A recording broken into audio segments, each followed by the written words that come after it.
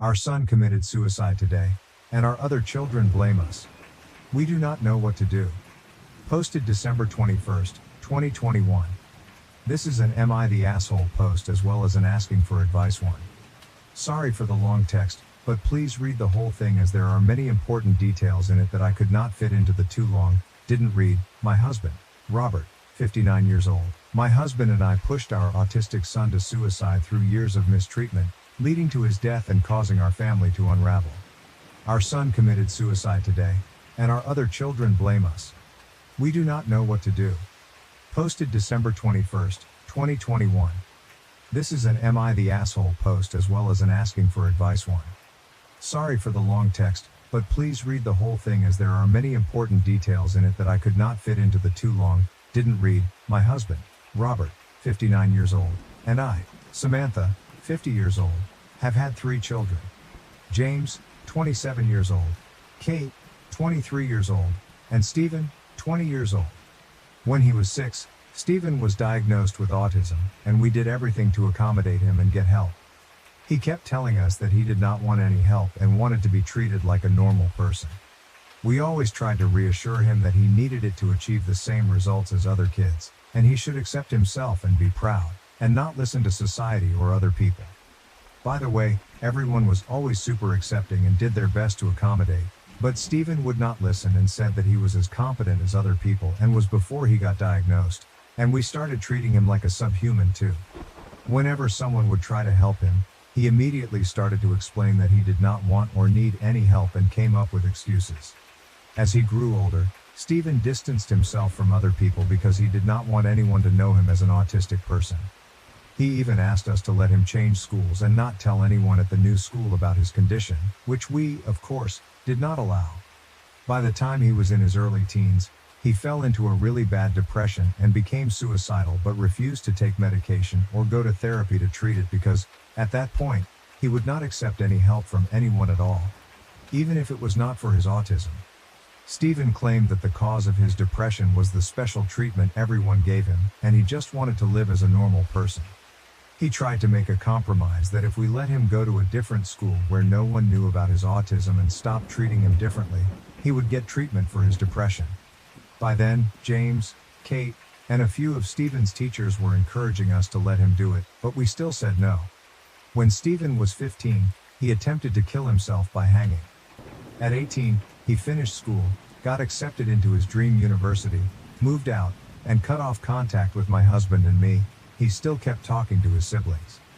He left us an angry goodbye letter in which he claimed that we ruined 12 years of his life, that we were the reason why he was still depressed and suicidal, and that he hated us with a passion. He said that now he would finally not be known as a crazy, stupid, and awkward person who needs help for everything, and could lead a normal life. We tried to call him and sent him letters and emails, but he did not answer. Recently, we visited him at his university, but he would not talk to us and eventually threatened to get a restraining order, after which we immediately left. We have not heard much about him since then, but from what his siblings told us, he was doing better now, although he still suffered from depression. Anyway, today he committed suicide. From what we know, he overdosed on medication. Kate, who told us the sad news, says that we should not have given Stephen any special treatment or at least stopped when he told us to, and that by treating him differently, we basically drove him into suicide. She said that we have failed as parents, and she will consider cutting contact with us too because she does not want people like us as parents. James agreed with her and said that we should at least acknowledge our mistake. Kate packed her stuff and left shortly after. She originally planned to stay for New Year's too, saying that if we want to keep a relationship with her, we should admit what we did wrong and learn from it. We, however, think that it is the fault of society with its standards and expectations, and Stephen's own fault because he would not accept any help. We are absolutely devastated. Is Stephen's suicide really our fault, and what can we do to save what is left of our family? Too long, didn't read. Our son was diagnosed with autism as a child. We got all the help we could, but he did not want it. In his teens he became depressed and suicidal. He cut contact with us when he moved out. Today we found out he killed himself, and our children say that it is our fault. Our daughter threatens to cut contact as well. Are we really to blame for his death, and what should we do? Top comments. First of all, we, however, think that it is the fault of society with its standards and expectations, and Stephen's own fault because he would not accept any help. Jesus Christ, how deep in denial can you get? Clearly, it was your fault. In the end, it was his choice to do, but I would argue a significant percentage of it, at least 80%, was due to your horrible parenting. I mean, his siblings, the people closest to him, believe it was your fault. You need to go posting, asking people on Reddit for their opinion. All you will ever get here is nice, friendly echo chambers of what you want to hear by socially inept losers. I will likely get banned for telling the truth here, but yes, it was your fault. Furthermore, I would not say it is your fault, but he did continuously tell you what made him want to kill himself, and no one listened. I know exactly how that feels, and I'm at a point now where I have to lay in bed all day to not kill myself when the urge arises. I barely have any control left. My condolences to you and your family. I hope you guys are able to come together and support one another at some point. Additionally, in reply to the second comment, hey, I just came through something like this. And I swear, it will get better. You will not feel like this forever. Are you seeing a therapist? Check BetterHelp or an online therapist for an appointment. Do you have Teledoc? I use this to get on meds, and now I can say, without any big lifestyle changes, I mean, aside from medication, exercising sort of regularly, and eating a bit healthier, I am happy sometimes. Can you go for a walk in a park? This is something that helps a tiny bit, which is better than nothing. Please do not do it. Lastly, I am sorry for your loss. This must be a very difficult time for you. I am not in the business of telling people that it was their fault a person killed themselves. However, if you want any relationship with your remaining children, it sounds like you will need to recognize that you undermined your child's autonomy and disrespected his mental health needs for most of his life. It is clear even from your telling that that had a profound negative impact on his mental health. Your other children are grieving, and they have every reason to be angry with you. It sounds like they championed their brother the whole way. To be honest, your whole post reads as very ableist. You never allowed your son a voice in his life. You never listened to him when he consistently called out for saying he felt disrespected and othered. It might be helpful to reread your own words with that in mind. Tomorrow would have been the 21st birthday of our son who took his life almost a year ago. Posted November 28, 2022. Tomorrow would have been the 21st birthday of our son Stephen, who took his life almost a year ago. At the age of 6, Stephen was diagnosed with autism, and we did everything we could to get help and accommodations for him. Everyone was super accepting and did their best to accommodate, and we always told him to be proud and not care about social norms. However, Stephen still refused to accept any help and demanded that we stop treating him like a subhuman. No matter how many times we told our son that he needed help to get on the same level as other children, he would not accept it.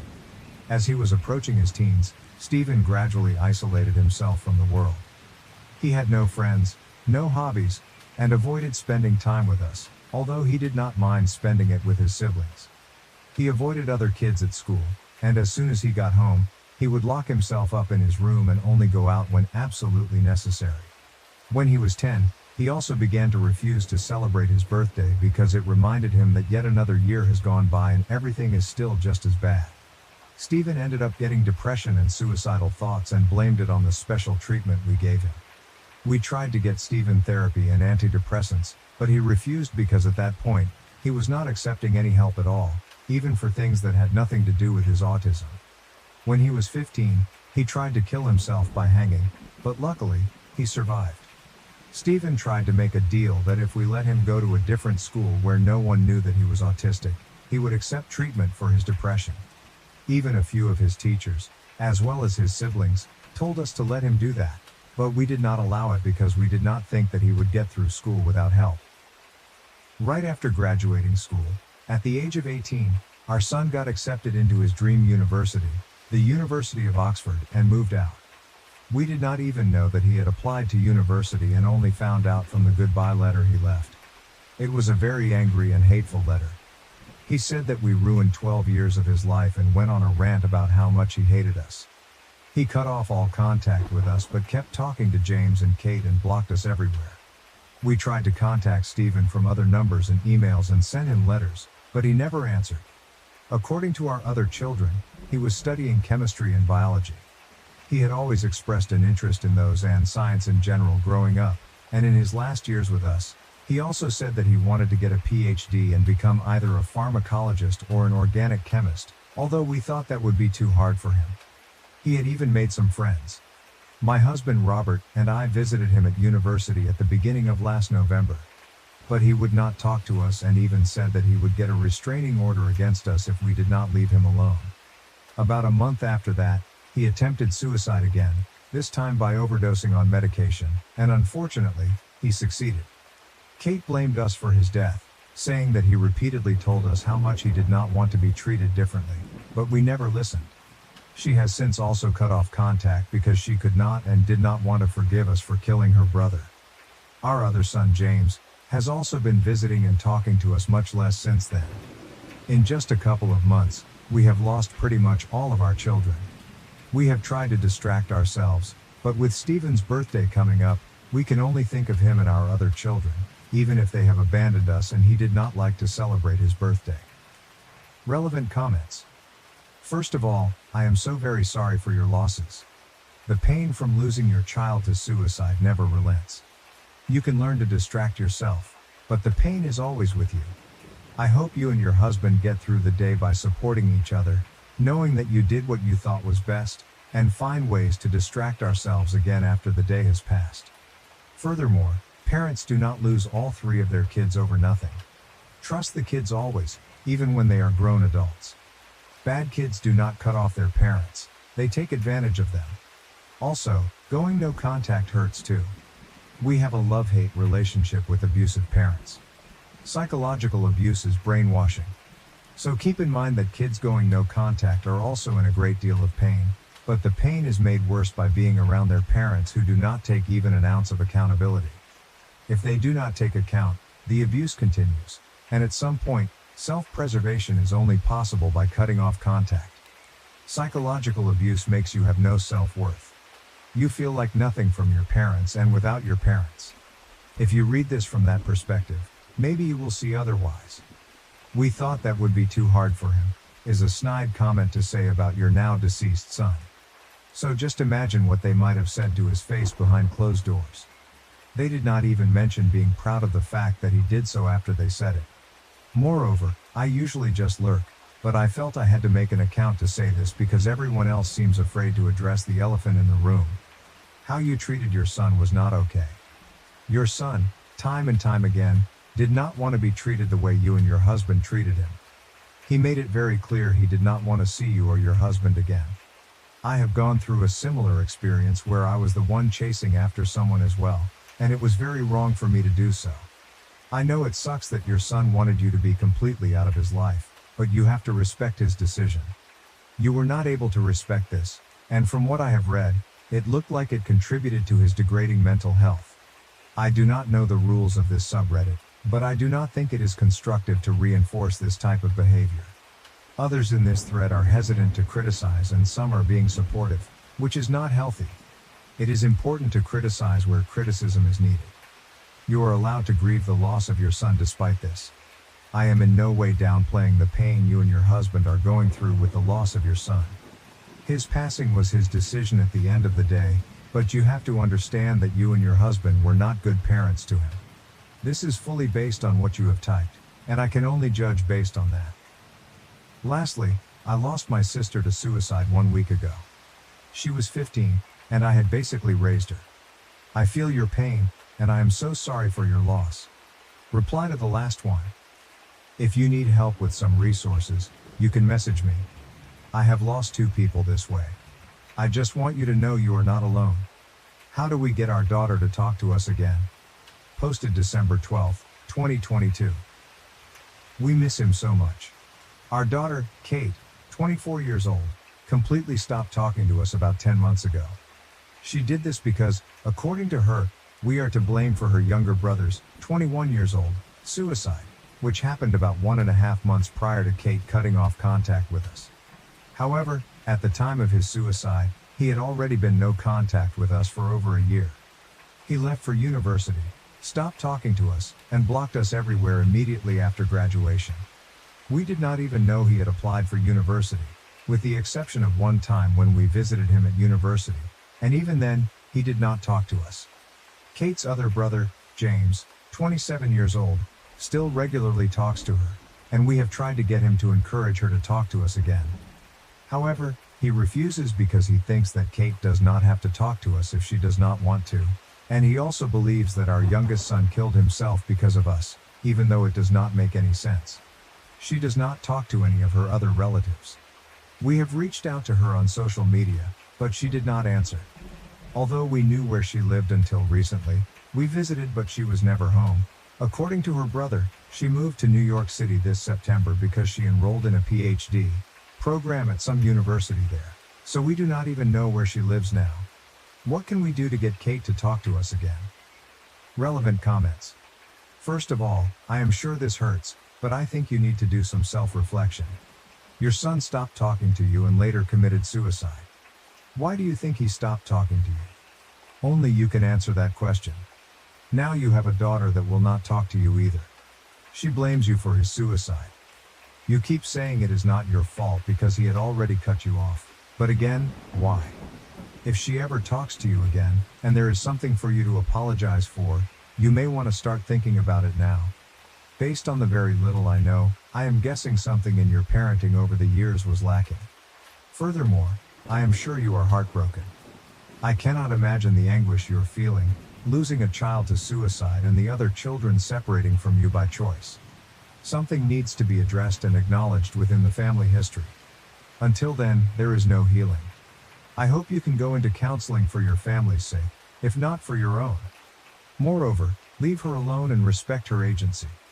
That is what you can do. You have a child who went no contact and killed himself.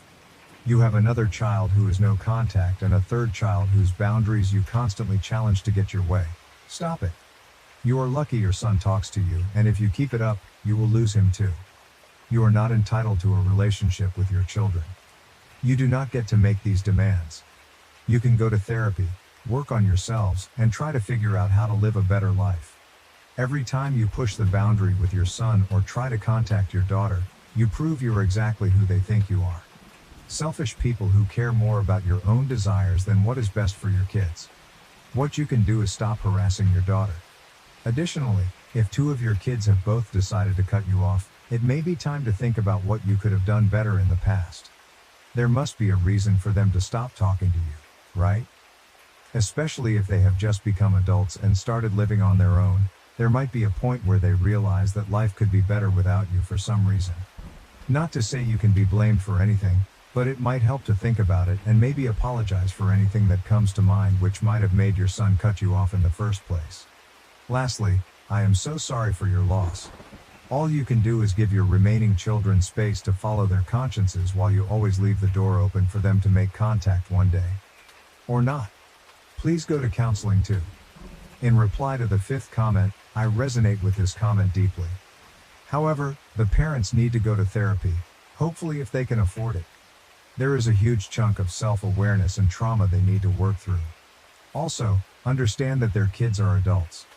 Their relationship has changed, and the parents must respect this new aspect of the adult-parent and adult-child relationship. My husband's drinking problem is getting out of control. What can I do? Posted December 18, 2022. I am a 51-year-old woman, and my husband Robert, who is 60 years old, has had a drinking problem for somewhat over 2 years now. He usually drinks vodka and occasionally wine and has 5 shots of vodka on weekdays and sometimes up to a whole bottle on weekends. When he drinks wine, it is even more, and he will sometimes have an entire bottle during the week.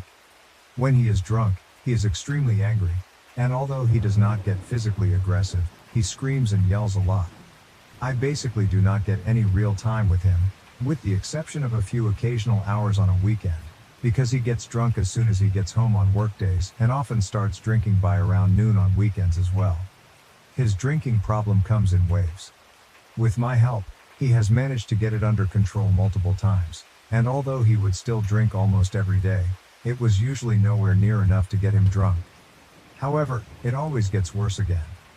He only began intensively drinking about 2 years ago when our youngest son applied to university without us knowing and then cut us off when he went off to said university. My husband felt very angry and betrayed, and he still does, and that is when he resorted to alcohol. Before that, he would only drink on special occasions like holidays, parties, and date nights, and even then, he almost never had enough to get drunk. I feel like I have lost him since his drinking problem began, at least during the waves when it is really bad, because he is drunk most of the time and then all he does is just scream around. What can we do to end his drinking problem? Relevant comments. First of all, the problem with any addiction, whether it is alcohol, drugs, gambling, sex, gaming, etc., is that it is the addict's problem. They are the ones who have to want to fix themselves. Nothing you say or do will change that. Get some therapy for yourself. This is an extremely dysfunctional and toxic cycle, which is something you can work on. I wish you the best. Moreover, I was married to an alcoholic for 14 years. I went to Al-Anon twice and was told there was nothing I could do to change him. If he wanted to change, he would. The only person I had the power to change was myself, including my kids. It took a year or more, but I started making the life I wanted. I begged him to come along, and he chose the booze. I moved on, and he was dead within 3 years. In reply to the second comment, 2 of our 3 kids have cut off contact with us for reasons unrelated to the drinking problem. One of them, the one mentioned in the post, eventually committed suicide. The one that still talks to us only does so rarely, around twice a month. I cannot afford to lose my husband too, emotionally. As I already said, our son cut us off, which caused my husband's drinking problem, and eventually killed himself. Our other children blame us for his suicide, and then our daughter did as well. I only have our son, and he only talks to us maybe twice a month, and my husband left.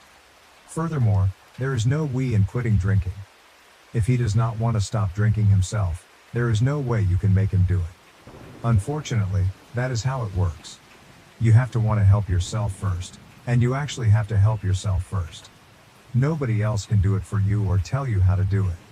You personally have to accept that you're an alcoholic and go forward with that. Good luck, I hope it works out. In reply to the third comment, I cannot afford to lose him too. 2 of our children have cut us off. One of them, the one mentioned in the post, committed suicide, and our oldest, who fortunately still talks to us, only does so rarely, maybe 2 times a month. If I leave him, I would have pretty much none of my family left. Replying again to the third comment, I am sorry, but you have already lost him. At this point, all you are doing is enabling him. There is a very thin line between helping an alcoholic and enabling them, and you have crossed it. I can understand why you do not want to leave him and why you think that sticking around is actually helping, but it is not. My mother did the same to my father, and she ended up losing all of her children due to her codependency and insistence on protecting, enabling, and defending her husband. I would advise that you get some therapy, either from a therapist that specializes in addiction and grief or Al-Anon. You 2 are trauma bonded at this point and are stuck in a very dysfunctional and toxic cycle. Additionally, your husband started drinking because you and he treated your son like he was the village idiot because he had autism, and clearly, he was highly intelligent. You both did not know anything about your son, and when he left to go to Oxford, which you mentioned in a previous post, it was probably a wake-up call for him about how much you damaged your relationship with your son. He has regrets, and you have willful ignorance. Lastly, you are a terrible person.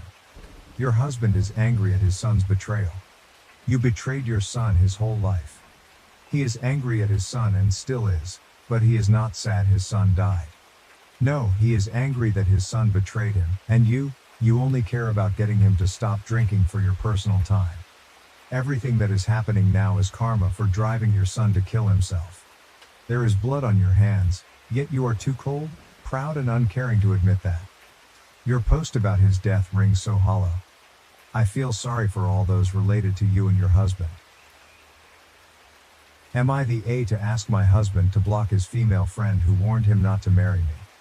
She has no right to interfere in our wedding. I, 26 female, want my husband, 27 male, to immediately block one of his friends, Kyla, 27 female. He thinks I'm overreacting, and wants opinions from some cool-headed people on if I'm just acting crazy, or this is something that would cross the line for you. My husband has a group of 8 friends he has been close with since his college days. Kyla is one of his friends. When my husband and I started dating, he introduced me to all of them, and everyone was very friendly. I used to hang out with them frequently. I am an introvert, and so is my husband. I would always ask him to spend time alone as being in social settings just saps all my energy away. His friends, and especially Kyla, always made it a point to tell me how he hangs out with them less after he started dating me. Kyla also had a weird energy around me. If I was with my husband, she would be the friendliest with me. However, as soon as he walked away, she acted like I did not exist. My husband hates to be touched by others. We both are neurodivergent. But Kyla would always tease him by trying to hug him, mess his hair, etc. I never felt she was flirting with him, but just teasing him to make him annoyed. Overall, she just feels like a person who has a severe social boundary issue. We got married 2 years ago, and things have been great between us. Last week, we had our 2nd marriage anniversary and invited a bunch of people. His friends stayed back after all the guests left, and we were all drinking and chatting. One of his friends, Jen, became a bit tipsy and started complimenting me on how beautiful our house is, how I care for my husband, and how he has changed for the better since marriage. Everyone was laughing at my husband at how much of a slob he was when he was single. Jen then pointed at Kyla and said, "You better pay up, 'cause you had bet that their marriage would not even last for 2 years. Everyone became silent and started changing the topic. I also did not want to spoil the mood and let it go, but it stuck in my head. After everyone left, I asked my husband what Jen was talking about. He also had noticed Jen saying that and was ready with a full explanation. He told me the story of what happened when we got engaged. When he proposed to me, he had not told his friends that he was going to do that. We went on a trip to Puerto Rico, and he surprised me there. We put our engagement pictures on Instagram while we were on the trip, and it was a big surprise to everyone as we were only dating for 1 year. When he came back and met all his friends, everyone congratulated him. However, Kyla started ranting about how he was a fool to propose so quickly, and she felt that I was not the right girl for him. Seems like she said some unkind things about me, implying I was a gold digger. My husband's family is wealthy, but so is mine. She had said that she bet we would break up within 2 years if we got married. That is why Jen was taunting her about how happy my husband was with me. I was very furious at this point, as I feel this is something he should have told me. I asked him to tell me truthfully if he had ever dated Kyla or had any history with her, as he has always told me that he has never dated anyone from his friend group. He said that he has of course not dated or hooked up with Kyla. However, Kyla had asked him out a few times when they were in college, and he always politely declined. I asked why he said no to her, and he said he just does not have any romantic feelings for her. I can see that because my husband does have a type based on me or the other people he has dated in the past, and Kyla is the opposite of that. I am just mad at her for saying bad things about me, especially after knowing that we were already engaged and betting against my marriage. I told my husband that he needs to minimize contact with Kyla, and she is not invited to parties at our house anymore. He feels I am being too harsh for something she said almost 3 years ago. He also pointed out that she has been very supportive to both of us, and also helped a lot during our wedding arrangements. He feels she is just blunt and forthright when she speaks, but does not mean those things. He told me to take some time and calm down, and we would revisit this topic in a week. He is worried this will completely change the dynamics within his friend group. Am I the A for wanting him to block her and stop inviting her to our house? Do you think I'm overreacting? I think betting against our marriage and bad-mouthing me behind my back seems like a huge betrayal. I am also mad at my husband that he kept this fact from me, and also never told me that Kyla asked him out during college days. Am I just being crazy and reactive? How would you react in this situation? I don't want to distance my husband from his friends, but I also do not want to see that bitch Kyla's face again. Relevant comments. Commenter. Info. How has Kyla acted since the wedding? Has her behavior changed? You describe a bad behavior in the past tense, so one might believe she's not doing those things anymore. Does she still exhibit boundary issues with your husband? OP. Yes, Her behavior with my husband has not changed at all after marriage. However, she is the same with all other friends too. With me, she is fake nice, where she acts like we are best friends in front of my husband and barely talks to me when he is not around. Commenter: what did he think when you told him that she's totally different when he leaves? OP: he just says she does not know you that well, just ignore her. She has never said anything negative to my face. However, as a girl, you just know when someone does not like you. It's hard to explain to him that it's your feeling and not based on anything she has specifically said or done. Commenter: on blocking her. Especially with the physical contact too. She's so clearly into the husband, and the fact that he's not shutting it down means he likes the extra attention from her. It's one thing to get a friendly hug or maybe an occasional touch on the shoulder from a platonic friend, but shit like playing with his hair. That is 100% flirty behavior. And the fact that he's not shutting it down himself is gross. OP. I have to reply here. So my husband is physically allergic to people touching him. He has a startled response. Either he jerks them away or tenses up when someone hugs him and his face turns red. The weird thing is he can hug his parents or sister and does not get the reaction. He never had that issue with me, even when we first started dating. However, even if my sister or parents hug him, he gets that response. So the fact that he shuts down any touch from Kyla is an understatement. Mini update in comments. Just remembered about my post and logged into the account after many months. Things were really horrible for the last few months and that bitch Kyla almost ruined my life. I don't even know how to describe it. I might write about it next week as I saw a lot of messages asking for an update. I just want other women to be careful of such snakes. Update post.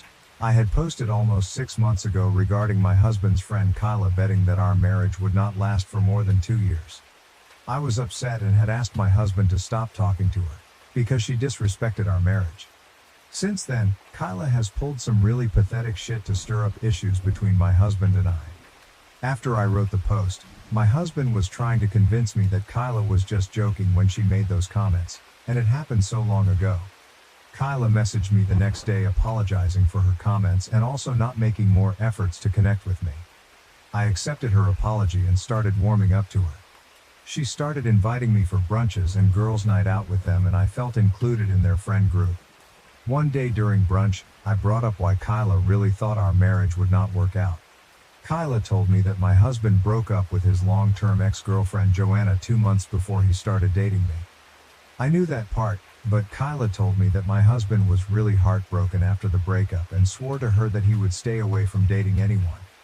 When he met me, my mom set us up on a blind date. She was surprised how quickly we hit it off. Kyla thought that I was his rebound relationship, but when he proposed to me within a year, she was worried that he was making a very rash decision. My husband's family is rich, and she thought it was unwise for him to marry so quickly without knowing me well. She did not know enough about me and that my family is also very well off. That is why she was concerned that I was taking advantage of his vulnerable state. She apologized to me and said that it was wrong for her to assume that, and over the years, she has seen how happy we are together. I appreciated her honesty, and Kyla and I became good friends since then and started hanging out more frequently. Around 2 months ago, my husband went to a conference in Seattle for 3 nights. After he came back, I got a "Hey girly" message on Instagram from Joanna, his ex. She told me that my husband contacted her a few months ago and they met in Seattle during the conference, and she could give me more proof if I wanted. I went through my husband's Instagram, but he seems to have blocked her. I made a mistake of mentioning it to Kyla, as she was the only person honest to me about Joanna, and she went into detective mode to help me. She was still friends with Joanna on Instagram, as they all went to college together, and opened her profile. The message sent to me was from a different profile, with no followers. We checked her photos, and we saw that she attended the same conference as my husband did in Seattle. Kyla suggested I should ask Joanna for more proof and also ask my husband about the same before assuming the worst. I asked my husband if he met Joanna, and he said yes. He told me he just met her in the expo hall and chatted with her for a few minutes. I asked him why he did not mention it to me, and he told me it was just a quick conversation, and he did not think too much of it. He asked me how I knew it, and I told him that Kyla mentioned that she saw her pictures at the conference, and I thought he might have seen her. I messaged Joanna again to share more proof. She told me that they have been chatting for the past 2 months and plan to attend the conference together. She shared a log of their messages, where my husband was actively flirting with her. The screenshots did look legit, but I did not see any of those messages in my husband's Instagram profile. I talked to Kyla about it, as I did not know what to believe. I messaged Joanna to tell us what happened between them, and she told me that he invited her to the room at nights and they hooked up, but she does not have any photos as he insisted. They do not take any pictures together. I immediately realized it was fake and messaged Joanna to fuck off. She kept on insisting they were telling the truth, and she spent the nights with my husband in his room on all 3 nights. I told her that my husband and I were playing video games, Sea of Thieves, for almost 2-3 hours each night after his dinner, as that is what we do to catch up when he is away. Unless Joanna was sitting behind him watching us play until he fell asleep, she was full of shit. I also told my husband about the whole incident and he told me I should have come to him sooner. He told me that he has gone no contact with Joanna ever since they broke up and he just ran into her at the conference. He told me I could check his phone and everything to verify that he has blocked her everywhere. I told him I do not need to, and Joanna might have run into him and just decided to fuck his life by making up stuff. When all the friends met that weekend, my husband and I told everyone about how Joanna sent messages to me and faked everything. Kyla was also telling what happened as she had told her about it. Kyla accidentally let it slip out that it's luckily, we are nerds and played video games at nights before sleeping. Else, props go to Joanna for making up a convincing story. I never told Kyla about the video game stuff. I just told her Joanna is full of shit and I blocked her. It took me until I came home to connect the dots. I told my husband about it and he confronted Kyla. She denied it and told him that I told her about the video game stuff on a phone call, but I don't remember doing it. We have since decided to keep our distance from Kyla. Kyla has called me multiple times to meet up, but I just make up reasons that I'm busy. I do not know why she did it, but at this point, I am not interested in it, and we have decided to just see her on social occasions and avoid hanging out with her as much as possible. I feel stupid that she played me for a fool, and I should have not gone to her when Joanna started messaging me. In hindsight, it seems suspicious that Kyla started telling me about Joanna and at the same time, Joanna claimed to have an affair with my husband. I do not know what her intentions are, but I am mad enough that I will avoid her as much as possible. I wish I had some real proof that she was the one messaging me, so that I could expose her. I also feel bad for suspecting my husband. But I am glad my husband and I are on the same page now. Relevant comments. Commenter, does your husband also believe that Kyla made up a fake Instagram account, pretending to be Joanna? Because that's pretty psycho behavior. OP, yes. He believes me because I told him that I never told Kyla why I thought the account was fake. It's possible she guessed it if I ever mentioned to her that we play video games at night, but it seems suspicious she would guess that was exactly the reason why I realized the account was fake. Commenter, why didn't you try to message her real Insta since you knew the one she used to message you wasn't her main? Why not message her main account? That would have cleared it up pretty quick, I would think. Commenter, why didn't you try to message her real Insta since you knew the one she used to message you wasn't her main? Why not message her main account? That would have cleared it up pretty quick, I would think. OP, her Instagram was private. I did not want to follow her as it would have looked really bad for me to add her, when my husband has blocked her. The only way I could see her Instagram was when Kyla showed it to me on her phone. To another commenter, trust me, I thought about this. Firstly, I will look crazy if I reach out to Joanna, my husband's ex, behind his back. Secondly, even if it was her messaging me, she would just lie and tell me it was not her. I also cannot disregard the fact that I started getting messages a week after my husband ran into her and told her that he was happily married to me. I have to accept that Kyla, if it was her, will get away with the BS. We do not have any proof it was her, and all we could do is distance ourselves from her. Commenter, why did you lie to your husband about the fact that this woman had messaged you in the first place? You are the problem here. OP, agree, I should have told him right away. I tried to be sneaky to know if he really met her at the conference. I was half expecting him to deny it if he was trying to hide something happened. I think I let my insecurity get the worst of me. Lessons learned. Commenter, did he bring a gaming PC or Xbox with him to a work conference? OP, we both use Steam Decks to play games together when he is away. My brother-in-law thinks I'm in love with him. He apologized for yesterday's jokes, explaining it's a habit when he avoids serious topics. Editor's note. In the original post, OP made a mistake of using two different names for one person in the posts. I am using the second name mentioned since it is used more frequently than the first name only used once. May 10th, 2023. Pretty much what the title says. I've never posted on here before, but I do like to read the stories sometimes.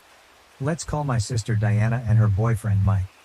I'm the youngest of my 3 siblings, Diana, and my brother, who we'll call Carlos. I came out as gay when I was 14, and my immediate family, my parents and siblings, were all supportive. My extended family, uncles, aunts, cousins, and grandparents are less accepting, so I don't tend to be as out and open around them. I graduated high school and started college 2 years ago when I was 17.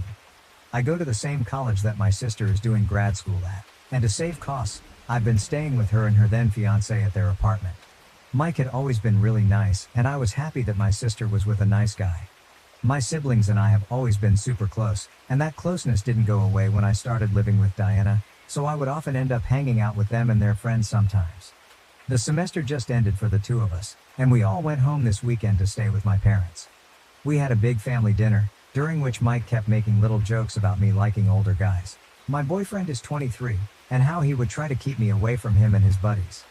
Me and my siblings questioned him about these jokes he was making, until he finally stopped making them. That was last night. This morning, my siblings and my parents went on a hike, which is a family activity that we usually enjoy thanks to us living close to the woods. I slept in and no one wanted to bother me, so they went without me. I figured that everyone had gone, but when I was eating my cereal in the living room and watching TV, Mike came out of the kitchen and sat next to me. I was surprised to see him, as I figured that he would have gone on the hike, but I guess not. He started by apologizing for making fun of me and then said that it was just a nervous tick of his when he didn't want to talk about something serious. He said that it was wrong of him to joke about my crush on him. When I requested for clarification because I was so perplexed, he claimed to know about my secret crush on him. I asked him why he would think that, and he cited a few things that he took as me liking him. First of all, I would always hang out with him and Diana. Second one, that I chose to live with them instead of in a dorm. Third, that he barely knew my boyfriend. And last one, that I didn't bring my boyfriend to their wedding. I tried to tell him that he was insane and that none of that meant I liked him, and they all had real explanations, but he just insisted that I was just trying to cover up the fact that I was in love with him. That was a few hours ago. I haven't told anyone in my family this yet, and I didn't have lunch with my family since I've had plans to be out with high school friends all day. One friend suggested that I post this here, so I guess that's why I'm doing this. I'll be sure to update if anything serious happens. Thanks for reading, LOL. Small update. Not sure if I should have made this its own post, but if I should have, let me know. Hello everyone. I had no idea that this would take off the way it did. I have a bit of a small update. I spent the night at my friend's house last night. This was planned before any of this. This morning I woke up and saw all of your comments and speculations. I took some time to reflect on the two main possibilities that you all seem to have come up with. Either he's one of those straight guys that thinks that all gay guys are attracted to him, definitely met a few of those, or he likes me and is projecting it, or trying to make it sound like my idea. After thinking about it a lot, I think that it is more likely to be the second option. I am a person who really loves physical displays of affection. Like hugs and cuddles and stuff. My siblings and I are super close like I said, so I was used to showing my affection this way. Looking back, I realized that Mike was more than willing to show affection this way, as my sister is the same. Mike and Diana had been dating since high school, but I only really got to know him in the last 2 years at college. He was always open to physical affection with me, right off the bat. There have been many comments that he has made that I took as harmless at the time, but now with the context, I realize there may have been clues. He would almost always ask me how he looked, like, before he went out for the day, and would in turn compliment me back. I took things that he said as jokes, like when he told me that my ass looked good in an outfit, or he would tell me that I looked just like my sister, who is gorgeous. I always took this as him being nice, but now I'm not sure if that was his only intention. Anyway, to the actual update. This morning, I called for a sibling meeting at a diner that we like to go to. Sibling meetings are something that we've been doing since we were kids, where we talk about things like convincing our parents to get us a pet or splitting the household chores. We met at the diner for brunch, and my brother immediately went on and said how weird it was that Mike was making jokes about me. Diana said that he was still making jokes to her privately after dinner and that it wasn't the first time he had made those types of jokes. She said that she figured that he was one of those guys who thought that gay guys liked him, but then I told them about his apology yesterday morning and all the comments and other jokes he's made, and we all think it was pretty weird. I showed them my post and they briefly read through the comments as well. My sister said that she would talk to him about it and told me that no matter what happened, she would never hold anything against me or blame me for anything, so that was reassuring. We had food and I went back to my friend's house and my sister said she would let me know if anything happens. I also texted my boyfriend about all of this. Since he's British, there's a bit of a time difference, so he hasn't responded yet. I want to make sure he stays informed. Right now, I'm hanging out with my friends, watching them play a video game and pretending to know what's happening. LOL. I'll keep you all updated. Comments. First, by Mike's theory, with every example he gave you, you also have a crush on your sister, so I might point that out to him unless you think he'd actually believe it. Second, did he stay behind in hopes of talking to you alone? Maybe the real issue is he has developed a crush on you. If he continues making jokes or whatnot, then I might consider saying something to your sister, but if it ends here, I would try to bring your BF around a little more. I don't even understand why he felt the need to bring it up to you. Kinda weird. Update, June 27th, 2024, 1 year and 1 month later. Hello everyone. I would first like to say thank you all for your support in the comments of my last post and in your guys' private messages to me. After the last mini update, I had logged off of Reddit and a lot of things have happened, so I honestly kind of forgot that I even had this account still. Coincidentally, I was on TikTok a while ago when I found one of those AI voice accounts that read Reddit stories over someone playing Minecraft parkour. Those types of videos are like weeds. Once you see one of them, your entire timeline gets flooded with them. Earlier today, a video with part of my Reddit post came across my FYP, and the comments were full of people asking if there were any updates. It has been over a year, and I am so sorry for keeping you all in the dark. I saw that my last post was archived and nobody could comment on it, so I figured I should make a new post. For those of you who might be seeing me for the first time ever, I believe you can find my first post on my page. I would recommend reading that before you read this one. I would also like to issue a trigger warning for sexual assault. Now, onto the whole mess that was the past year for me. So the last time I updated y'all was in May of last year. Me and my siblings were all on summer break from college, and were home for the summer. So the day after I talked to my siblings at the diner, I returned home from my friend's house and everything seemed normal. My sister informed me that she had talked to her boyfriend, that he had seemed more receptive to her concerns, and he was a lot more calm towards me. He stayed with us until the end of that week, where no further incident occurred between us, before he left to go visit his own family. He's on the complete other side of the country as us. Shortly after he left, I noticed that my favorite pair of underwear was missing after doing a load of laundry. At the time, I chalked it up to being lost in the wash or maybe mixed up with someone else's clothes. They were a pair of pink briefs, which I find more comfortable for my body type than other forms of underwear, though they're unfortunately considered more sexy. I'm sure you can all understand what actually happened to them. My sister only stayed with us for 2 weeks, as her job was only allowing her so much time that she could be remote. From what I knew, her boyfriend had returned to our apartment around the same time as her. I stayed for the whole month, before I too had to return to the city our college is in because I had gotten a summer internship in that city. So I was back to staying with my sister and her boyfriend. A few weeks into that, my sister was out for the night because of her friend's bachelorette party, and her boyfriend was out at a bar with his friends, which left me alone in the apartment for the night. I had a movie night and went to bed early. I awoke in the middle of the night to my sister's boyfriend in my bed, touching me. When he noticed I was awake, he held me down and assaulted me. The whole time he was doing it, he was threatening my and my sister's lives, saying that if I told her, or anyone, he would kill both of us. My sister ended up staying the night at her friend's place, and her boyfriend assaulted me 2 more times before she came home. I was pretty broken by that point, and his threats against our lives were ringing in my ears all the time. This cycle continued, where my sister's boyfriend would act withdrawn from me when around others, especially my sister, then assault me whenever he could, threatening both of our lives if I ever spoke up. It's such a difficult thing to describe. The rational part of your brain tells you that it is just a manipulation tactic, that he was lying, and that I needed to speak up. but the irrational part of my brain was so scared. I don't know if that makes sense to you all. Maybe those of you who have been through a similar situation as me might understand it. I also began to change, my usually happy and bubbly personality changing to a more withdrawn, moody, almost depressed one. I took to wearing less revealing clothes, especially at home, think from tank tops and booty shorts to t-shirts and pants.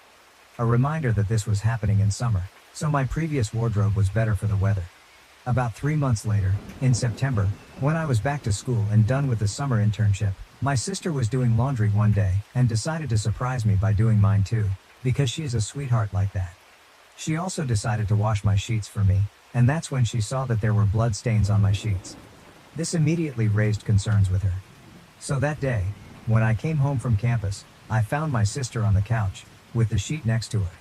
She tentatively asked me if I had been self-harming, as she herself had been through that struggle. She has scars on her thighs from doing it. She told me that my recent change of mood, and the fact that I had changed my wardrobe to be more covered up, especially my legs, had her worried. I told her I was not, but could offer no explanation as to why the sheets were bloody. It was then that I broke down and had a huge panic attack.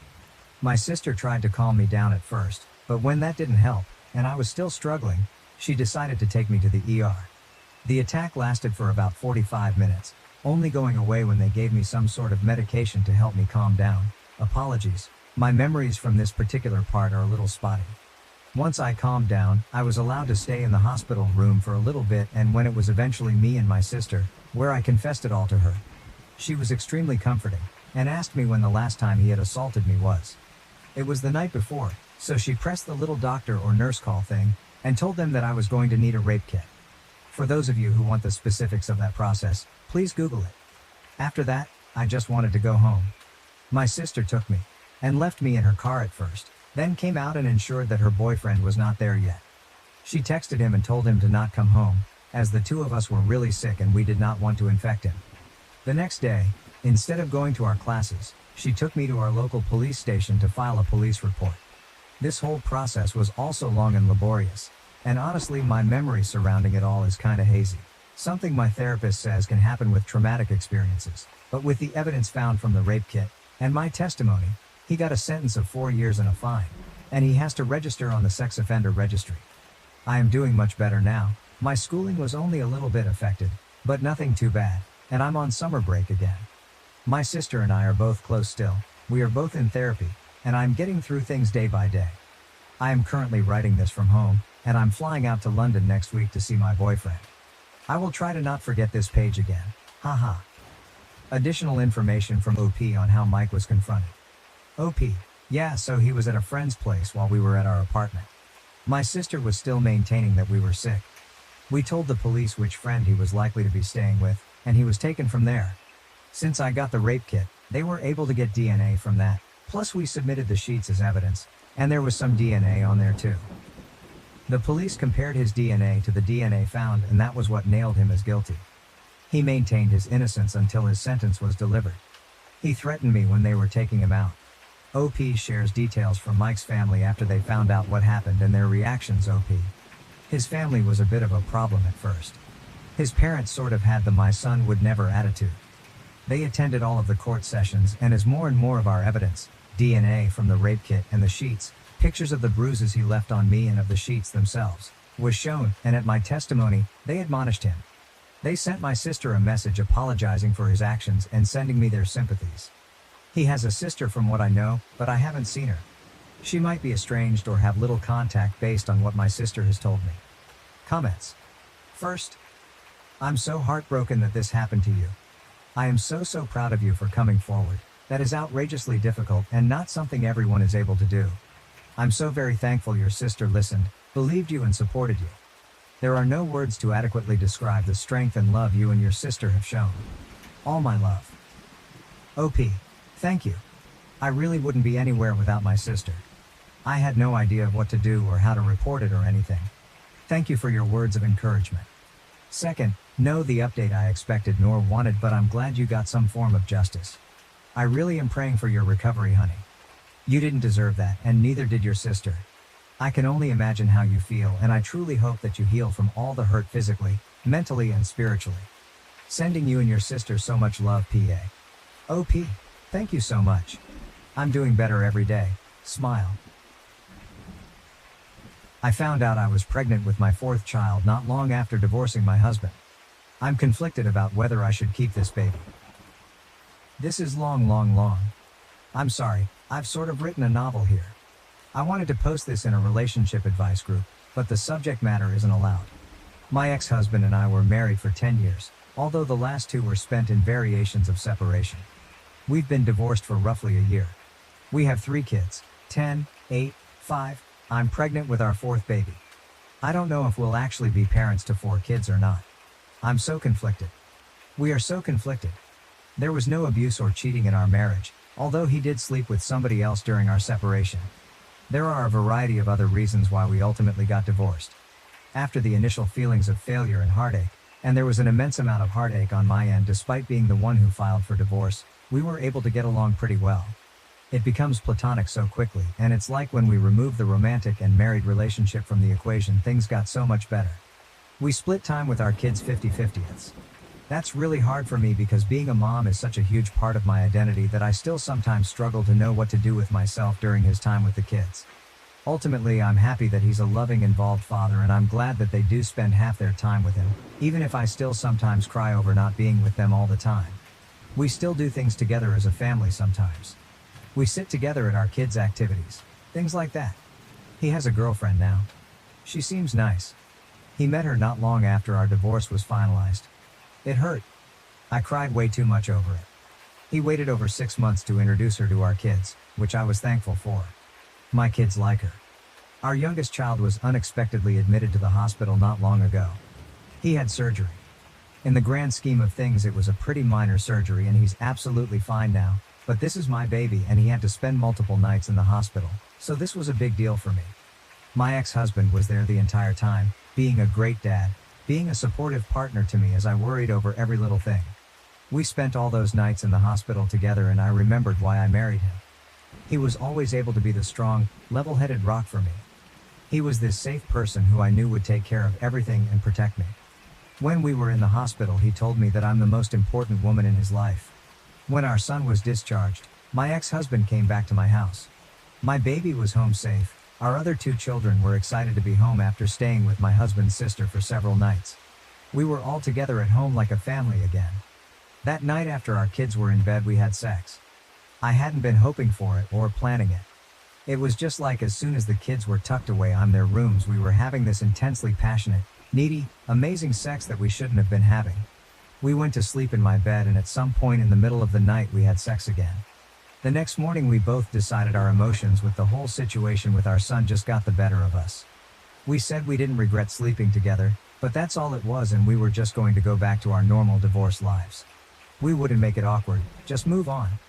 Then I found out I was pregnant. We didn't use a condom. I don't even have condoms in my house anymore. I'm not on birth control. I haven't been since we divorced. I haven't needed it since I haven't had the time or interest to start dating again.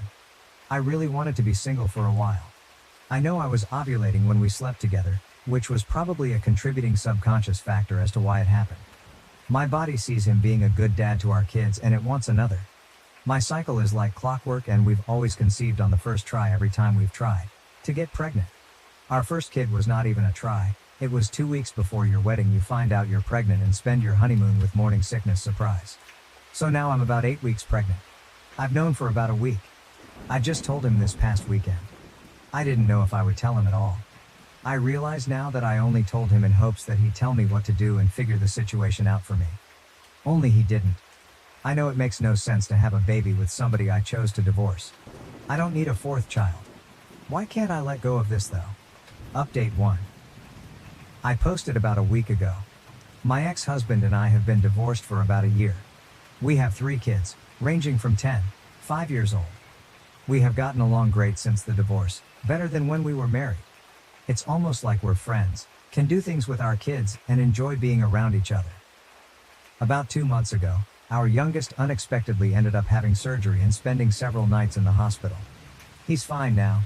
My ex-husband and I stayed together with our son the entire time he was in the hospital. When he was discharged, my ex-husband came back to my house, or former family home, at our son's request. He was just supposed to spend a few hours there. help our son get settled, then go home. However, I guess all of the emotions and being together as a family in our former shared home got the better of us and we ended up having sex twice that night. Now I'm 9 weeks pregnant.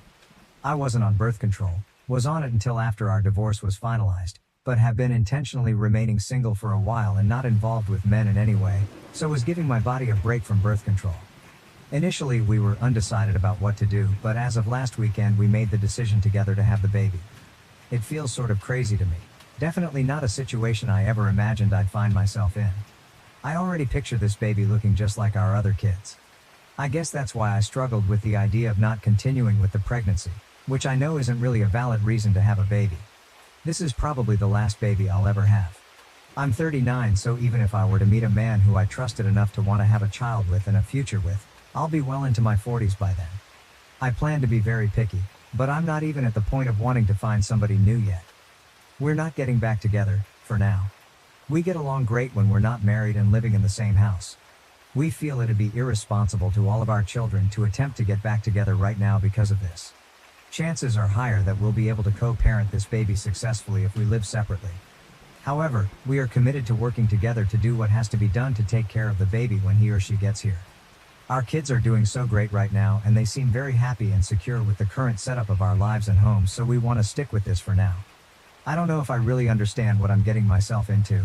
Our other kids were all born into a marriage and a two-parent home. I know that sharing custody of a baby will be a lot different than the kids going back and forth between homes. I might be feeling too positive about it, but I think it could work out fine. The new baby will just see this as normal, right? Next thing to worry about will be having to explain this to everyone when we tell them.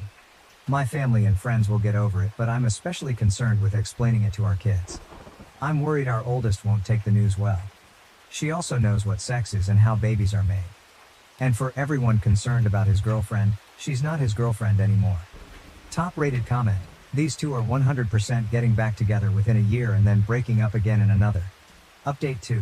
Several people have asked me for an update on my situation. My ex-husband and I are having a baby.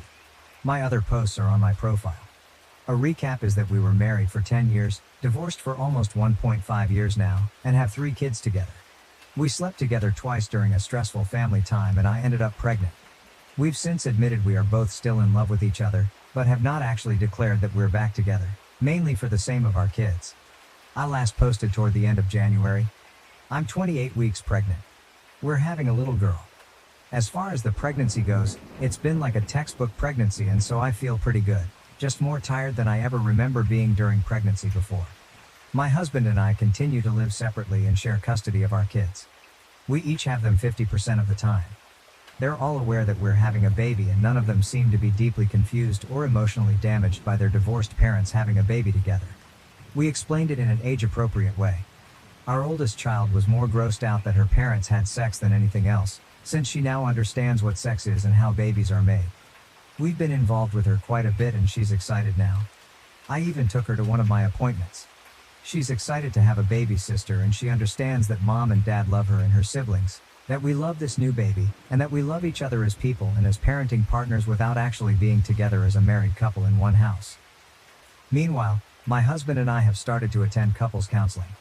We tried marriage counseling when we were separated before we divorced, but I think we were both already pretty mentally done, so counseling didn't do much for us then. I think we're getting way more out of it now because we're actually invested in it and putting in a lot of effort. Sometimes I feel great after a session, and at other times I feel not so great and am reminded of reasons why we divorced. Overall, I think it's a good thing for us no matter what happens with our relationship. We've been sleeping together for the last few months. We already agreed that we won't be seeing other people at this time.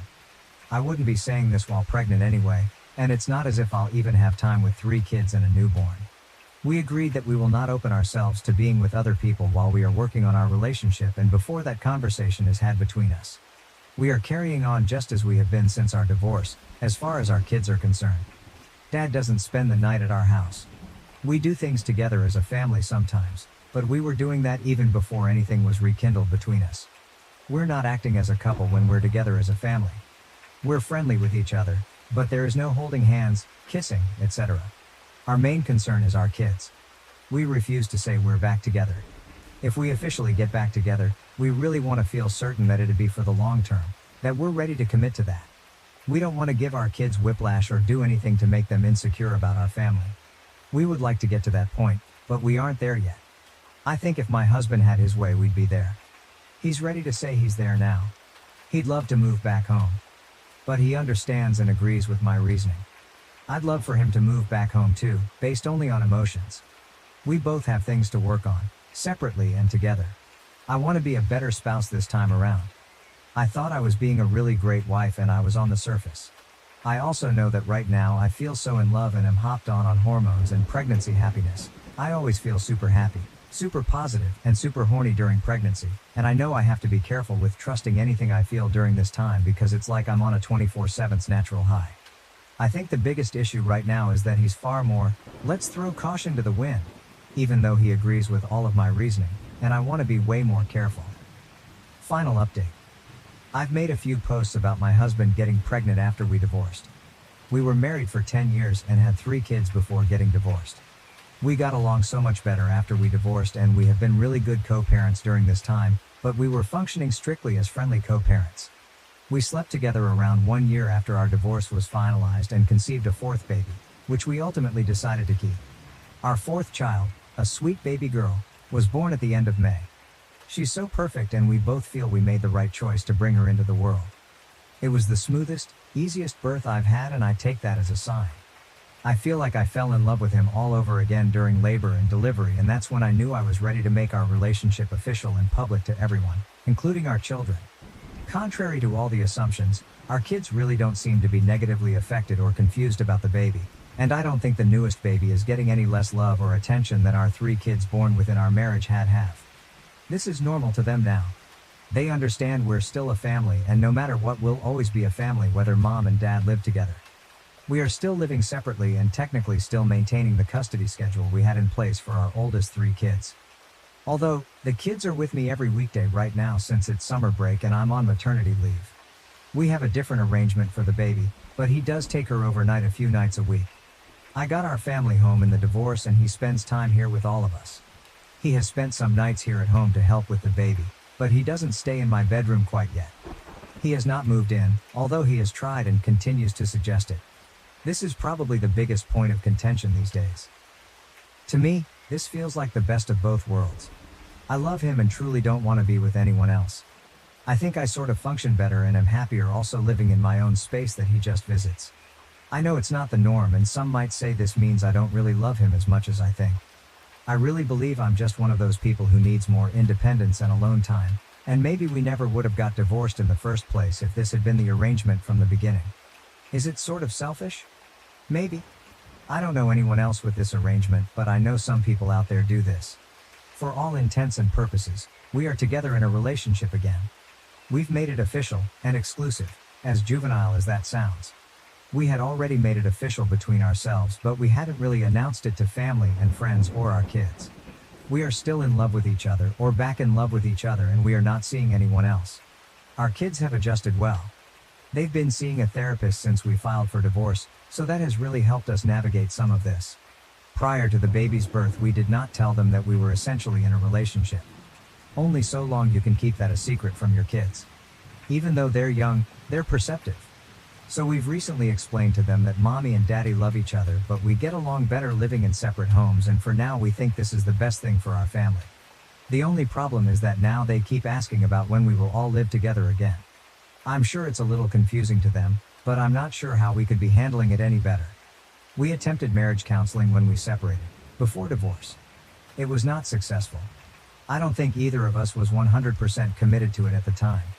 He really did not take it seriously back then, but I was more stubborn and resistant than I originally realized. We're in couples therapy now, and it's like night and day compared to last time. I'm scared to live together again, so we aren't going to do that anytime soon. It's not that I don't trust him. I don't trust us as a couple. I refuse to put my kids through all of that again. So, getting remarried and moving in together isn't something in the plans right now. Maybe one day. I hope we can get to that point. I just don't want my kids to have to go through a divorce and splitting households yet again.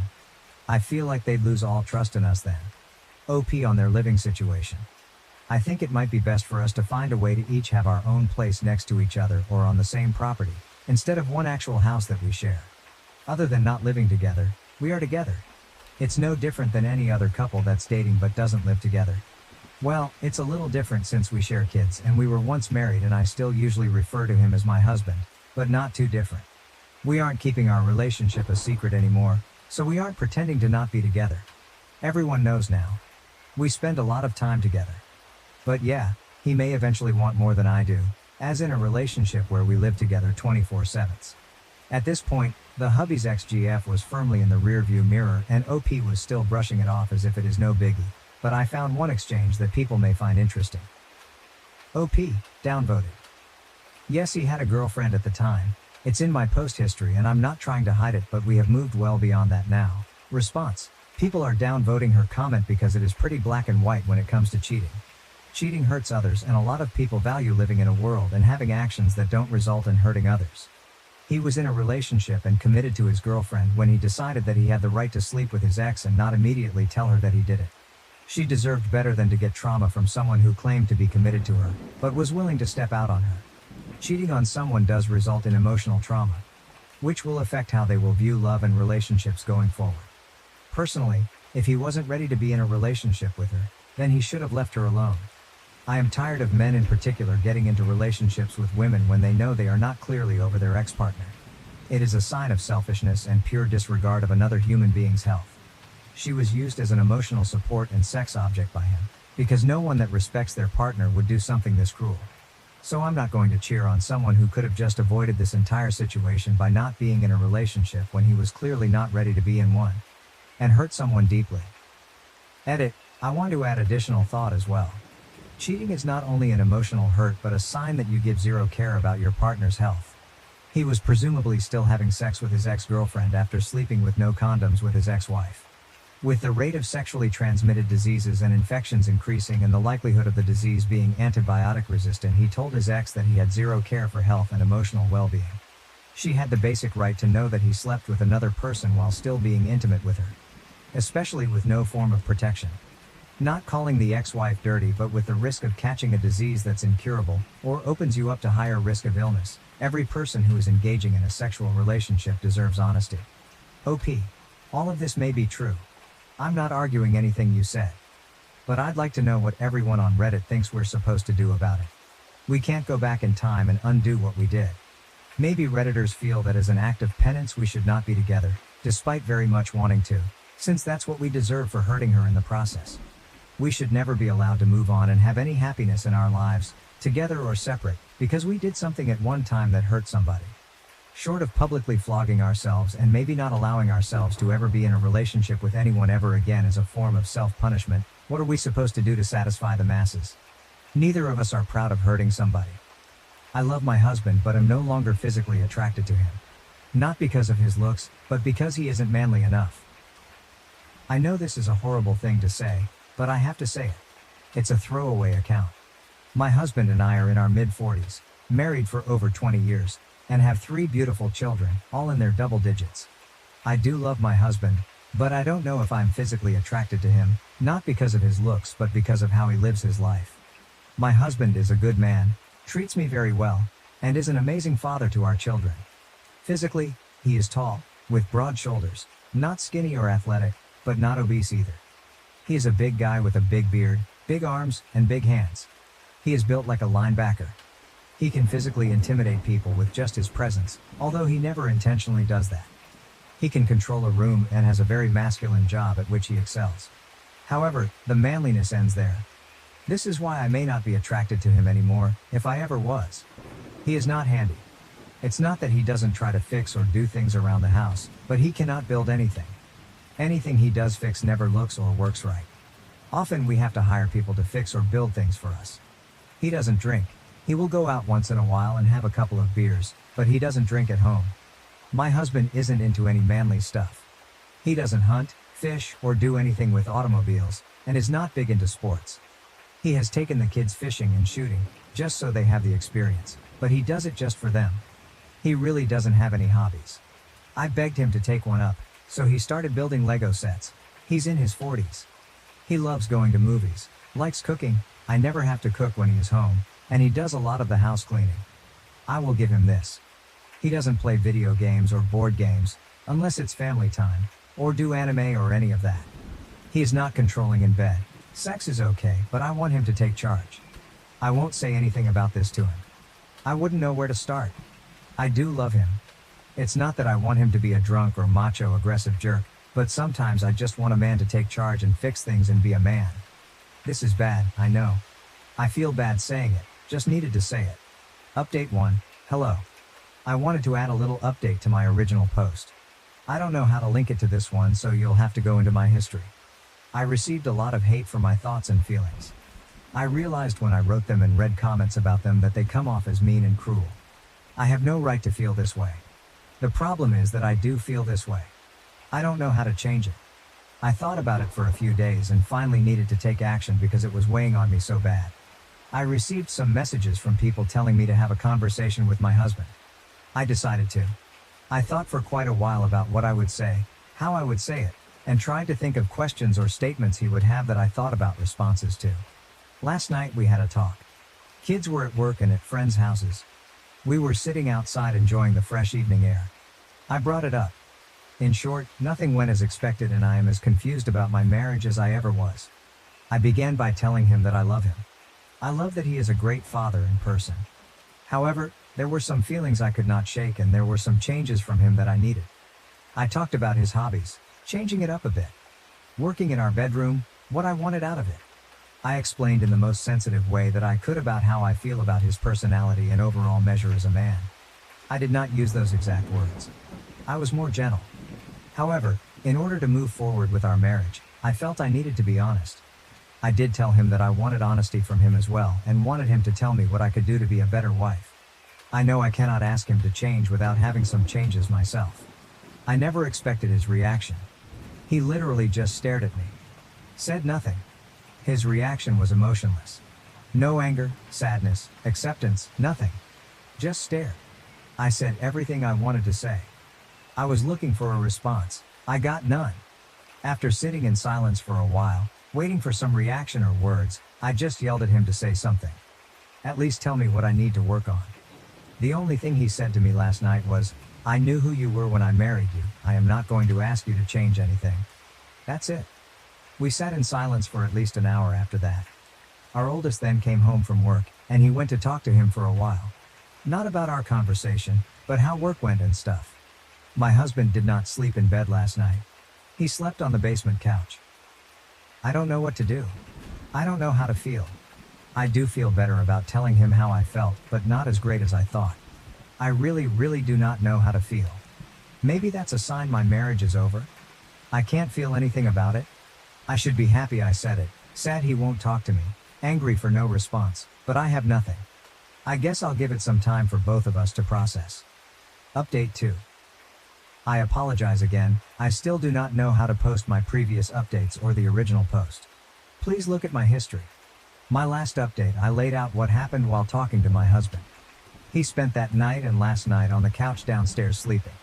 We haven't talked about our conversation. He has talked to me, but not about that, and the talks we have are short.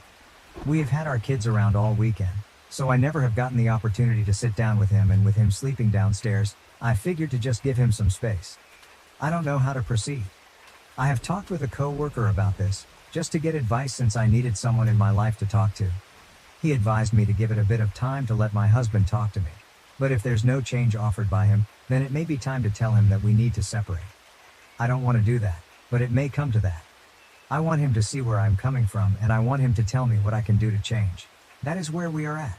No real big update, but I will give him until the end of the week.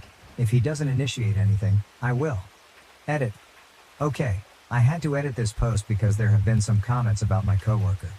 I had these feelings about my husband before I talked with my coworker. We are not having an affair, we are not doing anything inappropriate. He is giving me some guidance because he is a man and I figured he could help. Nothing more than that. Also, please stop calling me names because I have these feelings and am trying to navigate them with my husband.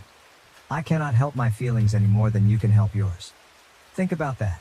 Think about an off feeling you had and wish you didn't have. It's happened to everyone, including you. So please stop. Update 3. This is not so much an update but a repeat of the edit on my previous update. I am not having an affair with my coworker. I went to him after I was having these feelings about my husband. For advice only. There is no emotional or physical affair going on. I go to him for advice, he gives it and I either take it or I don't.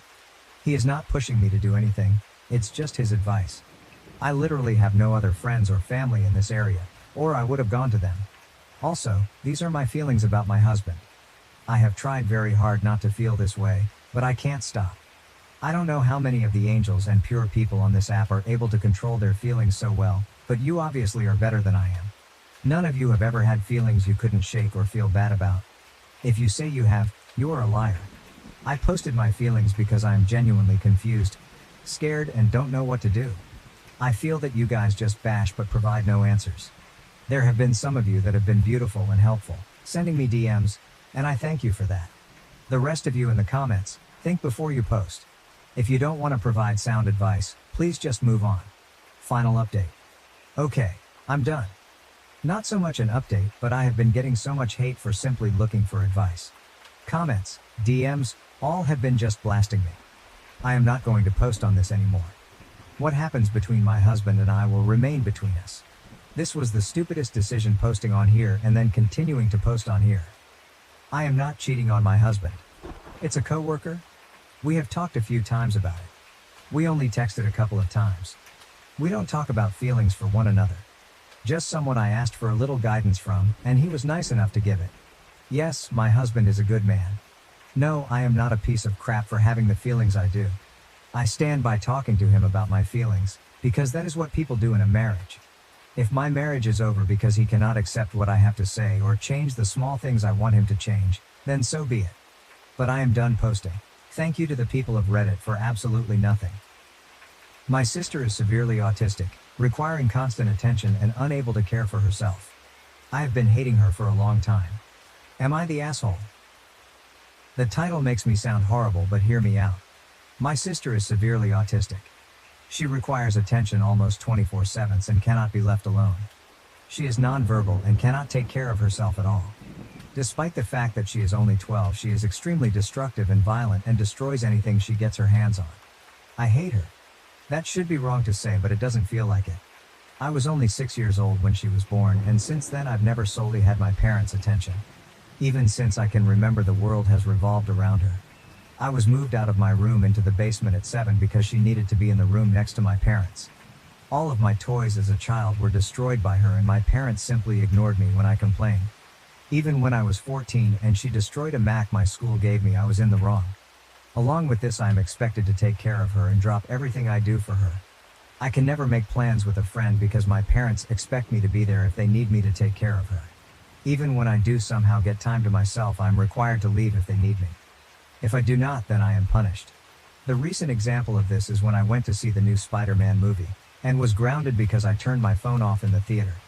It seems as if I am nothing more than a slave to them, and anything involving her simply overshadows me. This last week I was chosen to give a speech at a school event. I was so excited, and my parents promised to be there, but they never showed and claimed it was because of my sister. Anytime anything like this happens for me, they are too busy with her. I've held this in for so long, and it finally spilled out today. While talking about colleges with my father, he joked that I should get a degree that pays well so when they're gone I can take care of my sister. I don't know why, but this caused me to break down. I cried and screamed about how it was always about her. I'm nothing more than a caretaker to them, that they always make it about her, and that I'm expected to be her slave for the rest of my life. I've locked myself in my room since then, and my parents have not come to check on me. Am I an asshole here? Edit. Wow, thank you for all the support and love that you guys have given me. I never expected this post to reach the popularity it did. Thank you all. After thinking about it for these past few hours, you are right that I don't despise my sister. It's not her fault that she was born the way she is. My parents came to talk to me a while after my breakdown, but I was unable to bring myself to talk to them and only cried and asked them to leave. They have made arrangements with my grandfather for me to stay with him for the time being, and am getting ready to go to his house. My parents want to talk to me, but we have decided it's best I leave for now to have some space and time to collect myself. We will be sitting down and talking later this week about this issue. Thank you all again for the love and support through this. I'll send an update your guys' way later this week if people are interested. Relevant comments. Comment 1 NTA. These are perfectly legitimate and understandable feelings. You have done nothing to sign up for taking care of another human being, It's not like she's your kid, and that was wrong of your dad to joke about, because it sounds like he probably is really thinking along those lines. Be honest with your parents about how you feel. Make clear that it's insane that you're expected to be a full-time babysitter, grounded for no phone in a theater. That's fucking bullshit. Comment 2, NTA. Kid, I hope you go to college far away from home. Later in life, make sure your parents understand that you won't be taking responsibility, so they better have care and funding in place. Comment 3, if you can, go to college far away. Time away and on your own to be just you will be good for you. Because I think your dad was only half joking. At some point you will want to have a conversation about how they need to plan for the care of your sister in the future. And make it clear that it is not you, especially if you feel the same way as you do now. I'm really sorry your parents didn't handle this better, and I hope that one day your anger moves away from your sister. Comment 4, this is a parent problem, not a sister problem. I am a parent of one autistic child and one neurotypical child, and I will tell you that we would never treat our NT child like his role is to take care of his sister. If she ruins his stuff, we replace it. We have also given him some separate space, with a lock, so that we can prevent her getting into his stuff. Now if he leaves it out, that's another story, but we try our best. Are there ways in which having a sister with a disability still might suck for him? Of course. We're a family, and what impacts one tends to impact us all. But we try to mitigate that, and at least sympathize when we can. We also make sure that he benefits in whatever ways we can. Like the fact that he has never had to wait in a long line at an amusement park because of her skipping the line pass. It sounds like your parents haven't done any of this, and have in fact, made everything worse for you. That is not your sister's fault. She can't help who she is, and at only 12, she is still learning and growing, and you may still have a great relationship once you're both adults. Your parents, on the other hand, should have done better by you. The brunt of your anger belongs to them. Update. Well, since that day I made the post, I've been staying with my grandfather. The week's been honestly a huge change for me, for better and for worse, but I'll try to run it down. I started by telling my grandpa the story of why I broke down the way I did, and to be honest, he seemed horrified. No one in my family knew my parents were using me as essentially a free care service for my sister. My grandpa told me some things that I don't feel comfortable repeating here, but in essence my sister is supposed to be getting care from a professional, and that my parents were ignoring that. Along with this, I was not supposed to be caring for her at all with her mental state, as apparently she is a danger to herself and others. With everything else I told him, along with stuff like the movie Indecent, he was really mad and told me to not contact my parents without him there. He pretty much told me that he would be meeting with my parents beforehand and that he was going to be there when I sat down with them. It didn't end here either. The rest of the week consisted of other family checking in on me and telling me things my parents hid from me. This included the fact that my parents have been taking money from the family to fund a caretaker that doesn't exist. Suffice to say, this week has been rough. But the upside is that even through all this, my extended family has been giving me more love than I've felt in a while. My grandfather spent this last week making up for the time I've lost, encouraging me to spend time with friends and do things I want to do. My aunts and uncles have also been helping me through the week. Well, Saturday night I sat down with my parents to talk. It went badly, to say the least. They came clean to me about everything. They told me things I will not repeat here. But they did not apologize. My parents still claim that I somehow owed my sister my time. My father even saying, "You were put here to be her caretaker." I won't lie and say I was composed. After everything I learned, I confronted them on the fact that my sister needed a caretaker, the money my dad was taking from his sister, and a few other things. They denied it or made excuses. And in the end, we ended off in a worse place than before. Today will be my last time talking to them for a while. After talking with my grandfather and uncle last night, I'm not going back. Later today, I'm going there and picking up my stuff and moving in with my grandfather. When I graduate high school, I'm planning on leaving the state to go to school. My aunt has told me that the money she was sending my dad will instead be coming to me from now on. My parents have called me twice since Saturday. Neither of them were to apologize and only ask when I was coming home. I won't be going back to them. Right now I still feel pretty uneasy about everything, but I feel like that will pass. The rest of my family is showing their support to me, and honestly, it feels great. But in the end, I lost my parents. Over all of this, I've learned something that I wished I saw earlier. I don't hate my sister. In fact, I love her with all my heart. I should never have projected my hate onto her. That was wrong, and someday I hope to make up for it. But for now I need to leave. So here's my update. Thanks again for the support my original post got. I really appreciate everyone who took the time to comment or show me support. Thank you. Edit. Thank you all so much. I wish I could respond to every single one of you, but my lunch only lasts so long. I'll update tonight how the move out went, but until then, thank you all. I want to say that your support has been amazing and your kindness means more to me than anyone could ever imagine. Late edit. Wow, I never imagined my story would reach the popularity it did. I know it's kinda cliche and I've said it 1,000 times, but thank you all. We just got back from moving my things out of my parents' house. Everything I wanted to take my grandpa and uncle helped move, and it's at my grandpa's house now.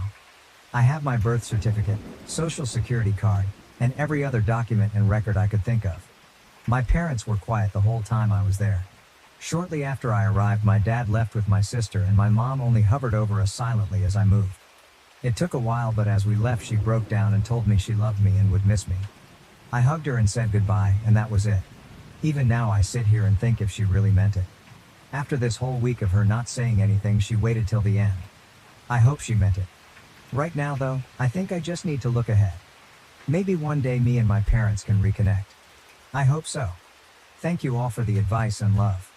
It's been amazing, and I'm glad that through this experience I at least got some positive out of this mess. Will I come back? I don't know. If something happens and you guys still want an update, I'll maybe come around again. But for now I'm going to move on. For all those out there who shared their stories with me, thank you, and I hope to see you on the other side. See you, Space Cowboy. Relevant comments. Comment 1, OP's grandfather is a saint.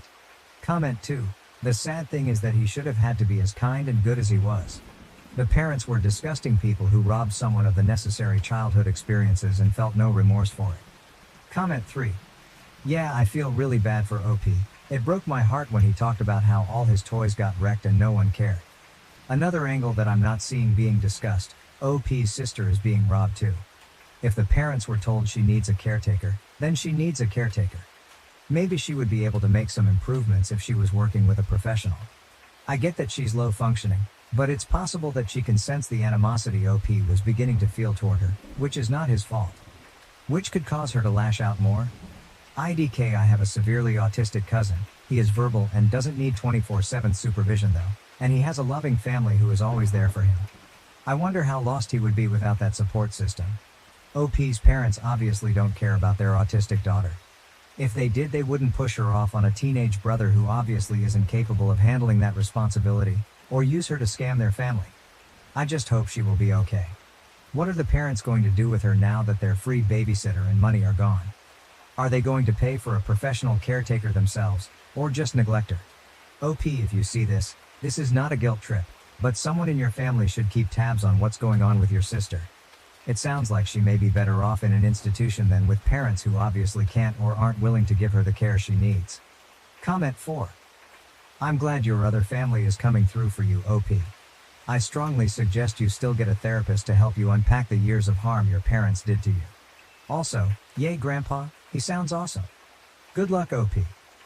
However, I would wait until you enter a college university to begin seeing a therapist. This way, 1. You will be guaranteed confidentiality as an 18-year-old. 2.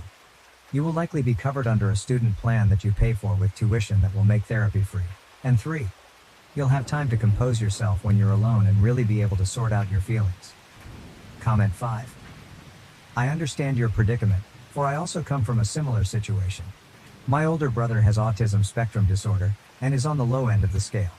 My parents, since I was about 7 years old, always stressed that I needed to take care of him and allow him to live with me once I was older, despite the 4-year age difference, alongside his physically and sexually abusive tendencies towards me, and only me, out of our family of 5. Now, I am 20 years old. Since I was 18, my parents have expected me to pay for items he desires, read for him, clean for him, pretty much anything you could think of, despite me being a college student with many chronic illnesses that was being abused by him since I was 11. Despite everything he has done, I do not hate him or his disability. Rather, I hate that my parents have enforced that his abusive behavior was not morally incorrect, thus insisting to him that I was wrong and hated him for his disability. No matter how much I expressed to him that his behavior was wrong and that I did not resent his disability, as I am severely disabled myself, He never listened or corrected his behavior until I began to distance myself from him at all available chances at 19 years old. He is my brother and he needs help, but I cannot be the one to give it to him because I deserve better than the life I was provided by our parents and him. I plan on moving out very, very soon. I hope things get better for you soon, and that you are able to reconcile with your sister as you desire without parental interference. Good luck, OP. Ex-wife cheated with golden child brother and had his child. Now, my family, which has always hated me, begs for money after my promotion. My ex-wife cheated on me with my golden child brother and had his baby. Now, my family, who always despised me, is begging for money after my recent promotion. I, a 29-year-old man, divorced my 27-year-old wife 2 months ago. She had been having an affair with my estranged brother, also 27, and 4 months ago I discovered the truth when she revealed her pregnancy. She initially tried to convince me that the baby was ours, but my brother's frequent visits made me suspicious. I decided to check her phone, confronted her with the evidence, and she confessed to the affair, having no other choice. My family and I had been estranged since I left home at 18. They always treated me like an outsider, while my brother was the golden child. I vividly remember a party that was supposed to be for me, but turned out to be a celebration for my brother. When I confronted my parents about it, they told me they didn't want my brother to feel left out after my acceptance letter and that I should focus on uplifting him instead. That moment broke me and I vowed never to return to them. I put myself through college with loans and a job, then rented a small apartment with a friend after graduation. I never spoke to my parents during this time, and they didn't reach out to me either. Last year, my brother contacted me online, asking if I wanted to reconnect with him and our parents, who supposedly missed me. A lot had changed since I left home, including my marriage to my ex-wife 2 years ago. Despite my comfortable life, I hadn't moved on from my family's past treatment, so I agreed to meet them. Our initial reunion was awkward and uncomfortable, but they seemed to be making an effort to mend our relationship, so I felt obliged to reciprocate. I invited them to my home, which turned out to be my first mistake, as it introduced my brother to my ex. They met, started an affair, and she got pregnant. I was ecstatic when I initially thought the baby was mine. However, my brother's increased visits after the pregnancy announcement raised my suspicions. His behavior, like touching my wife's pregnant stomach and speaking to it, made me uncomfortable. My ex downplayed it, but I couldn't shake the suspicion that my brother had a deeper connection to the baby than he was admitting. 6 months into the pregnancy, I decided to go through her phone while she was asleep. What I found confirmed my worst fears. The text between my ex and my brother proved that the baby was actually his, and they had been together for quite some time. My ex had no intention of ever letting me know the baby wasn't mine. She and my brother planned to tell me about the affair after the baby was born, then she would divorce me and get together with my brother. They intended to live off the fortune from the child support I'd be paying. The next morning, I confronted her about the text. Although she tried to deny it at first, she eventually confessed. That marked the end of our 2-year marriage. Naturally, my parents sided with my brother and my ex. All their talk about us being equally important to them were just empty words. When my ex and my brother announced our divorce on social media and her decision to marry him, my entire family fully supported their decision. Nobody cared that they had destroyed my mental health and broken my trust. My ex had lied to me for 6 months, making me believe the baby was mine. It felt like I had lost not just my wife, but also my child, and it hurt immensely. My parents told me that this was for the best and refused to acknowledge that my brother had wronged me. They even suggested that I should be happy for my ex and brother and join the celebrations. Once again, I cut them out of my life, which complicated my divorce. My ex-wife walked away with a huge settlement sum in my car, all because my family sided with her during the divorce proceedings since she was with my brother now. She and her lawyer fabricated a story about how I was toxic and controlling, and how I had forced her to quit her job, even though it was her own choice. My family backed up their claims, saying they had cut me off because of my misogynistic attitude and temper tantrums. With the evidence stacked against me, I lost a lot of money in the divorce, but thankfully, I got to keep the house. When the divorce was finalized, I was just relieved that I was done with this mess and wouldn't have to deal with these horrible people ever again. Fortunately, there's no waiting period for a divorce where I live and my ex-wife didn't contest it, so I was able to wrap it up quickly and move on with my life. It was tough to forget everything, but I immersed myself in work and pushed myself to improve, hoping to move on from this nasty episode as quickly as possible. That paid off, as I got a promotion with a better position, higher salary, and a better company car. The works basically. I couldn't have been happier, so I decided to treat myself to a solo dinner at one of my favorite restaurants. I made the mistake of posting about it online, and within a day or two, my mother contacted me, asking me to visit them. I was baffled as to what they could possibly want from me now, given that we hadn't spoken since the divorce was finalized, and they had supported my ex and her lies. I managed to ignore her for a few days, but then she started calling me relentlessly. Eventually, when nothing else worked, she showed up at my office and refused to leave, getting into a fight with the receptionist, which was quite embarrassing. So I promised to visit in a few days, which finally convinced her to leave. A couple of days later, I finally visited my family. They had used the settlement amount to move into a bigger house to accommodate the baby, who had been born just over 3 weeks ago. I guess the alimony was also being used to pay the bills, but it didn't really bother me since the alimony was a small part of my salary at this point, and I could easily afford it. My brother wasn't home, and my ex was asleep, so it was just my parents who spoke to me. I didn't bother with any small talk and just waited for them to get to the point. After about 5 minutes of silence, my father blurted out that my brother had been fired from his job, and the alimony and settlement weren't enough anymore. They mentioned they had seen my post about the promotion and were hoping I could help them out since they were running low on money. My parents had retired a long time ago, my brother was jobless, and my ex obviously wasn't going back to work anytime soon.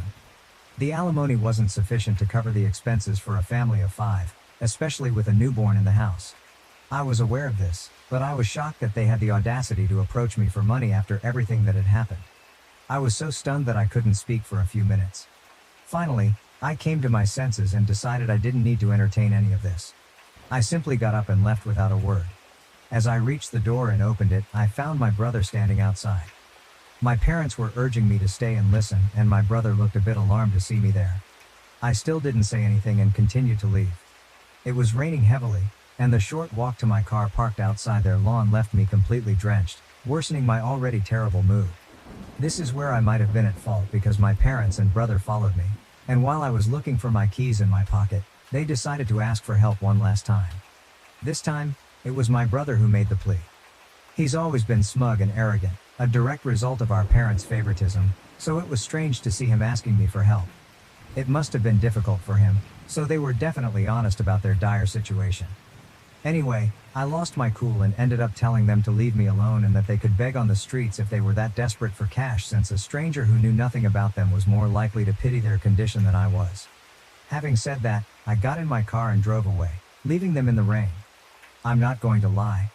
It was pretty satisfying to do that to my family since they had done nothing but mistreat me my whole life. It's been a couple of days since that incident, and now I'm second-guessing myself. My mother has been texting me non-stop, and I feel so guilty for not helping them out. I know I have a lot, and sending them a little money wouldn't hurt me, but after everything that's happened, it feels like I'm being used. Frankly, I decided not to help them out. It was a big deal for me since I felt terribly guilty about abandoning them, but then I realized they had been doing that to me my entire life. Even during the divorce, they threw me under the bus, so why should I hesitate to do the same to them? I told my mother to stop pestering me, or I'd be forced to get my lawyers involved, and it wouldn't end well for them. Naturally, that irked them, so my brother showed up at my house a few days ago to talk. He said he felt sorry for how I'd been treated during our childhood but couldn't help that he was inherently better than me, which is why he got preferential treatment. He also said I should stop being weird with our parents and just help them out since they're in a tough spot, instead of holding grudges like a child. I laughed in his face because of how demented he sounded. I told him that instead of trying to put me down and manipulate me into helping, he should probably be out looking for a job. That touched a nerve, and he started yelling about how I was just jealous that our parents and even my ex-wife preferred him over me, and that I was taking revenge by refusing to give them money. I didn't bother to fight back and just agreed, saying that all I was doing was getting revenge, and there wasn't much he could do about it. He got super pissed off and threatened to come after me and force me to cough up the money, saying I'd regret ever speaking to him that way. Honestly, I'm not taking any of that seriously. He can try to scare me all he wants, but it's just not going to work because I know he's not capable of doing anything to me. I'm unbothered. A few days ago, my brother visited me and tried to convince me to help them, but he was unsuccessful. My parents had already tried in the past, and it didn't work out for them either. This time, my ex decided to call me up and speak to me. I was skeptical about answering, but I decided to pick up because if I didn't, they'd probably visit again and waste more of my time. So I spoke to her, and it was astonishing how entitled and cruel these people could be. She started very politely, explaining that, as I already knew, she and her family were struggling with money. While she acknowledged that I had no obligation to help them after everything they'd put me through, she still wanted me to consider being the bigger person. She tried to evoke sympathy by reminding me that my parents had paid for everything while I was growing up and that she had tried her best to be a good wife. Sure, except for the part where my parents didn't care about me and always preferred my brother, and she ended up cheating on me with the same brother I used to complain about.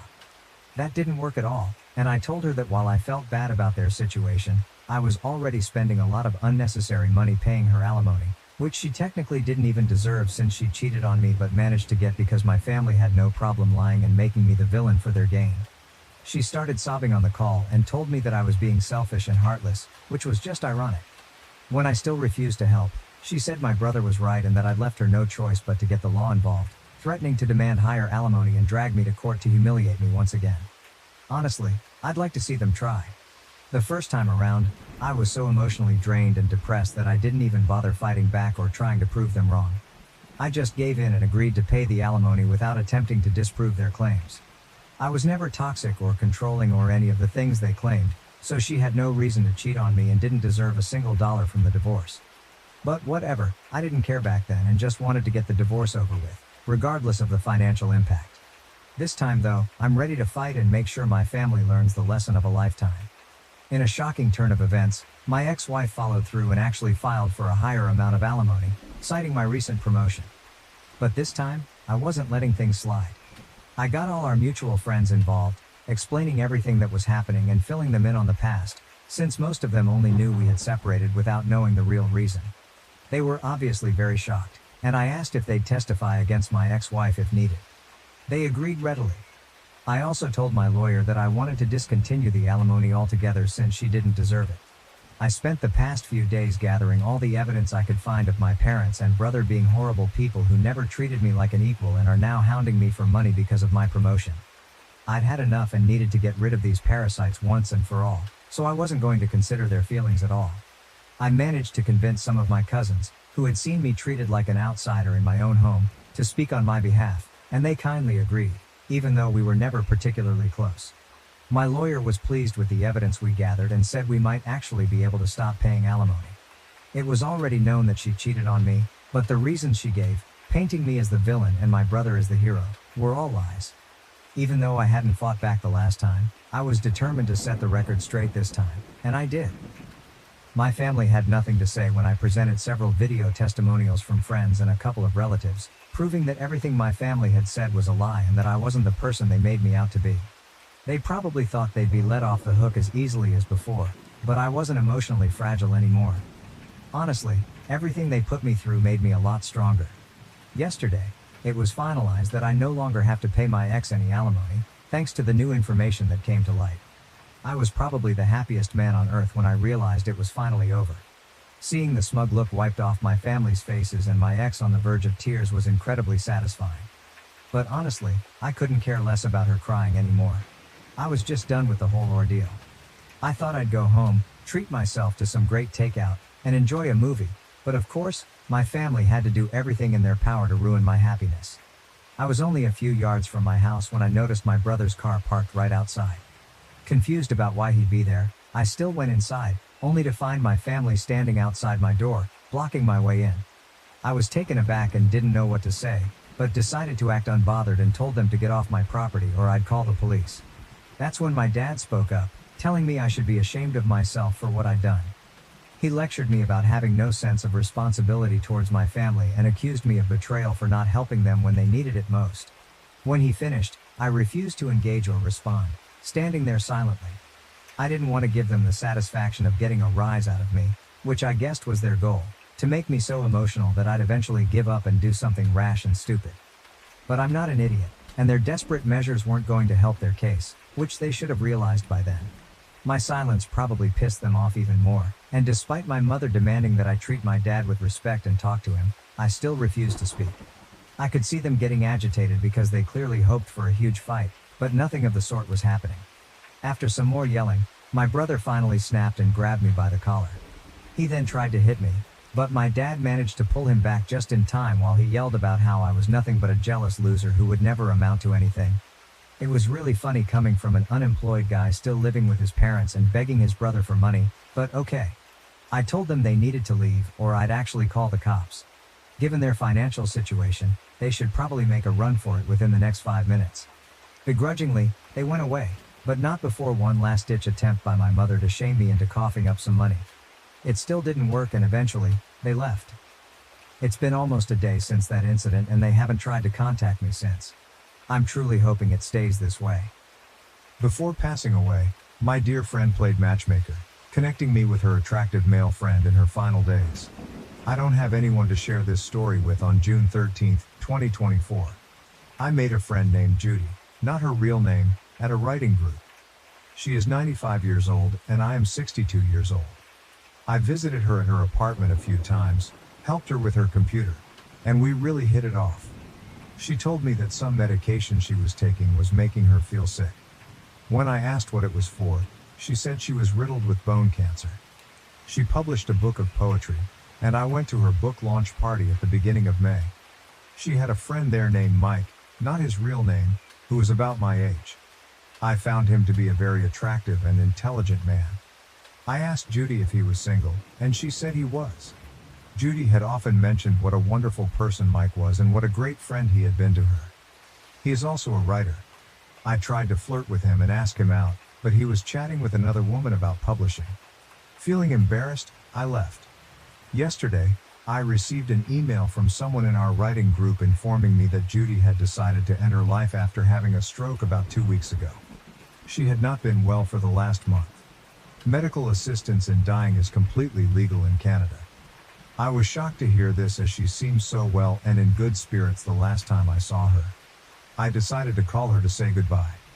We had a lovely chat yesterday, and she told me she was happy with her decision to end her life this Saturday afternoon, with her family coming to be with her. We had a good conversation, and I expressed my appreciation for her friendship. I told her I believed her late husband would welcome her to the other side. It saddened me to think I would never see my friend Judy again. I thought that chapter with Judy was now closed. Just about 5 minutes ago, I received a phone call from Judy. She wanted to give me Mike's phone number and asked me to call him. Apparently, he thought I was a very nice person and wanted to know more about me. I explained that I liked him very much and found him very attractive, but felt embarrassed and left. Judy found this funny and cute. Apparently, I had made some impression on him because he mentioned me to Judy several times. She gave me his phone number and asked me to call him, thinking we would be good for each other. I said I would call him in a week or so. What a lovely gesture, playing matchmaker for 2 of her friends before she leaves this world. I have been quite lonely lately and really want a partner in my life. Relevant comments. Commenter 1, OMG, call him. So you can give her a final update before passing. What a sweet story. OP, I said I would wait to call him and she agreed that it would be best to wait about a week. But what if I did call him and things didn't go well and then I would have to tell her that before she passed? Commenter 2, girl? He asked about you. If things don't go well for some reason, I can't think of any, you can at least tell your friend you've been in contact. I'm sorry for your coming loss. Your friend will no doubt be watching over you, whatever happens. Good luck. I have to go show my daughter this cute story now. You've got to update me if things go well. Update 1, posted in a separate post on June 14, 2024, the morning after the original post. She called me again this morning and asked me to come to her apartment to pick up an envelope to bring to him and ask him out for lunch and to call him later today. She said she wants to know what happens. Commenter 3. I'm so excited for you. Try to calm your nerves.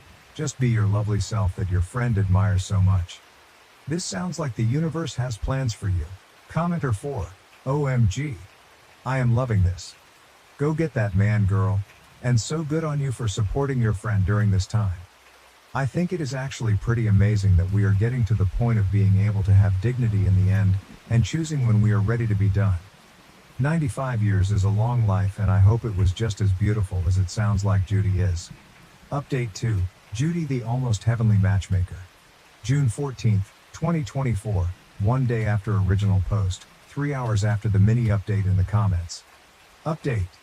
I have the envelope in hand and have arranged to meet him for coffee in 1 hour. Judy gave me an envelope and wants us to read it together.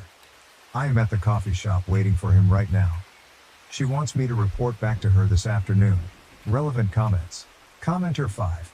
I just saw your first post, and number 1, Judy sounds like such a wonderful person. I think we all need a Judy in our lives. Number 2, I am waiting with bated breath and on the tips of my toes. This internet stranger has nothing but the best of wants and wishes for you, dear friend. I hope you and Mike are just beginning a beautiful love story. Commenter 6, this is the beginning of something so good. Commenter 7, I'm so invested. Tell us how it went. Update 3, Judy, the almost heavenly matchmaker. June 14th, 2024, 4 hours later. I nervously waited for Mike to arrive. He was about 5 minutes late. When he arrived, I explained to him that this meeting was not my idea and that Judy had asked me to meet him. She had called me again and asked me to bring him the envelope and open it together. He said that sounded just like her. He predicted what was going to be in the envelope. He told me that he had known her for about 10 years, whereas I had only known her for about 8 months. We talked about our lives and what we had done, including jobs, careers, marriage, divorce and kids, etc. He is a very intelligent, funny, and attractive man. We seemed to be compatible. He told me that after I met him one time at the book party, he had commented to Judy that he found me very forthright and attractive. At that book launch party, I wanted to talk to him more, but another woman monopolized his attention, talking about some kind of publishing. He apologized for talking to the other lady instead of me. He said he couldn't stand her and had tried to get away from her to chat with me more, but when he turned around, I was gone. I told him that I was embarrassed because I had asked him out and then left because I felt so embarrassed. Anyway, we had a great time at the restaurant, chatting about pretty much everything in life. He asked me if I wanted to go to dinner at a nice, fancy waterfront restaurant. He asked if I had been there before, and I said I had not. I had to leave because I had to get back to work. I asked him if he wanted to meet another time to open the envelope, and he said, "No, I want to open it right now.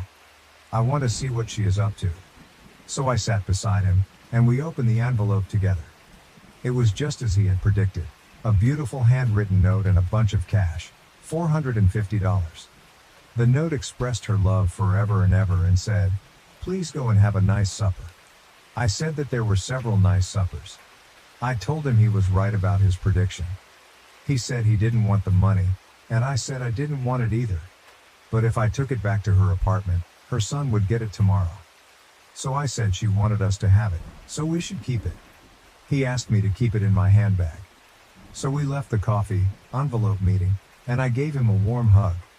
He said he would call me and we would go out for dinner. As we parted, we talked a little bit about what an amazing person Judy was and how we were both going to miss her. I called Judy and told her what had transpired. She said, "I am so pleased." I told her that Mike was going to call her later this afternoon as well. Tomorrow, her family is going to be there with her when she departs this world. Relevant comments. Commenter 8. Judy is definitely an amazing person. May we all find Judy in our lifetimes. Most valuable person and rest in peace. Commenter 9. Wow, OP, Judy is really something beyond amazing. She will be missed. It's like karma brought and Judy brought you two together. Best wishes. OP, thanks. I hope it turns into something good, and if it doesn't, I have definitely made a new friend in Mike. Update 4, Judy the now in heaven matchmaker, June 16th, 2024, 3 days from original post. Judy transcended yesterday. Mike and I have talked on the phone a few times a day since we met on Friday and opened the envelope, and we also have been texting. Seems like we really have clicked. I am kind of astonished at this whole situation. Today, Sunday, we are going to an IMAX movie together this afternoon. I invited him to go with me to my regular weekly pub afternoon with my friends. He said he would love to join us. We are both open to seeing where this goes. Relevant comments. Commenter 10, I'm so happy for you. It's so nice to read a story like this on Reddit. Still crying for Judy. Commenter 11, GNU Judy original poster. What does GNU mean? I asked the internet, and it said a Linux operating system. Commenter 12. Celebrated author Sir Terry Pratchett's Discworld novel, Going Postal, tells of the creation of an internet-like system of communication towers called the Clacks. When John Deerhart, the son of its inventor, is murdered, a piece of code is written called GNU John Deerhart, to echo his name up and down the lines. G means that the message must be passed on, N means not logged, and U means the message should be turned around at the end of a line. This was also a real-world tech joke. GNU is a free operating system, and its name stands, with a recursive geek humor, for GNU's not Unix. The code causes Deerhart's name to be repeated indefinitely throughout the system because a man is not dead while his name is still spoken. Fans of his often use GNU names as a way to honor not only Sir Terry but lost loved ones of their own. It is a way to keep their name alive. From what you wrote about her, it is clear Judy was someone who should be remembered. Update 5. Judy the Heavenly Matchmaker. June 22, 2024, 9 days from original post. Just thought you guys might want to know how things are going. Yesterday marked 1 full week since we opened the envelope. A lot has happened. We have been seeing each other every other day, and last night Mike came over to my house and things were said and done that made it clear that we are now an item. We actually have a lot in common and really enjoy each other's company. I am rather mind-blown by how my life has turned around into something new in the past week. I was pretty bored and lonely and quite sad. Now I feel happy and invigorated. I am ever so grateful that Judy came into my life and sent me Mike. Relevant comments. Commenter 13. Great update. You never know what life has planned for us. Keep on updating us. Editor's note. Things are off to a good start with OP's budding relationship with Mike. Hopefully, she will give us further updates down the road. The last few comments in the post summarize parts of the above story. First, in Judaism, we do not say REP or rest in peace. We say Zet or Zikrono Livracha, which translates to may their memory be a blessing. I always felt that GNU mirrors that sentiment, and while I do not know Westworld, you live as long as the last person who remembers you is an amazing and accurate phrase in the same vein. Second, it is even more amazing when you consider it is said by a robot that brought himself to sentience after he realized that all his fellow robots were having their memories wiped, reset, or they were being replaced by other units. So he made a commitment to remember them, for those who had loved them. Like I said, an absolute gut punch. The episode Kiksuya, which is performed largely in Lakota, is one of the best episodes of television I've seen in any show. You think it is a bottle episode because it is about a fringe character, and it turns out to be an anchor to it all. Commenter 14. Judy sounds like the best kind of person. I hope her passing was peaceful and she was surrounded by love. I hope this is not overstepping, but given her love of writing, is there a significance to the date she chose? It is Bloomsday from Ulysses. I thought that was a sweet coincidence for a book lover. Although maybe it was not a coincidence. Best of luck to you and Mike, and I hope you continue to be very happy. Commenter 15. For anyone who is in doubt about reading it, this is pretty much the saddest, most heart-wrenching story on all of Reddit, and I'm not exaggerating. It is the kind of story that appears in nearly every thread about sad stories, and for good reason. Commenter 16. I want to believe and hope that their ages, life experiences, and the light-hearted nature surrounding Judy's passing would prevent them from feeling any undue pressure. It did not seem like the original poster viewed this as some final wish of Judy's, but rather just a friend trying to play matchmaker during what happened to be the final chapter of her life. It's clear that Judy's intentions were to bring some joy and companionship to her friends, and it's heartwarming to see such efforts. Regardless of how things turn out, I am rooting for them and wish them all the best in finding happiness together. Commenter 17. I am so glad this was the last unread Best of Redditor updates that I had. I never stop after the palate cleansers, even when knowing full well that I should. Thank you to the gods of Best of Redditor updates. I am so glad that Judy got to choose how and when she wanted to go, got to do one last bit of matchmaking, and is now on the other side with her loved ones. May we all be so fortunate, cancer aside of course. Am I the A for feeling upset that my sister-in-law's terminal cancer diagnosis is overshadowing my upcoming wedding celebration and causing family tension? Original post, June 22nd, 2024. I don't intend for the title to be so harsh sounding, but I don't know how else to put it. I'll also sound blunt, but I'm just posting the facts as presented. I'm marrying my partner, Alice, who is from another country. Her sister, Beth, is dying of cancer. It is heartbreaking. She is a young mother and wife. Her diagnosis was about 4 years ago. When she was first diagnosed, she was given 2 years. Since we were in a different country, as she, Beth, remained in her home country with her family after her sister, Alice, immigrated, we saved up some money and traveled to say goodbye to her. It was about the 1.5-year mark when we went to say goodbye, and we had gotten engaged soon beforehand. So we also went over to visit some of the family and asked them how long they needed to save to come across for our wedding, as our dollar is much stronger than theirs. They said 2 years, so that was agreed. We spent a month with her, laughing, lamenting, spending as much quality time as possible with her. By the end of the trip though, and with the chemo, she was exhausted. We said our heartbreaking goodbyes assuming to never see her again.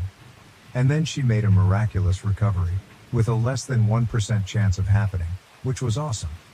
We, along with her other family members who had also immigrated, such as her father and brother, decided to put money together and support her to move over here to spend the rest of her life with us. That was about a year ago. Now my partner and I are getting married in 2 weeks. All of her family are coming to visit. It's a big joyous occasion with lots of travel.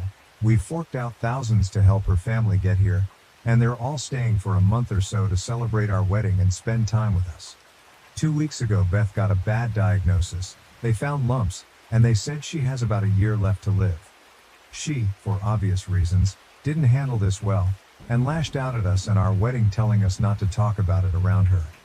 My partner has always kind of lived in her older sister's shadow, so she was really excited to be celebrated and made a fuss for once. But Beth has told everyone about her diagnosis and has started saying this is the last time I will see most of you. Now the focus is completely off my partner and our wedding, and is absolutely about Beth.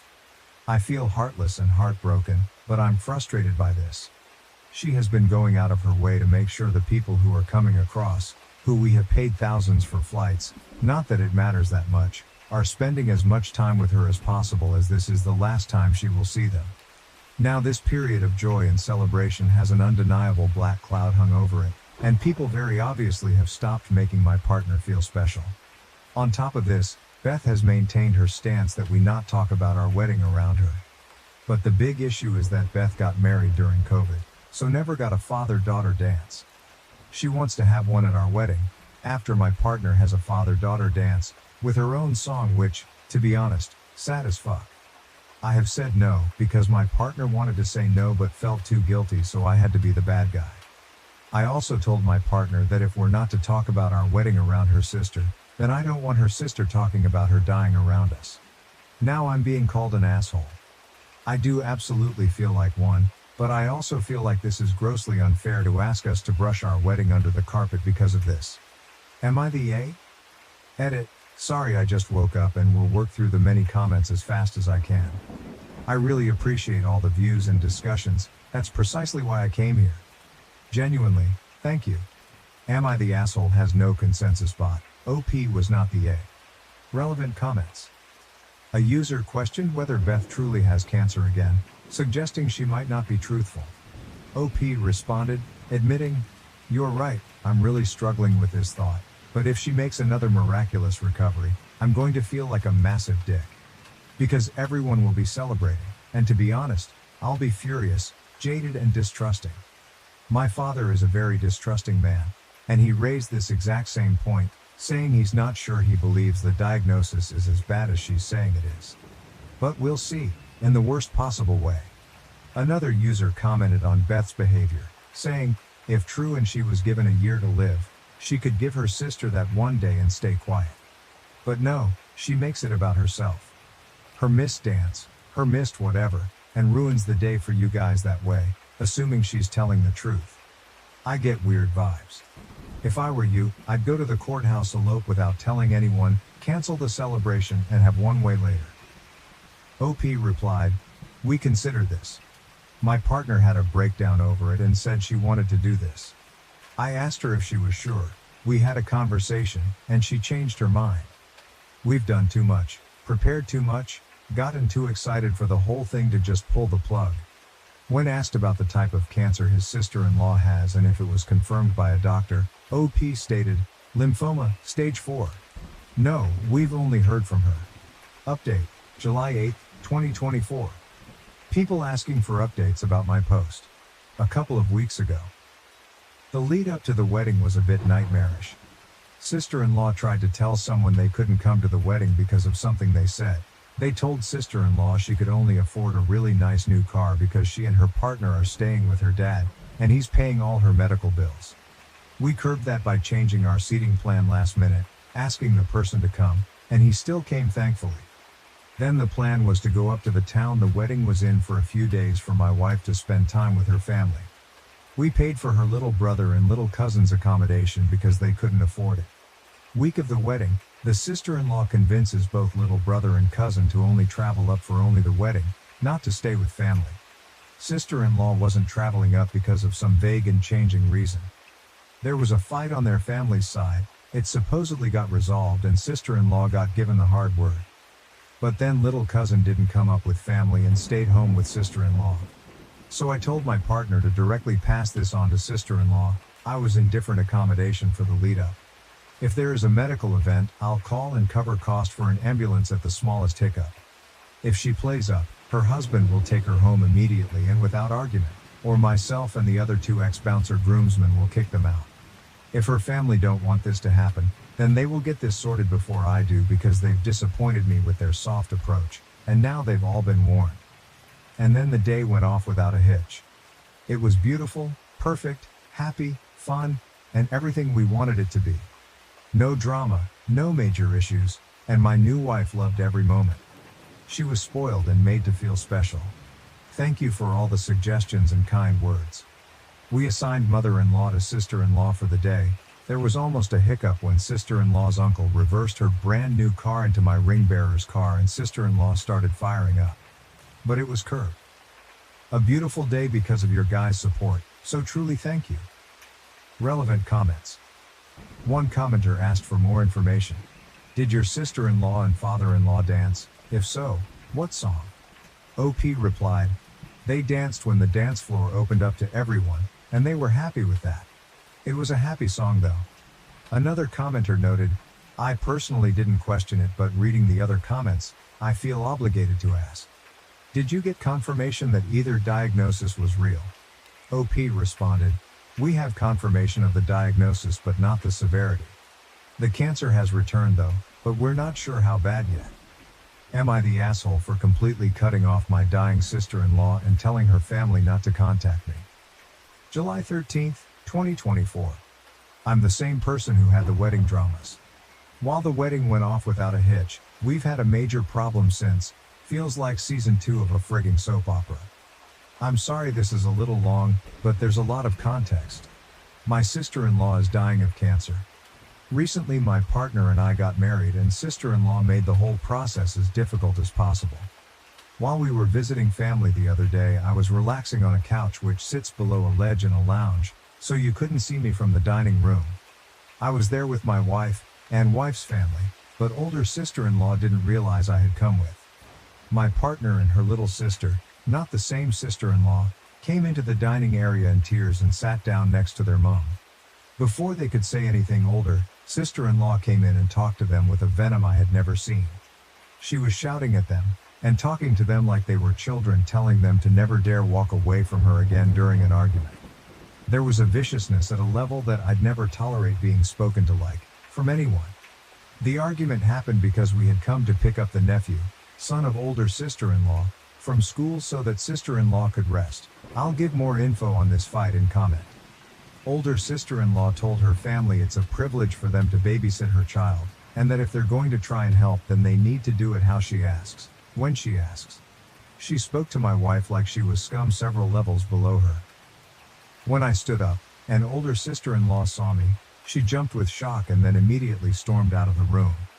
I stood up and said, we're leaving.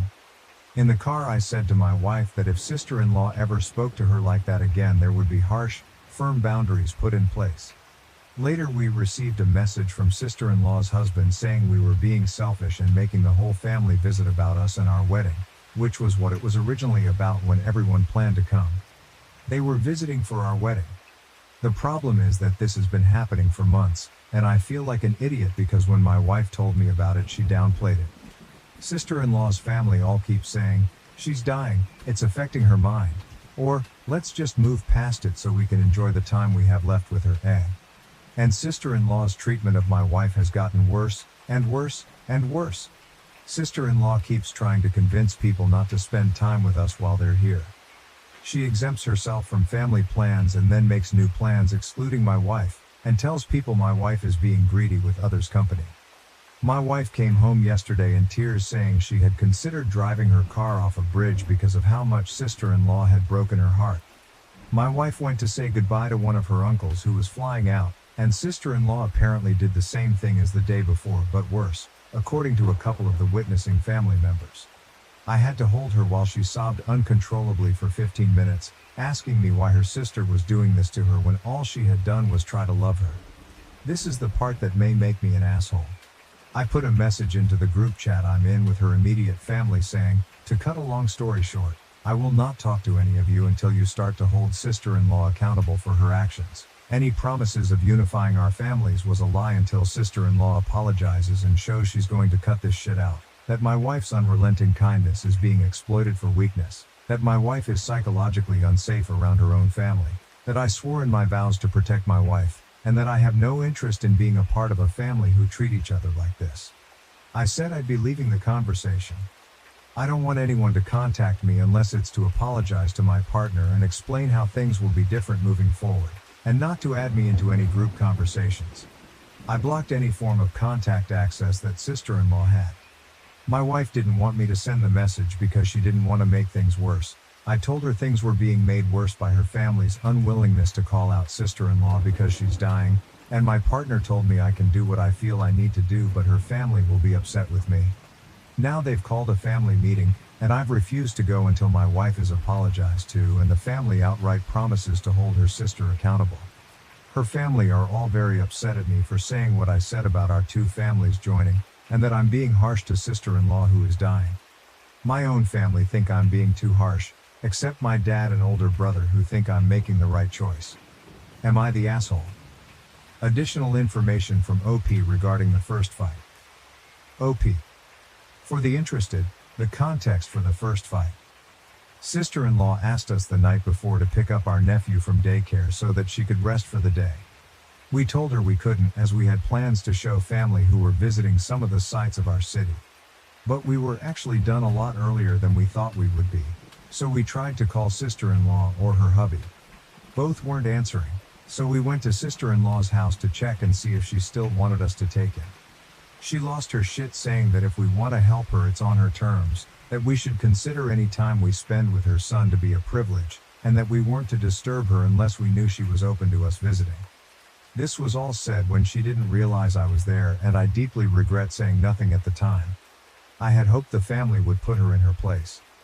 Relevant comments.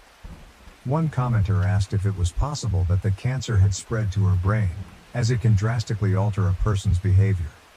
OP responded, acknowledging that this was indeed possible and that he struggled with the thought. He empathized with the fact that his sister-in-law was dying while his wife was just starting her life, but he felt a strong protectiveness for his wife. Another user shared a personal story about their mother, who started to slip mentally before being diagnosed with cancer. She became paranoid, aggressive, scared, and delusional. Initially, doctors thought it was early onset dementia or schizophrenia. Eventually, a specialist suggested testing for cancer, which revealed the diagnosis, but it was too late. The medication she was on exacerbated her mood swings, and once adjusted, she returned to her normal self, but only had a few months left. The commenter expressed how these mental breaks soured their relationship as there was no time to repair it before she passed.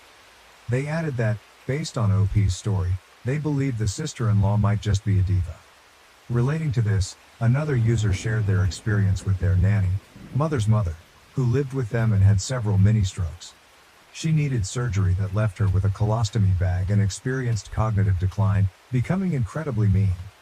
This behavior, possibly understandable due to her pain and dependency on others, was particularly vicious toward the commenter's mother. The commenter recalled feeling helpless as a teenager and expressed sadness that the negative memories overshadowed the good ones. Another individual who worked in home health shared their experience with dementia patients. They recounted how their oldest patient, initially alert and sweet, developed violent delusions and mood swings as his condition worsened. The commenter learned to manage his agitation by existing in his reality, such as pretending the power was out when he wanted specific lights on and off. This approach helped reduce his anger.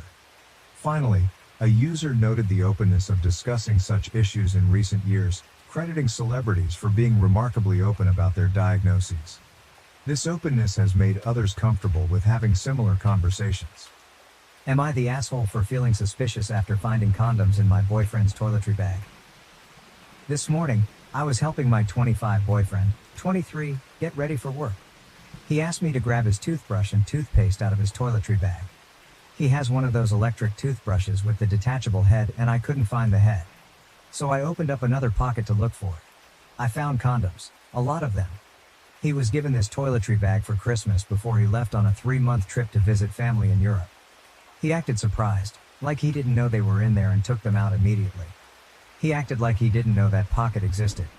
I'd give him the benefit of the doubt, but at some point these condoms were packed in his bag over the past 6 months. We've been together for 2 years. The worst part is they're latex condoms. I'm allergic to latex. We only use non-latex condoms, in addition to my birth control. AIO for feeling suspicious about this. I feel like I'm going crazy. Update, I've seen the comments and I'm kind of freaking out. I'm messaging my therapist right now to figure out the best path forward. I was there at Christmas when he was given the bag. It was at his best friend's family house, so part of me is hoping that his best friend put them in there not knowing I'm allergic to latex. We haven't been intimate as much lately. Maybe once in the past 2 months. I've been really scared that he's not attracted to me anymore, because that's what most people say on here is the reason for someone's sex drive changing so drastically. He asked to move in with me when he came back from his trip and I said yes, so now I feel really trapped, like what if he's been cheating this whole time he's been living with me? He shares his location, but that doesn't really mean anything. I'm here all the time. I've seen the stories of how people cheat even when sharing their location. I wish I hadn't seen anything and I don't know anything he could say to make me feel more secure. Someone said I shouldn't have asked so I could snoop and find out for sure, but I don't want to have to snoop through my partner's belongings to find proof of them cheating on me. A relationship without trust is dead. We're supposed to talk later and I'll update afterwards. Everyone is so sure he's cheating and I really hope he's not, because I don't think I'll be able to handle it if he is. I'm already struggling with my mental health as is. Additional information from OP on why she was in therapy. OP, I'm in therapy because I have CPTSD. I am a survivor of attempted murder at the hands of my biological father, sexual assault and abuse. I am in therapy because my diagnosis is something I will have to live with for the remainder of my life, because I have experienced severe trauma, and because I have no intention of letting it ruin my life and relationships with those I love. I'm also not the one turning down sex. I'm the one that's been attempting to initiate. I messaged my therapist because I have a tendency to push people away to protect myself as a result of my history with abuse. My therapist warned me at the start of this current relationship about self-sabotage and reading too much into things. I texted her because I was unsure of whether or not I'm overreacting, because sometimes, like any other human, I need advice. I came on here while I was waiting for her to respond. I don't expect people on Reddit to be informed on the details of my life and relationship to be able to have the full picture. Thank you for the diagnosis, assumptions, and empathy. Update 1. I definitely was not expecting to see over 1,000 comments on my post. This update is long to address everyone's concerns in the previous post. Thank you to the people who sent me kind messages to check on me. I'm not sure what the people who sent me messages trying to fuck me were expecting aside from getting blocked. That being said, I did have a conversation with my boyfriend last night. I was always planning on having an in-depth conversation about what I had found, but there was nothing I could do about it while he was at work. I texted my therapist because I could tell I was starting to spiral, and posted on here while I was waiting for her response, which I think was a mistake, if I'm being honest.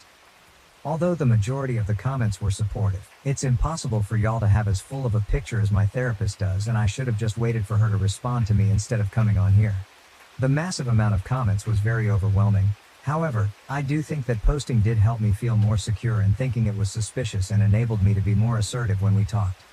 I appreciate all the comments telling me I was not overreacting. He never said I was, but his nonchalant response certainly made me feel that way. I appreciate the thought-out comments encouraging me to have a conversation with him and giving me genuine advice for it. The second conversation went better. I didn't accuse him of anything. I pretty much just said that finding non-latex condoms in addition to the lack of intimacy I'd been receiving was making me feel confused and upset. I asked him where the condoms came from. His older brother gave them to him while he was in Europe. To prevent confusion, I'm going to use fake names from here on out. My boyfriend is Theo. His oldest brother is Alvin. His other brother is Simon. Yes, like the Chipmunks. I couldn't think of other names for 3 brothers. Sorry.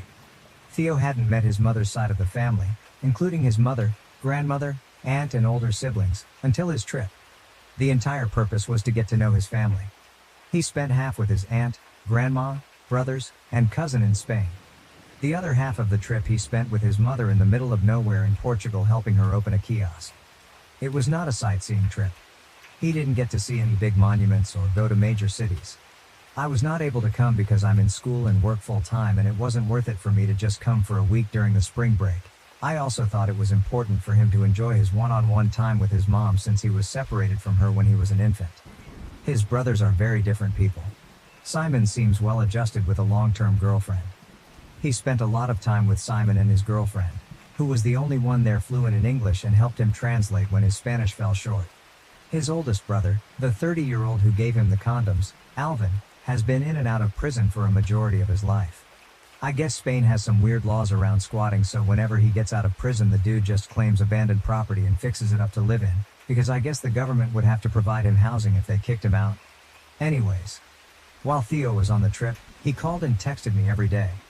He told me about Alvin obnoxiously catcalling girls when they'd all walk down the street and how Alvin had tried to get both him and Simon to go to an orgy with him despite both of them having girlfriends.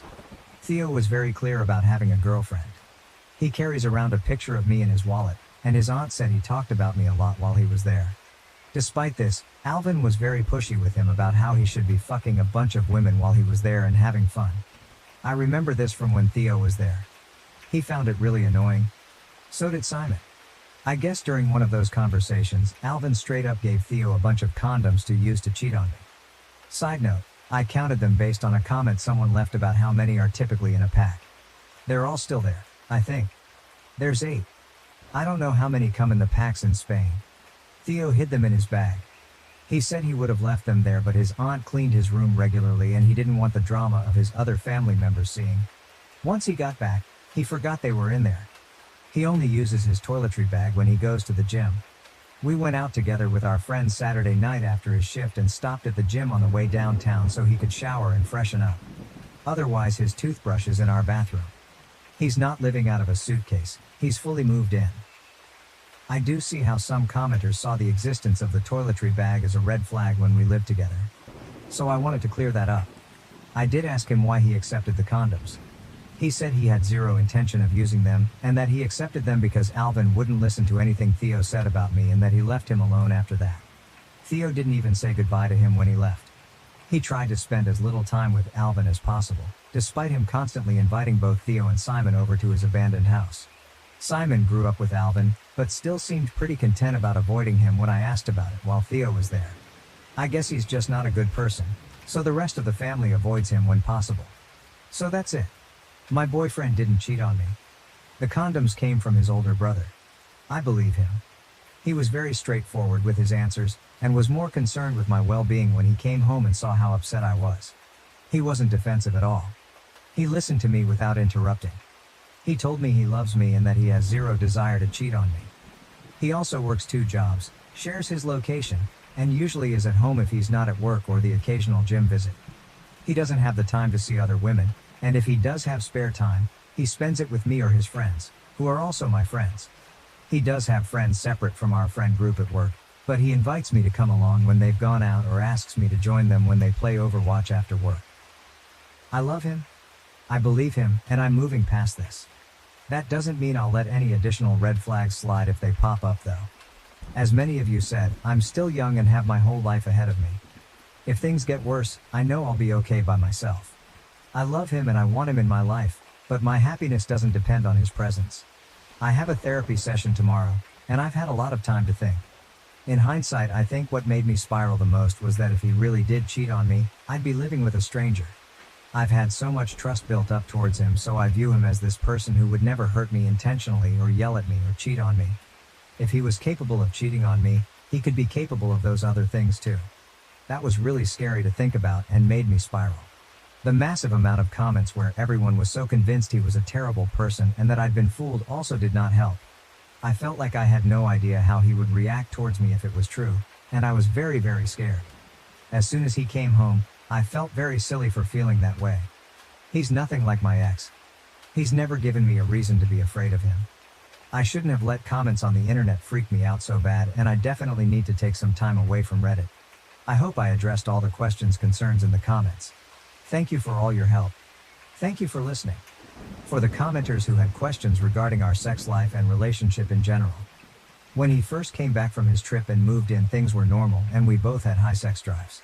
Things started slowing down pretty drastically over the past couple of months. We've talked about it prior to me finding the condoms. We both acknowledge that it's an issue and that we're at an age where our sexual activity should be at its peak. He says he doesn't know what's wrong. He's embarrassed because he's attracted to me and doesn't understand how he can have a gorgeous girlfriend and lose his sex drive. His words, not mine. He has an appointment next week to get his hormones checked and has been looking into getting a therapist of his own in case the issue is mental and not physical. It's still difficult to not feel insecure when I try initiating and he's not in the mood, but he still makes an effort to show affection in other ways. Our current level of intimacy isn't ideal, but I don't think it's a lost cause as long as we're working towards a solution together. We have date nights every week. I'm very supportive of him spending time with his friends, and he does the same for me. We live together, but no one is clingy or codependent. We do check in with each other to see how we're feeling about the living situation since it is somewhat new and we're still figuring out how to divide and conquer with household tasks. I'm a full-time student and I work full-time. He works 2 jobs. We both contribute equally, and do our best to make time for ourselves and each other despite our busy schedules. I have 14 credits this summer and barely exist outside of work and school, LOL. For the commenters who had some things to say about me having a therapist or mental health issues, I try my best to ensure that I am my main support system. I've been in the position before of being someone's emotional punching bag due to their mental illness, and I would never ever put someone I love in that position. I'm in therapy because I have experienced an extreme amount of trauma and don't want my CPTSD to impact my life and relationships in a negative way. I grew up with a mom with severe anxiety, and most likely undiagnosed PTSD, related to the trauma both of us experienced at the hands of my biological father. She doesn't believe in therapy. I had to call 911 several times as a small child because of her panic attacks. I love my mom, and our relationship has come a long way, but the last thing I would want when I have children is for me to be an unstable parental figure. My usage of therapy doesn't warrant me staying single. My therapist has been very encouraging of this relationship since my boyfriend asked me out 2 years ago. I had gotten out of an incredibly abusive and toxic relationship the year prior, and had zero intention of getting into another serious relationship anytime soon. I was thriving and my therapist thought I was ready, but I told my boyfriend that I needed to focus on myself. We took things slow. He was respectful and patient every step of the way until I was ready. He has never raised his voice at me or even cussed at me. He is a very caring partner. I think his love language is based on quality time and acts of service. He's not great with words, but he tries. He can be a bit emotionally distant at times and not know exactly what to say when I'm upset, but that doesn't prevent him from being there and giving me a hug when I need it. We've been going through a rough patch with our intimacy, and when I was off my meds I felt like he, and everyone else in my life, viewed me as a burden despite him telling me he'd be there for me and for me to just ask for whatever I needed. He's told me many times that he's still attracted to me and that it has nothing to do with me, but when I was feeling low I kind of let my past trauma impact how I felt about myself. Being repeatedly sexually assaulted kind of made me feel like my worth is based on my sexuality, so having a boyfriend who isn't all over me anymore made me feel like there was something wrong with me. Like if I'm trying to initiate and I'm available and the person who loves me doesn't want it, but someone else was willing to violently take it from me when I didn't want it, what does that say about me? I know that's not rational and I've talked a lot about it in therapy, but it is something that I struggle with sometimes. I posted on here during a low time with my depression because I needed to vent and didn't want to burden anyone I knew with my irrational negativity. Depression is weird, especially after years of therapy. When I'm at my lowest, the intrusive thoughts are overwhelming, but deep down I know they're irrational and that they'll eventually pass, even if it doesn't feel like it on the surface level. I know some of the things I said then were concerning, but I really wasn't in any danger. There's a lot of things I want to accomplish in my life, and I know I'm capable of them even if it does feel hopeless sometimes. I know I have people in my life who love me. I just have a hard time reaching out for help when I need it and need to be better at letting people be there for me. My mom raised me to be really self-sufficient, and she's also got a lot on her plate with my dad being sick, so I don't want to bother her and make her spiral more than she already is. I've been set back a lot with my education because of all the stuff I've been going through, but I know I have a bright future and that I should be proud of myself for making it this far. I am back on medication and am increasing the frequency of my therapy appointments from once a month to every other week. I was doing well before I went off my meds, so I'm doing my best to get back on track. Sorry for rambling. I know I don't owe anyone an explanation of my mental health here, but I know some people were worried. I'm okay. I'm going to be okay, with or without my boyfriend. My mental illness does not prevent me from being a loving and supportive friend and partner. Using therapy doesn't make me a weak person incapable of standing up for myself and making decisions. Update 2. I'm low-key regretting posting an update at all. I don't know why the opinions of strangers bother me, but it's kind of annoying that so many people didn't read the entire thing and just said I wrote all that to convince myself. I wrote that a full 24 hours after I had my conversation with him and debated posting anything at all because I figured people would be convinced he cheated regardless of anything I had to say. It's detailed because so many people had different things to say about different parts of my original post. I thought if I just posted his brother gave him the condoms, people would say that was a vague answer.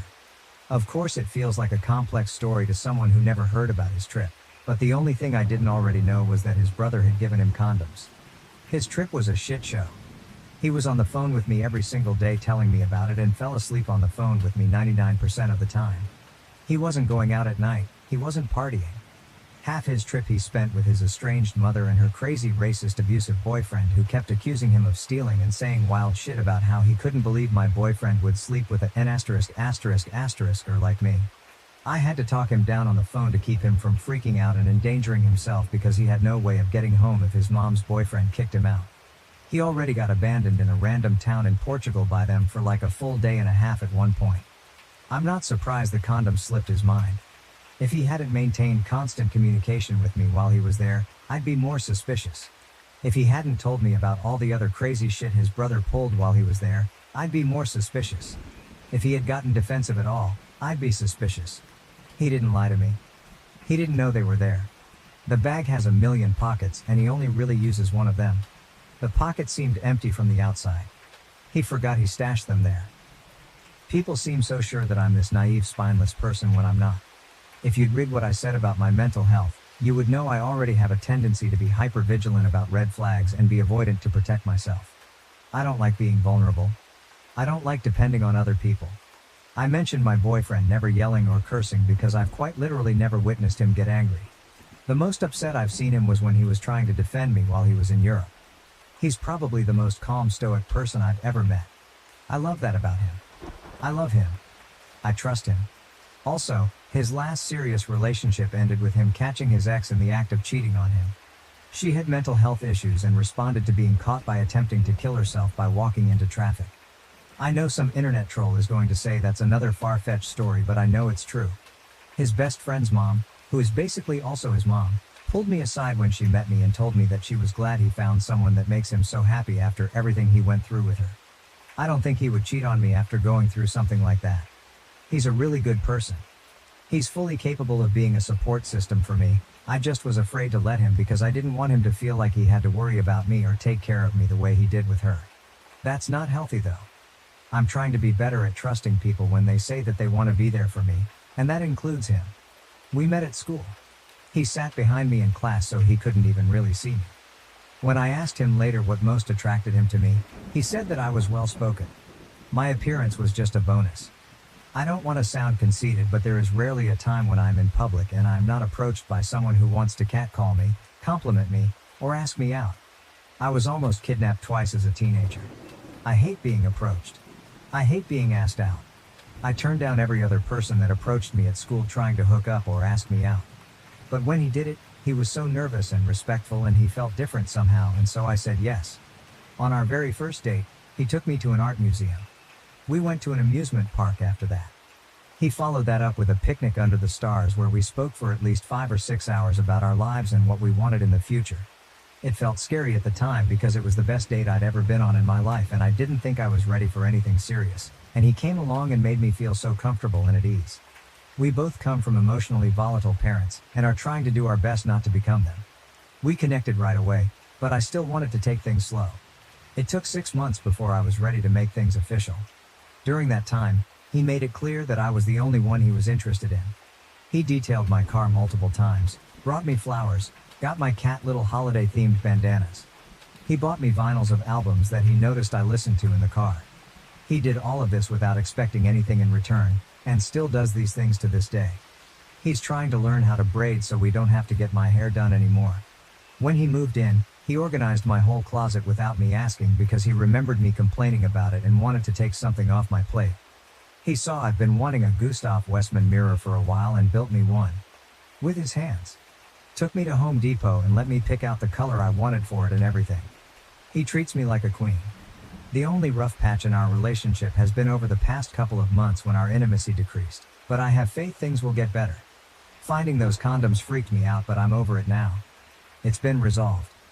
If you can't see the value he adds to my life, that's your problem. I'm happy.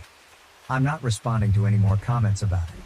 I appreciate everyone that was supportive and recognized the effort I've put into my emotional regulation. I'm going to take a break from Reddit and enjoy the life I have. Am I the asshole for criticizing the name my cousin picked out for her baby and ruining her excitement? My cousin Stephanie and I are really more friends than relatives. An important note is that she's not really online much, so can be out of the loop on certain memes and jokes in internet culture, and TBH, doesn't really understand the concept of viral internet references or how they work.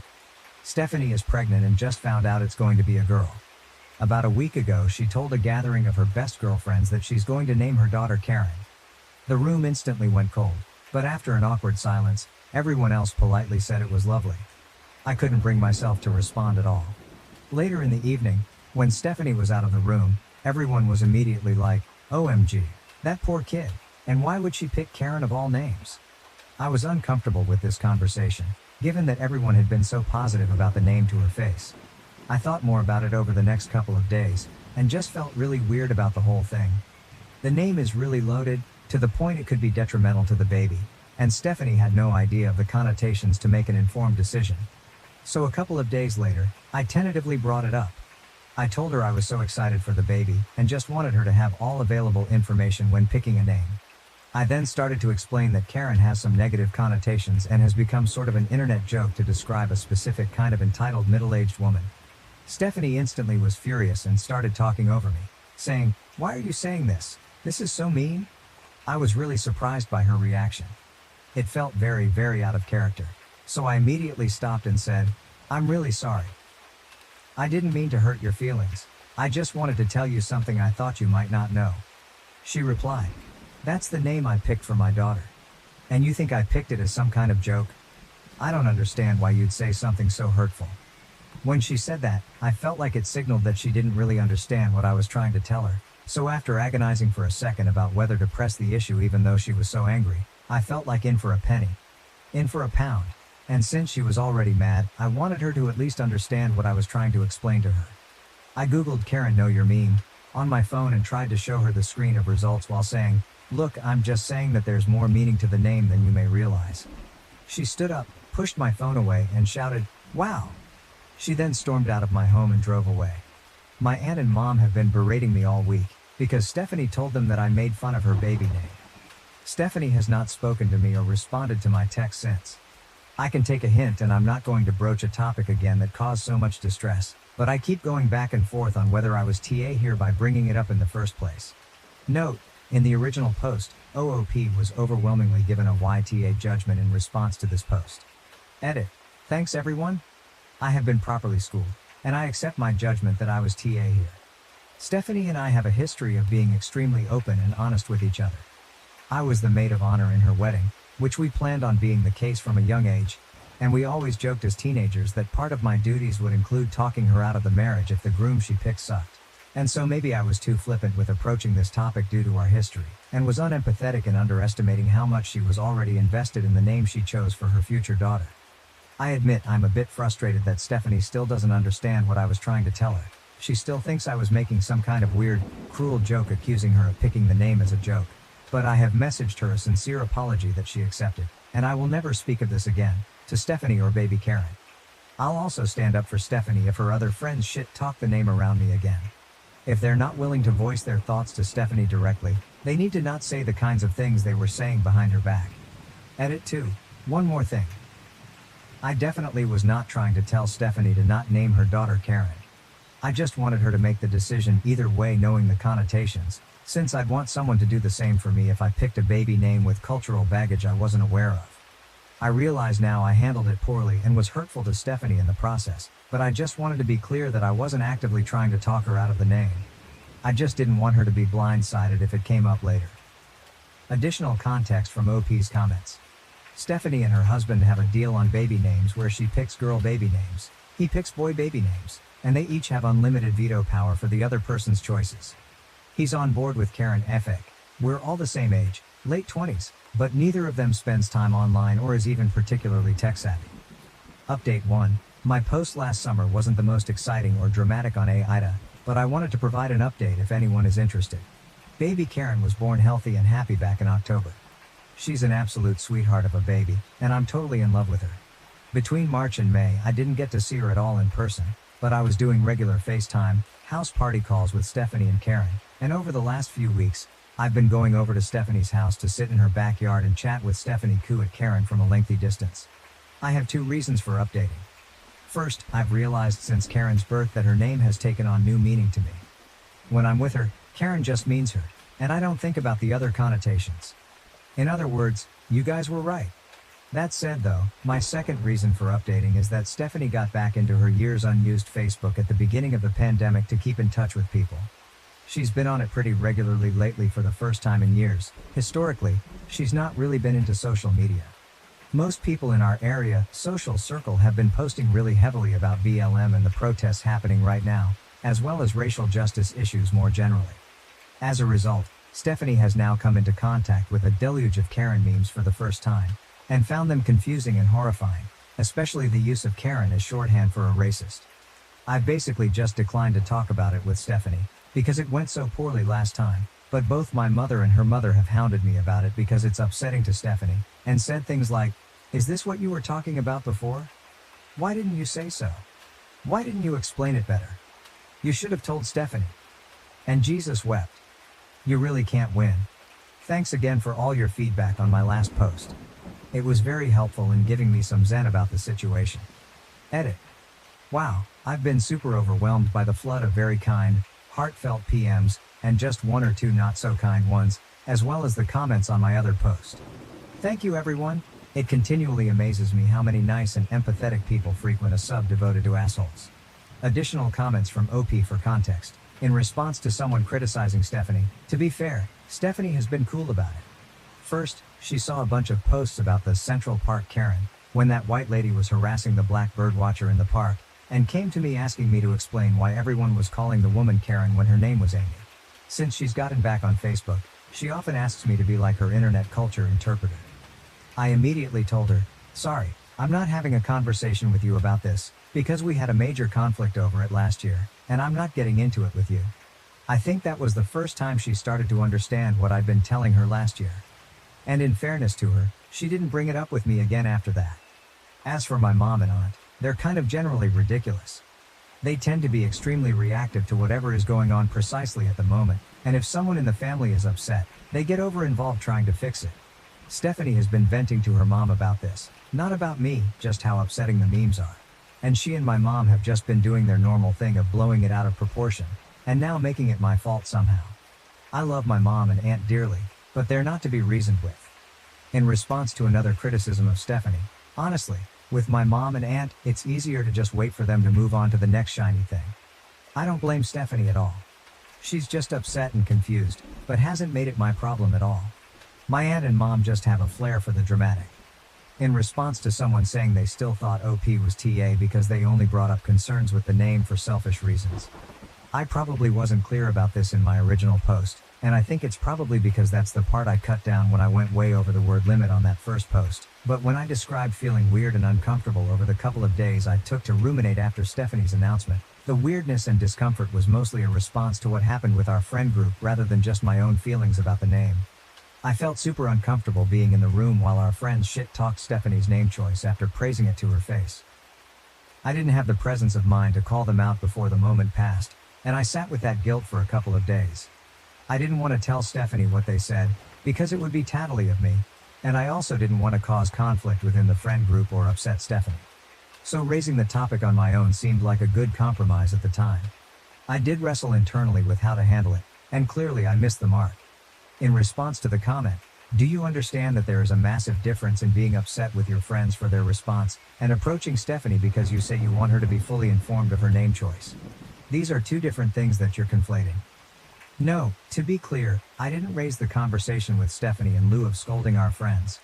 I brought it up because I thought they owed it to her to raise those points to her face if they were going to say them at all. Ultimately, I thought Stephanie was owed the knowledge of those connotations, whatever she chose to do with that knowledge.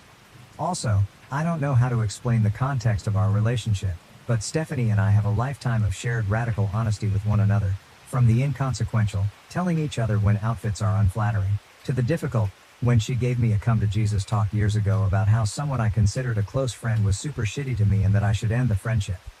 Based on our extreme closeness and shared history, this conversation felt like the right move at the time, even though it ultimately backfired. Update 2. Hi all, I've gotten a few PMs over the last couple years asking for updates, and since we just celebrated Karen's 3rd birthday, I wanted to circle back to anyone following this story.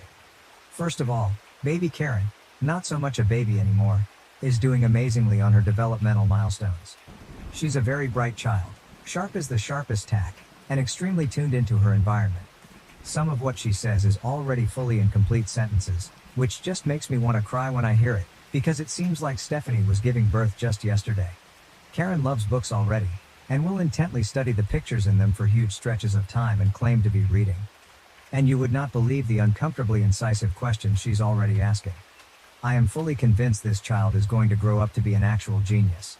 Regarding the name, unfortunately, when Karen started daycare earlier this year, she started getting grief for her name pretty quickly from the older kids. The daycare she attends mixes the ages together at a couple of different points throughout the day, and while there fortunately wasn't much direct bullying, 2 of the age 5s must have heard and internalized the derogatory connotations of the name Karen at home. As a result, they found her name absolutely hysterical, and they kind of spread the idea to the other kids that there was something funny wrong about her name. Karen was too little to understand what was happening, but found the other kids' behavior toward her generally upsetting. The daycare staff made every effort to shut it down, and let Stephanie and her husband know right away.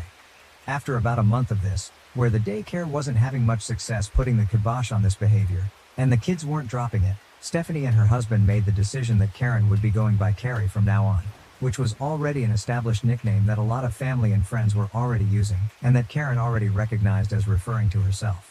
Stephanie and I never really fully revisited what happened during her pregnancy, but when she was telling me about what was happening in daycare, she apologized to me. I immediately felt terrible and reassured her there was no reason to apologize. Emotions are complicated when you're pregnant, and that I thought having Karen go by Carrie was a great solution. Though changing what you're used to calling someone is fucking hard, I've found. And I'm still directly addressing her on manual mode, every single time. A lot of the responses I got to my last post were gleeful and leaned into the schadenfreude of the situation. And I have to say those responses really bummed me out. I would much rather live in a world where I was wrong about the impact Karen's name would have on her. I cannot emphasize enough what a sweet-dispositioned, smart, curious, loving little girl Carrie is, and how much she deserves every good thing in life. Also, a lot of people didn't like Stephanie in my last post, but I need you to understand that this is a tiny snapshot of a very emotionally high-strung time in her life, and overall, Stephanie is a wonderful lifelong friend. She has gotten me through so many personal crises over the years, and she will never fail to show up for the people she cares about. Being pregnant and having a strong emotional attachment to the name you've picked out for your daughter is completely understandable, and her pregnancy was pretty rough on her moods. She once wept uncontrollably at a cat food commercial when she was about 7 months pregnant. I also think my approach for trying to explain the name issue those years ago was very clumsy, and I could have done a better job of bringing it up. That said, with the distance of time, I am really glad I broached the topic. I feel like I owed Stephanie that information, and I can feel good about giving it to her. If I'd chosen not to bring it up at the time, I think I'd have a lot of regrets now. The only thing I'd change now, looking back, is that I would try to bring it up more gently somehow with Stephanie so I could have had the chance to explain. In summary, all is well. We've run into a little bump in the road with other kids' reactions to Carrie's name, but in some ways, it's better to get this out of the way now, when Carrie doesn't really understand what's happening, than have this happen in kindergarten or elementary school down the road, when full-on bullying could be a risk. She's adjusting really well to going by her nickname full-time, and Stephanie and her husband are planning on enrolling her with Carrie as her preferred name in all future schooling. And since schools around here go by preferred name rather than legal name in things like classroom roll calls, it's possible she can get through K-12 without it ever really being widely known among her peers that her legal name is Karen. And I really hope this common usage of the name Karen dies down in the next few years. Edit. Really disappointed to be getting hate messages directed at Carrie, wishing that terrible things befall her and calling her the C word. Please remember she's an innocent child. Edit 2. Point of clarification. The boys at daycare apparently didn't know that Karen was a name. The way they'd heard it used at home made them think it was just a term used to insult people, and that it might be a bad word. That's why they found it so funny, because in their worldview, it was like meeting someone named Fartface, or asshole. The daycare staff explained to them that Karen is a real name, and that lots of people are named Karen, and of course they tried their best to curtail the mockery, but nothing really helped until the name change and a little bit of time had passed. Things at the daycare are now back to normal, the other kids are calling her Carrie, and everyone has, fortunately, moved on. Edit 3. Please don't harass Redditors who gave a YTA judgment on my first post. They gave their honest judgment at the time in an online space specifically set up for that purpose. I didn't post on an advice sub, I posted on a judgment sub, and there's no reason to call people to the mat for judgments I asked for, made in good faith, from 3 years ago. A comment defending Stephanie in response to someone commenting that she's a bad friend to OP. Stephanie is genuinely a great friend and a good person. She once dropped everything and drove 300 miles because I had just been in a, relatively minor, car accident in a city I lived all alone in as a young adult. She once gifted me $1,500, no questions asked, and insisted I never even think about paying it back, when I needed to get out of a really bad cohabiting situation while broke. When we were teenagers and the cool boy she had a massive crush on made fun of me for something I was extremely sensitive about. Instead of keeping quiet, she blew her top, stuck up for me and told him off, then led me away to comfort me away from him. She is loyal and kind and has incredible character. This post is such a tiny snapshot of who she is as a person. When I raised my concerns, Stephanie was emotional, very pregnant, and somewhat sleep deprived. Her pregnancy was rough on her body, and on top of hormones, I think she was just genuinely confused by what I was trying to tell her. Final update. For those of you who have contacted me asking for an update, I wanted to circle back and close the book on the baby Carrie chapter. As of last month, Carrie is now legally Caroline, last name, and she has even been issued a new birth certificate with her new legal name. The daycare bullying issues had already died down since Stephanie and her husband switched to calling her Carrie, but this legal name change now means that the Karen issue won't crop up again when she starts school. There were also some other minor incidents that pushed Stephanie and her husband to make that decision around a legal name change. They were getting to the point where, almost any time they were having to provide Karen's legal name to get a service, they were getting an immediate reaction, even from adults. It was usually just a meaningful look, but barbed comments were not unusual. The final straw was when they were at the airport getting ready to fly to visit Stephanie's in-laws with Carrie. The TSA agent at security made a snarky comment, and then later when they needed to ask the gate agent about their seats, the gate agent rudely laughed at seeing Carrie's ticket, then showed the gate agent standing next to her, who just shook her head and said, "Poor kid," to her co-worker while fully ignoring Stephanie and her husband. And they had this interaction in front of Carrie.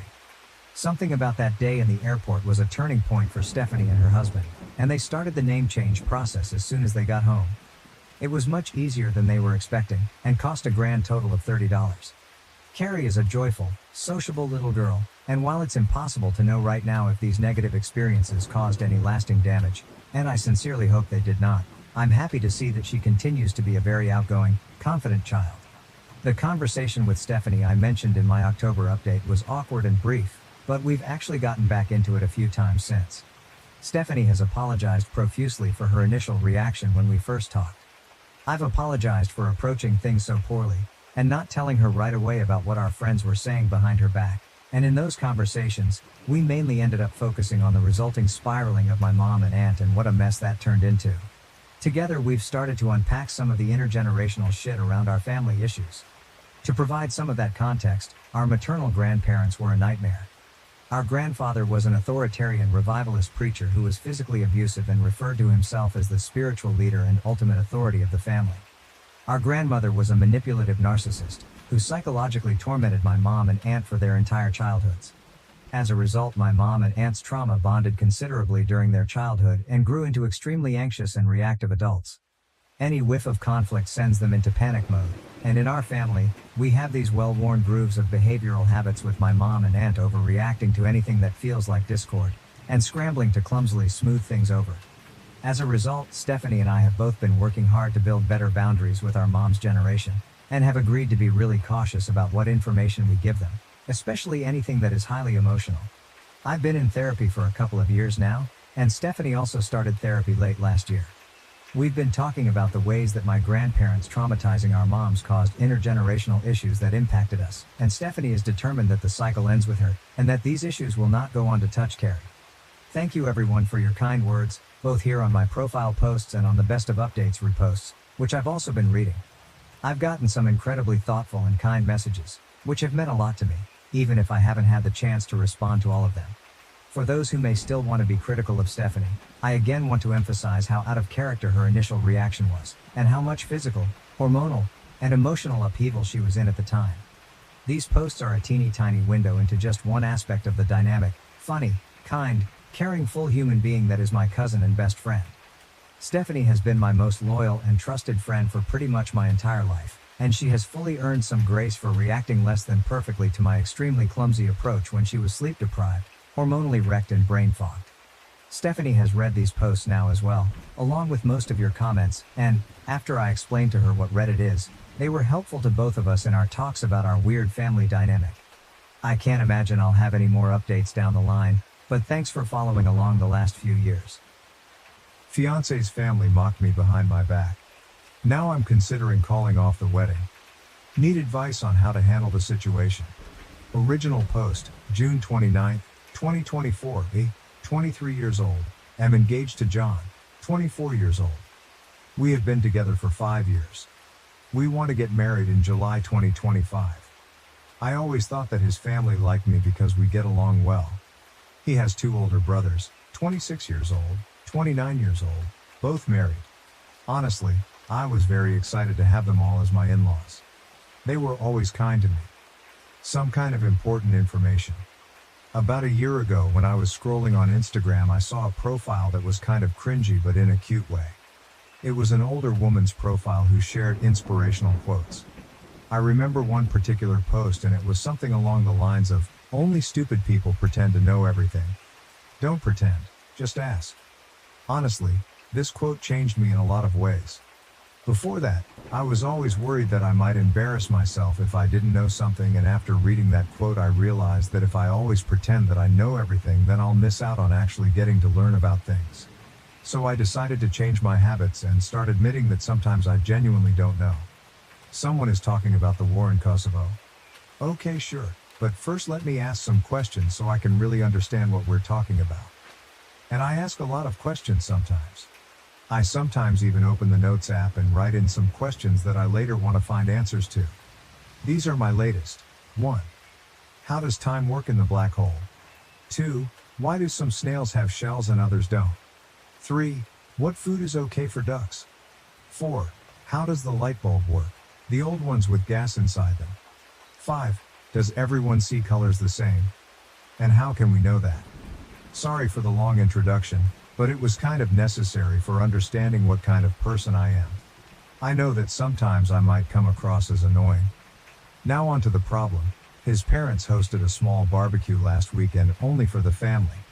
So it was the mom, 54 years old, dad, 59 years old, brothers, 26 years old, 29 years old, and their wives, 27 years old, 27 years old. I was the last person who showed up because I had to work late. I entered the house, and when I was walking towards the back of the house into the backyard, I heard John's mom talking about me. To be honest, she wasn't talking about me, more like mocking me. I heard her say in a high-pitched voice, "How does the sun work? Where should I put the fork? Why does nobody like me? How do I wipe my ass?" I just stood there. I had this sinking feeling. I couldn't move, so I just stood there. And I heard them all laughing. One of the wives said, "I actually don't mind her always asking questions. I think it's cute." And it made me feel hopeful that they would say something like, "Yeah, sure, we're just playing. We love that." But none of them did. Instead, the mom replied, "It's not cute. She's just stupid." After that, they laughed again. I heard John laughing. My heart kind of broke at that moment because he didn't even say one positive thing. He didn't defend me, he just laughed. I quietly turned around and left the house. I texted John that I got sick and had to stay home. Now I'm wondering how I should approach this situation. We live together and I sleep in the guest bedroom for now, and I use the excuse that I don't want him to get sick from being around me. I can't ignore him forever, and I can't pretend to be sick anymore because it's been too long. I'm not sure how I should proceed. Maybe it was just a misunderstanding. I'm considering talking to them about this, but I'm also worried that they won't be honest with me. I can't marry him if he really thinks I'm stupid. But I also can't marry into a family who thinks so little of me. But maybe it was a joke and I shouldn't take it so seriously. I'm so torn apart, and every day I convince myself a bit more that it's okay, and sometimes we should all laugh about ourselves. Now I feel like I'm just going crazy. I would really appreciate some advice. Too long. Didn't read, overheard future mother-in-law calling me stupid and my fiancé laughed. Considering leaving him. I'm wondering if it might be just a joke and maybe a misunderstanding. Need advice on how to navigate the situation. Edit. There are many comments saying that they cannot stand people like me. I agree that sometimes I can be a bit too much with the questions, but with that being said, I still think I'm within reason. I don't do it around people I just met. I rarely do it at parties or other gatherings. I usually do it with people who are close to me, who I think wouldn't judge me, or with people who specifically have knowledge about something and are willing to share it. If I'm a part of a conversation, I'm not rude and I'm not interrupting. I usually just ask one or two questions. If a discussion is about climate change, I'm not asking about monkeys, if you know what I'm saying. I'm also not a complete dumbass. I don't ask questions that generally would be considered dumb to other people. Those I just write in the notes and check answers later on the internet. I'm capable of reading, so I make good use of it. But after all, I still do ask questions a lot. Highlight comment and some replies. Commenter: they were laughing at you behind your back. If he says anything along the lines of, "That is how they are, get over it, it is not a big deal, you are too sensitive," anything that excuses their behavior, then he is really asking you to accept it. He is asking you to give your permission for it to continue, and your silence is your permission for it to continue. If they can't say it to your face, that tells you a world of information about the kind of people they are. If you want to see how things really are, confront them about this and see what happens. Their reactions will tell you everything you need to know about all of them and will be helpful in making such a big decision. It will show you how they deal with conflict, which will be a good indication of what you will be getting yourself into should you marry this guy. They will be a part of your life for as long as they are alive. You need to know if you can tolerate being a part of his family. Replier 1, OP: if he says they were just kidding, respond with, "Well, I'm not spending the rest of my life being the butt of the joke," and give him the ring back. This isn't going to get better if he does anything other than immediately apologize for everything, including not defending you. Replier 2, this is brutally sad to discover now, but it is crucial to either set boundaries or leave the relationship.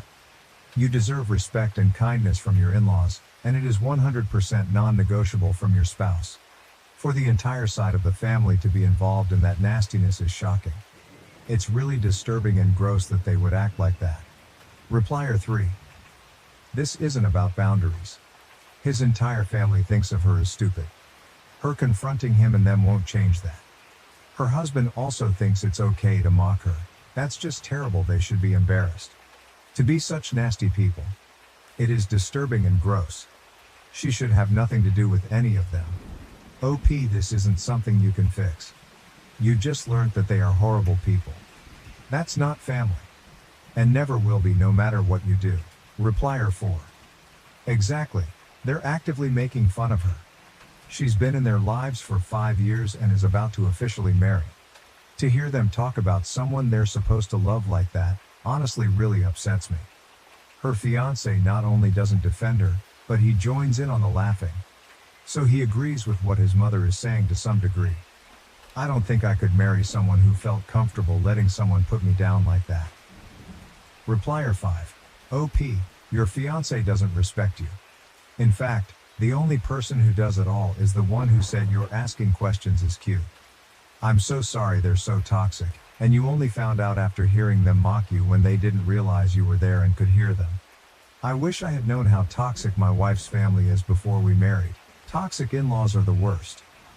Update post, July 2nd, 2024, 3 days later.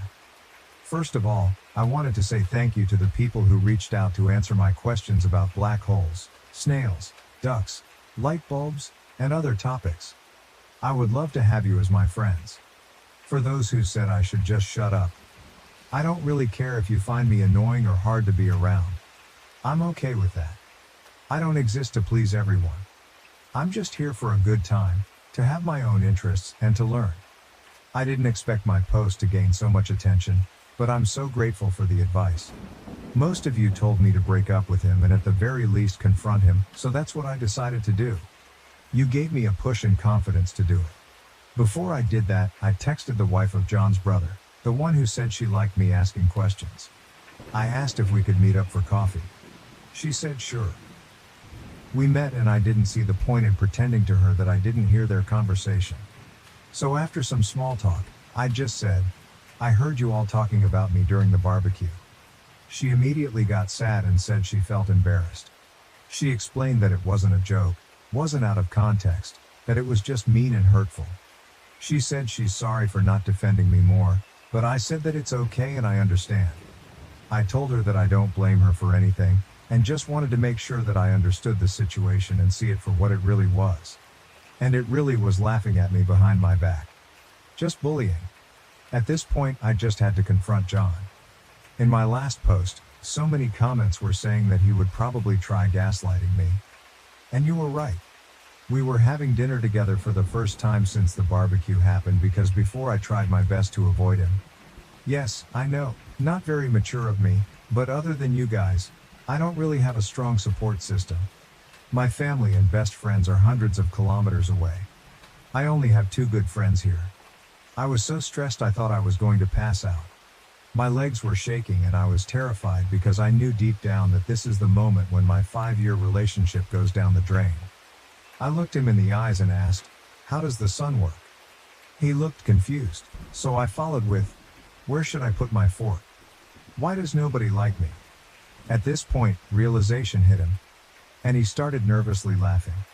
I said I was there and I heard them. After the initial shock passed, he got mad. He said it's rude to eavesdrop. I said it's rude to bully people. He tried telling me that it was just a joke, that I shouldn't be so uptight, that it really was funny. I said that I didn't find it funny and went to the guest room to calm down. He started panicking. He was asking me to please talk to him. He was much more apologetic and said that he would be 100% honest with me. I asked if his mother made similar comments before the barbecue. He said yes. I asked him if he ever defended me. He said he tries to. I don't know if I believe him. He told me he loves me and respects me. I don't know if I believe it either.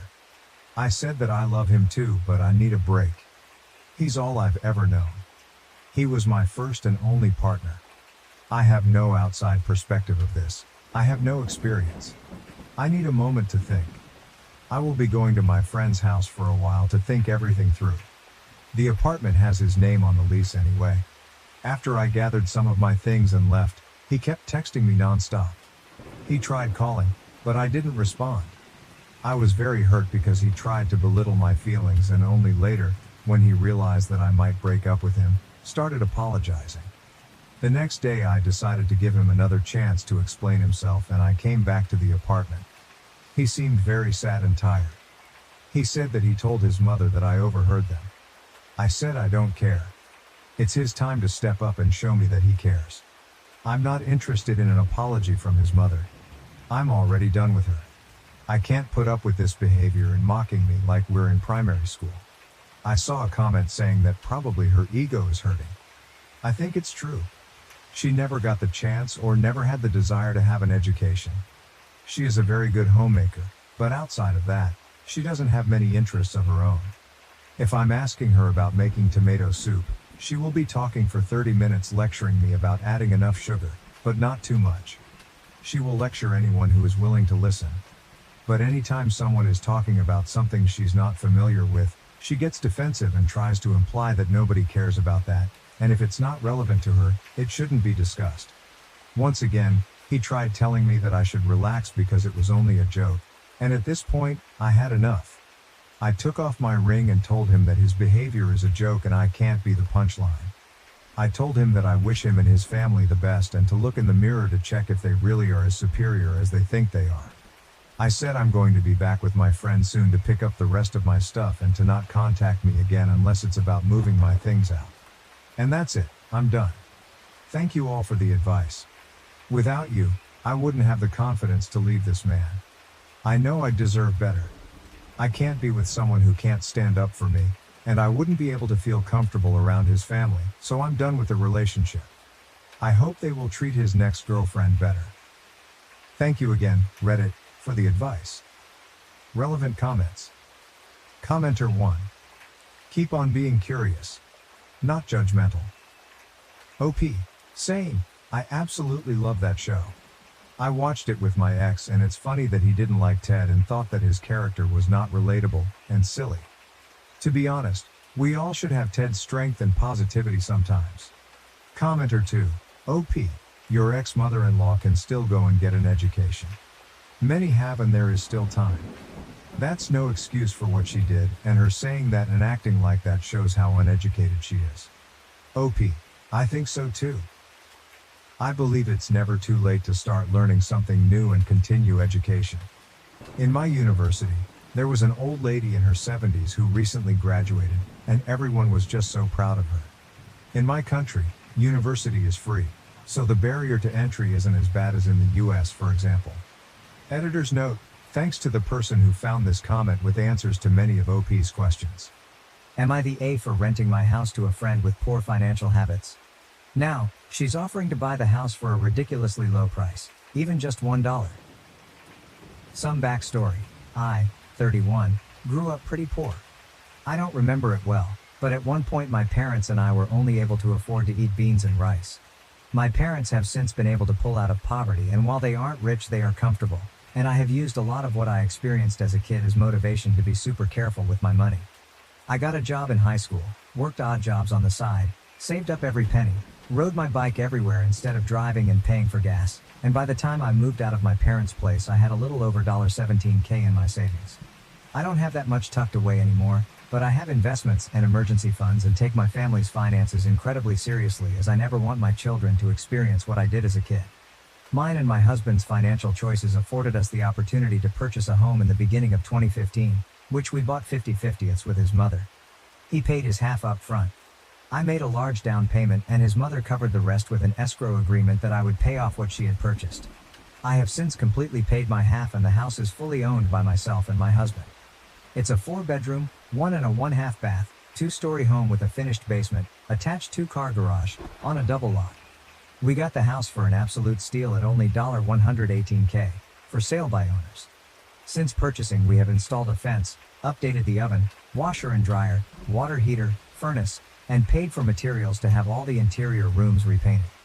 The only updates it needs are purely cosmetic, as the exterior paint is an ugly brown-pink color, which we have started repainting and need to finish. The hardwood floors have some distortion due to it being a 100-plus-year-old house and us having dogs when we lived there. And the bathroom could use an update, but structurally speaking doesn't need one. Needless to say, on a scale of 1, 5 with 1 being tear down the house and start over, and 5 being it's ready to put on the market to sell for $300K today, the house is sitting at a 3.5 on or 4. Backstory complete, let's get into what has become my biggest headache for the past 4 years. I have a friend, let's call her Carly, 27, who had incredibly similar experiences to me growing up, but struggles with finances and has never seemed to get the hang of keeping any sort of savings over $50 at a time. I'm not sure if it's a lack of self-control, or that she's simply too focused in the moment when she gets paid and doesn't think to look in the long term, but she consistently makes her lack of funds everyone else's problem.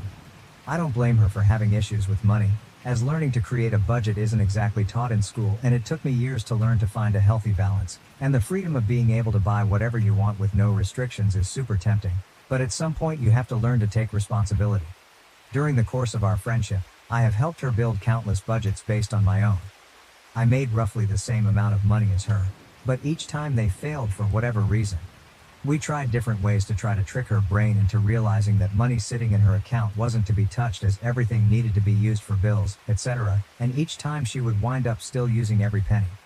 It finally came to the point where I refused to help her with her budget anymore, because she never listens to my advice. And when I pointed out the easiest and fastest method to get her spending under control was to get a payee, she said she didn't need to be treated like a child who receives an allowance.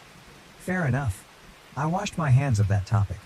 Carly moved out of her mom's house a little over 6 years ago and into a mutual friend's place. Let's call her Tia, 27. As far as I have been told by Tia, Carly paid little to nothing in rent, even though they both worked at the same company and made close to the same salary. Carly's living space was an absolute disaster. She moved into the basement, and it was lucky if there was even a walkway to get to the washer and dryer. She constantly asked me to come over to help her clean and organize her space, and because I'm a people pleaser, I would always agree. Each time we would make significant progress, but then by the next weekend when I would come over to help again, it was as if a tornado had gone through her space in the course of the week. I have no idea how she was able to fit so much stuff into that tiny space. She would never clean up on her own or make any sort of effort to put anything away, and would always wait for me to come over. And if anyone were to come down to watch us, it was always me cleaning or organizing while she sat back and dictated where everything went. Getting her to donate or throw anything away was like pulling teeth, as somehow even the smallest scrap of paper had some sort of sentimental value. After a little over a year of them living together, Tia couldn't handle it anymore and asked Carly to find some other living situation. She wasn't going to throw her onto the street, but she literally couldn't live with Carly any longer. There are a lot of other things that built up that caused this, but I won't go into that here. It just so happened that my husband and I had purchased a second home around this same time. What we had owed on the first was paid off. My husband had come into an inheritance, and we were able to look for our forever home that better fit our wants and needs. The best part for us is that the new house was literally a 5-minute drive from the old house. We had yet to decide whether we wanted to sell or rent our first house when Carly approached us with the offer of renting it from us. She and 2 other friends were looking to move in together, and with the house being as big as it was, there was plenty of space for all of them to have their own room and privacy. Since we hadn't yet decided if we wanted to sell, and there were 3 renters already lined up, we decided to use it as a means of passive income to invest in our future, and then down the road we would revisit whether or not we wanted to sell it or keep it as a rental. The red flag that I didn't initially pick up on was that Carly was already referring to the house as her house, to her 2 potential roommates even before moving in or signing a lease, so by the time it came to them all moving in, Carly had driven the other 2 girls to back out. The way I had written the original lease agreement was that the rent was flexible depending on how many tenants there were, so for the 3 of them they would have only been paying $750 total per month, and if only one person was renting it would be $400 per month. In this area you can expect to rent a bedroom for $400, so this was a crazy good deal, as we really didn't need the money and it was mainly to pay for insurance, power, heat, and property taxes. In the 4 years that Carly has lived in that house, rent has gone up 4 times. Once to $500 a month because the power bill went up and we needed to adjust for that, the second time to $550 a month due to the same reason, the third time to $750 after she got a new job, and last year in October. More on that later. Also, in the 4 years she has lived here, 2 separate opportunities for roommates have backed out. Each time because she was setting the rules and referring to the property as her house, despite having zero claim to it and the fact that each person would have their own lease agreement. When she first moved in, she was working a minimum wage paying job and she was my friend, hence the low monthly rent, but a year and a half ago got a new job at a local university, 30-minute drive away, that pays very well and has great benefits, but somehow she manages to blow through her entire paycheck on I don't even know what. Also during the course of these past 4 years she wound up owing me $750 in back rent as she repeatedly was unable to pay me the full monthly amount due to repeated miscalculations in her budget and overspending on garbage, which she then stuffed into mine and my husband's property. My husband and I realized after a couple years of being landlords that we aren't cut out for it. We have too much on our own plates and had no time for upkeep, and Carly wasn't holding up her end of the rental agreement that she had signed. We talked about it and settled on the decision to sell, but we of course didn't want to throw Carly onto the street and informed her of our plan. She proposed to buy it from us and started going through the route of getting a loan. During this process she realized that the house wasn't what she wanted. She wanted land and the house itself was far too big for her. She told us that, and we understood, and I even helped drive her to meet with realtors so she could check out other options to buy houses elsewhere. But each one fell through as she discovered that she wasn't going to get a new homeowner's discount or bargain with any loans that she looked at, and all of the loans required a minimum of a 10% down payment, which she of course didn't have. This is where the entitlement starts. Carly wasn't going to be able to buy a home, at least not the home she wanted, and settled on buy our house. We had briefly talked at the very beginning of her tenancy that we may consider a rent-to-own situation, but no agreement had been made. No sale price had been decided, no appraisals or property inspections completed, nothing had been signed. It was simply a comment that we had made in passing and then chatted about later, again in passing. She took it as gospel truth and said that if she bought the house that she expected the 2.5 years of rent she had paid us to be computed off the total sale of the house. I reminded her that we never signed anything about a rent-to-own and informed her that wasn't how this was going to work. Her next tactic was to try to suggest that we quit-claim deed the property to her, again without her paying us anything additional to the 2.5 years worth of rent she had already paid us. How this works is that whoever owns the property grants the title deed to whoever they're giving it to, and it's generally a lot faster and cheaper than going through the process of buying a house, but there is still generally something paid for the property when the title is transferred. At this point she'd only paid about $10K in rent, more than half of which went to paying for utilities that we covered instead of having her pay them in property taxes, and she was making it sound as if she wasn't going to give us anything beyond that. I again told her that this would not be a viable option. The house was in great condition, and even with the exterior paint and repairs to the floors and bathroom was worth at least what we had paid for it. $118K. She tried to spin it that she was doing us a favor by taking it off our hands, as I had expressed to her that we were tired of being landlords and it was more effort than we had time for. Her last attempt at buying the house on her own was to offer me $1. That's right, a single dollar. I will admit, I don't know if this was a failed joke attempt on her part, but it certainly fell flat and I was so mad I was shaking, though I laughed it off. Side note, during the time she has lived in the house, my husband and I have some stuff stored in the garage, as Carly parked on the street due to convenience, and she suggested on multiple occasions that she start charging us rent for storing things in our own house when none of it was in her way whatsoever, and we had already made it clear that if she purchased the house that we would remove all of our property. At the end of 2022, Carly started dating Reggie, 28M. They were long distance and would take turns visiting each other, and Carly made the comment to Reggie that we were looking to sell the house, and we threw out a couple numbers, the very lowest being $100K, but said that we of course would have to have an appraisal and look at market value, etc. He offered to buy it from us and said that he would start the process in March-April of 2023. I was relieved, my husband was relieved, Carly was relieved, everything was looking great. Some information about Reggie at the time. He is a retired Marine. He gets a monthly check from the government for close to $2,000 on top of his well-paying job.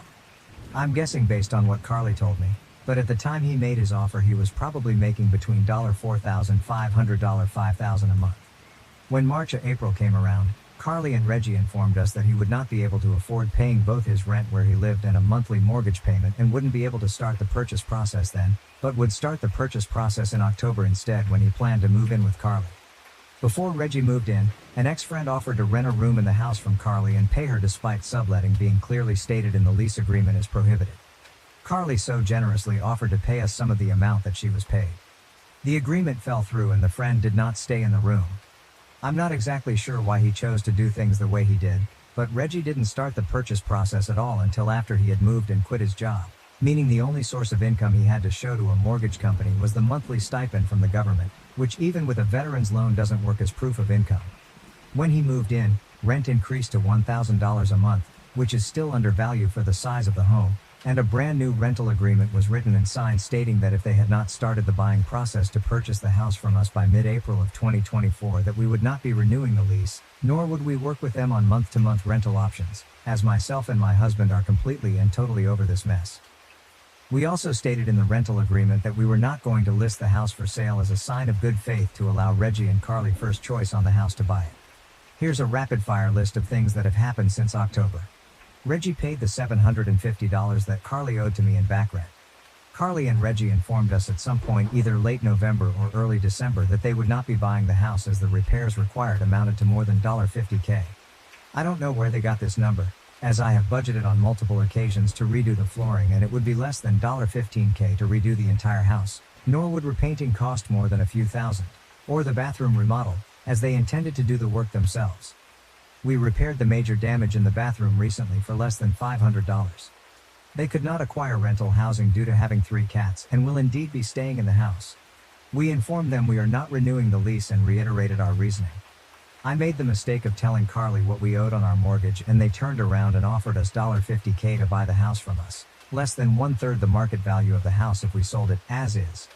We politely declined and then promptly went home and screamed into pillows.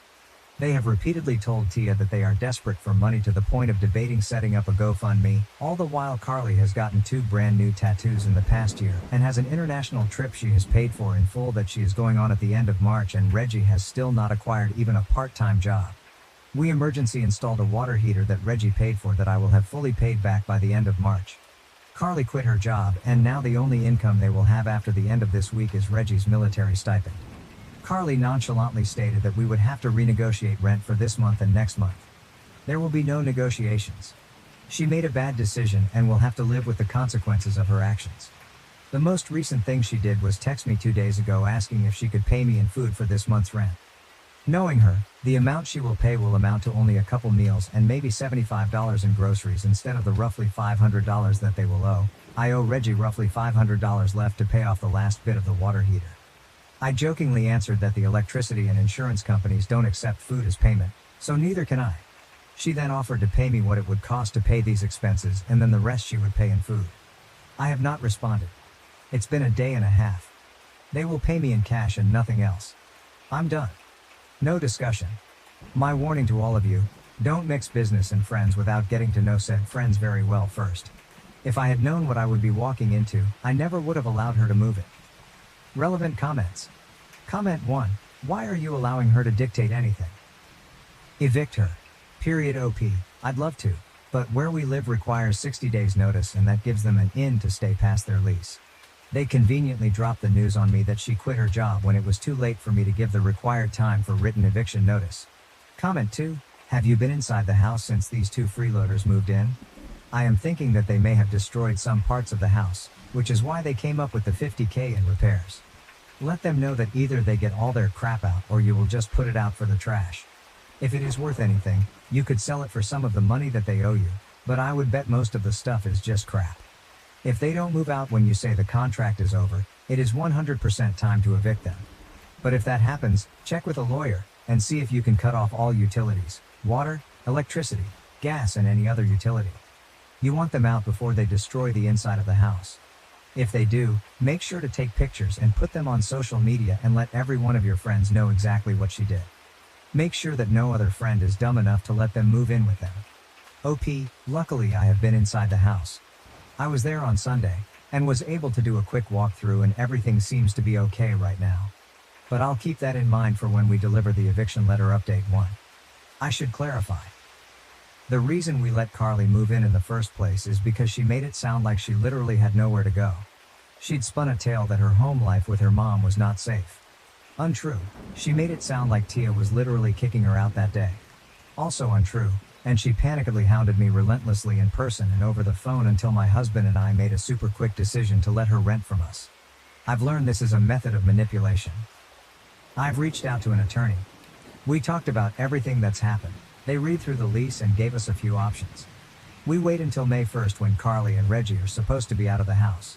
If they're not out, deliver an intent to sell notice. That gives them 90 days to vacate the property after the lease is up. Not ideal. We deliver the intent to sell now. That means they have until mid-June to GTFO. Still not ideal, but better. If they're still in the house past the 90 days, we file an unlawful detainer and the cops forcibly kick them out. We can't evict because we don't have the grounds. Even with all of this, the courts just about everywhere are against landlords and in favor of tenants. The minute their rent is late, we then have grounds for eviction. That gives them 14 days to pay or GTFO. But if they pay, the eviction process ends. So still not ideal. They can't get squatters' rights because they haven't been here long enough. I'm going to be telling her mother everything she's done, because I'm pretty sure she has no idea. I'm also telling all our mutual friends.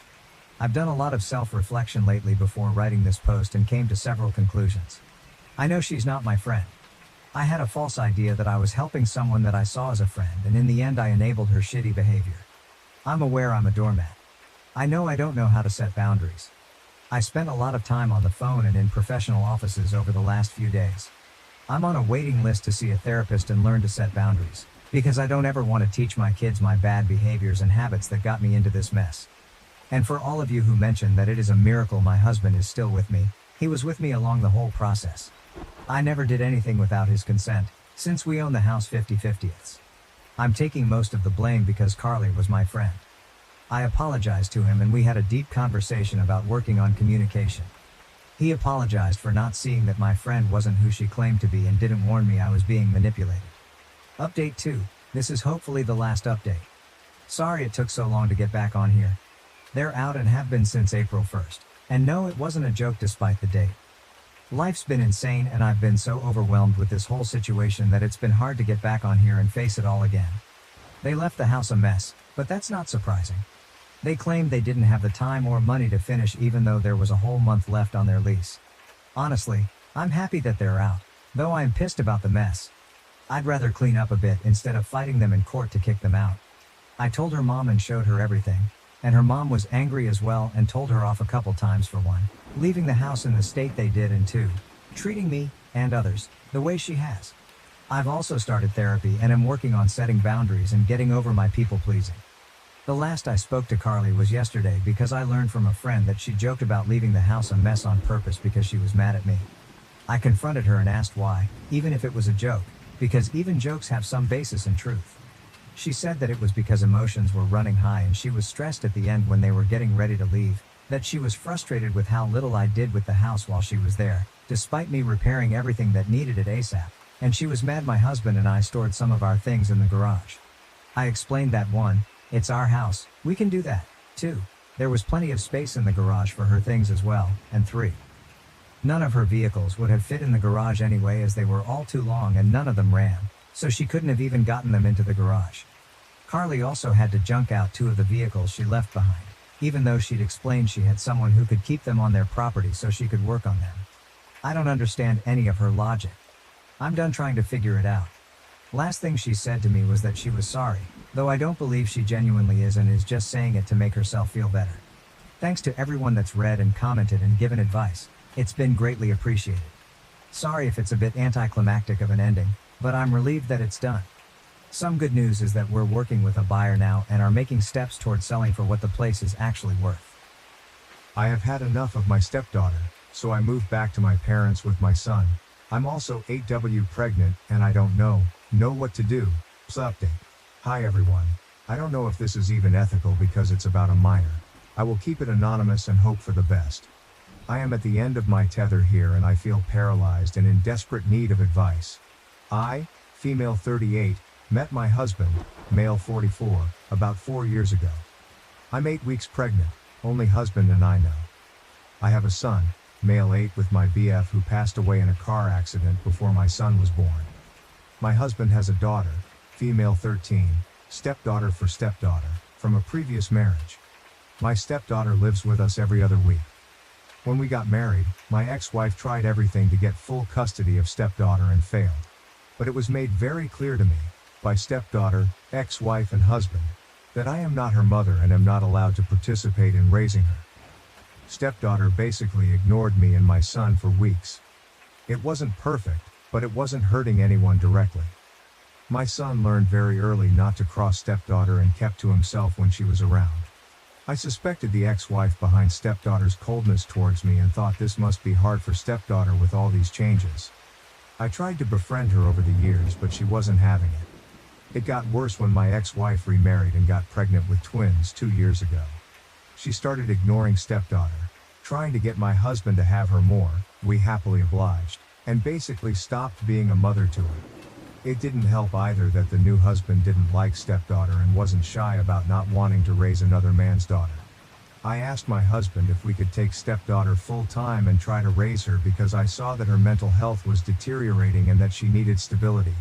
The ex-wife blatantly refused this suggestion, so we continued with it every other week. The twins were born about a year ago and all went downhill from there.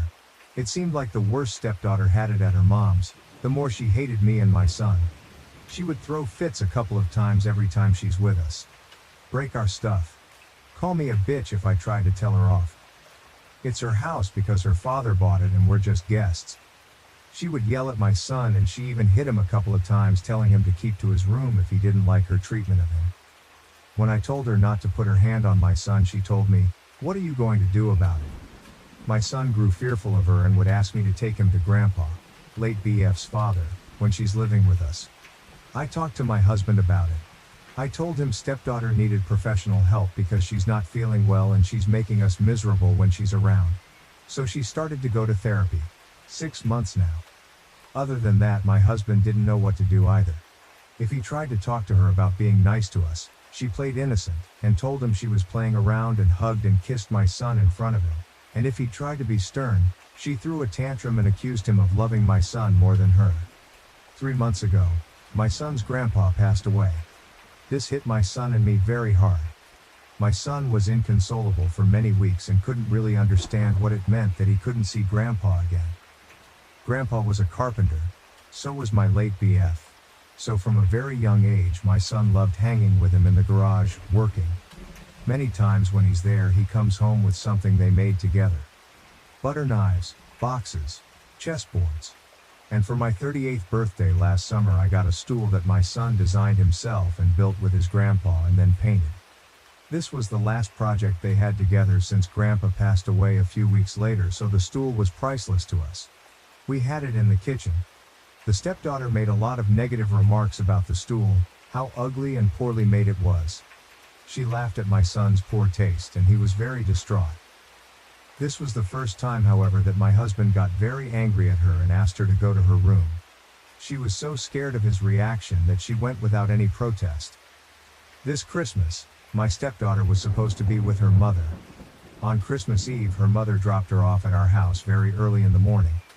Her new husband had decided he didn't want her to go with them to his parents' house, where they usually spend Christmas. The stepdaughter was on the verge of tears, standing there listening to her mother making excuses to my husband and me. My husband hugged stepdaughter the whole time and I tried to fight away my tears. After her mom left, she went upstairs to her room to sleep. I also went to sleep since we don't usually wake up this early on holidays. When she saw me, she smirked and said she didn't want ugly furniture in her house. I pulled her away and told her to go to her room and tried to get the pieces of wood out of the fireplace. That was when she threw a scalding hot liquid in my face. It was hot cocoa. I yelled in pain and my son started panicking, so I ran to him to tell him that I was fine. The stepdaughter stood there laughing. I took my son upstairs and went back to her. I grabbed her hard in her arm and started pulling, pushing and dragging her up to her room and locked the door. Husband came home with my parents moments later. My mom took me to the emergency room and my son insisted on coming with me. I had second-degree burns on my cheek and neck. When I went home, my husband was so mad at me for assaulting stepdaughter by using force to get her to her room. He told me I should have had compassion, knowing how hurt she was by her mother's abandonment. I told him that I have had enough with this. I am living a nightmare 1 or 2 of my life. Having to go on eggshells in my own home whenever she's around. My son is a prisoner in his own room when she's living with us, too terrified to cross a boundary of hers. I told him that I didn't know how to handle this, and that it was a mistake from the beginning that I wasn't allowed to be a parental figure in her life with authority. He disagreed and told me that she has a kind heart and needed patience. But the thing is, I don't think she does. She targeted my son's handiwork, fully aware of its sentimental value, and my face because she always hated the fact that my husband thinks I am beautiful and is open with complimenting my eyes and smile. I didn't stay there for Christmas. I took my son and parents and went to my parents' home where I live now. My husband is in panic mode. He's been texting and calling me all the time trying to get me to move back and work things out. Stepdaughter even texted apologizing, he probably made her. But I don't know what to do. I love him so much, but I'm ashamed to say that I hate that girl. My son starts hyperventilating of the thought of living with her again. And what about my unborn baby? I feel sick of the thought of having 1-2 custody, and being at the mercy of his half-sister when it's my husband's week. This thought makes me want to have an abortion. Please tell me if there's another solution to this hell I'm living. Update. Hi everyone, I hope you enjoyed the holidays. I'm overwhelmed with the support I received from you. It helped a lot. I was literally losing my mind and wasn't sure if it was wise of me to take these drastic measures. I'm sorry I didn't make an update. I just didn't think I had anything to add, plus these last weeks have been so hard. But I came here now to tell you that I have moved on with my plans. It's just hard for me to talk about it since it was a planned pregnancy and both soon-to-be ex and I were longing for him/her. It was also hard to see my soon-to-be ex broken over my decision. He thinks I have acted so fast and can't fathom how I could just throw away our life together so fast. I think he still doesn't realize the severity of stepdaughter's actions. He even had her with him when he visited me at my parents' house the first time. He wanted us to have a sit-down. When I saw her in the car, I immediately told him to drive back. He was shocked, however, when he saw the dark scars on my face. They'll fade away with time, according to the doctor. I can't help but blame myself though. It's my fault that he thought this was a sudden decision. Had I been more honest and open with him, he would have known this was hurting me and my boy for months now, years really. This blame will lie with me and me alone. I thought by keeping my mouth shut I would minimize the damage. How wrong I was. My stepdaughter is living with her grandparents full-time now, and I think it's going to be a permanent thing. Her stepdad is adamant about not having her around his children. I think this is so messed up on so many levels, but I don't know if I have a say in this. It's her parents' call, even if I think it a grievous mistake. And I can't say that I care either. My boy is doing better. He loves living with my parents. He knows he will have to change schools and he's so scared about it, but he still thinks it's great that we moved. We started therapy. In one session, the therapist tried to explain to him how stepdaughter is not feeling well, and that she needed help. He got upset and told the therapist he didn't agree with her. He told her stepdaughter isn't the only one hurting. Many kids have bad parents and that he never knew his father and lost people he loved, but still he wasn't mean to his family. I cried for days after this. I am so sorry for what I put him through. I just want to spend the rest of my life making it up to him. My beautiful baby. With Omicron, we're back to working from home, so it really doesn't matter that I live 5H from work. I work in a bank and I have talked to my boss. She will help me apply to a nearer office. I think I have covered everything. If anything major happens, I will make a new update. Thank you again for the support. You helped more than you can imagine. Ciao edit. We have rebuilt the stool. We couldn't make it perfect and we had to patch it in many places and repaint it. But we love it. Some explanation from OP. I'm sorry I haven't been able to answer all your questions. I wrote my update very late and went to sleep. When I woke up it was locked. I will try to answer some here soon. To be ex. And his ex got divorced because the ex cheated on him. Her relationship with the affair partner didn't last. An affair partner left her when they got busted. This happened way before soon-to-be ex and I met. But the resentment came from soon-to-be ex. Moving on. From what I understood, soon-to-be ex and his ex were planning to give their relationship a second chance right before I met him, and he allegedly changed his mind. He blatantly denies this, but I've heard it from his ex and even stepdaughter. I know I was harsh on the stepdad, simply because I don't think him to be a good human being. His reluctance towards stepdaughter started way before the twins, and even before they got married he made it clear he would prefer it if stepdaughter didn't live with them. He even tried not to have her at their wedding. But after the incident, I don't blame him, even though I know he was happy he got a reason to get rid of her now. The problem is that stepdaughter loves him and the twins. She never speaks ill about him and always praises him. When she felt hurt by them, her hatred for me increased instead. I don't know how to explain it, but I kind of understood her. My soon-to-be ex isn't an evil man. He's probably a bad parent, but I don't think he is malicious. He knew his daughter was hurting and his solution was to spoil her when she stayed with us. It didn't help either that stepdaughter saw that he loved my son and treated him well.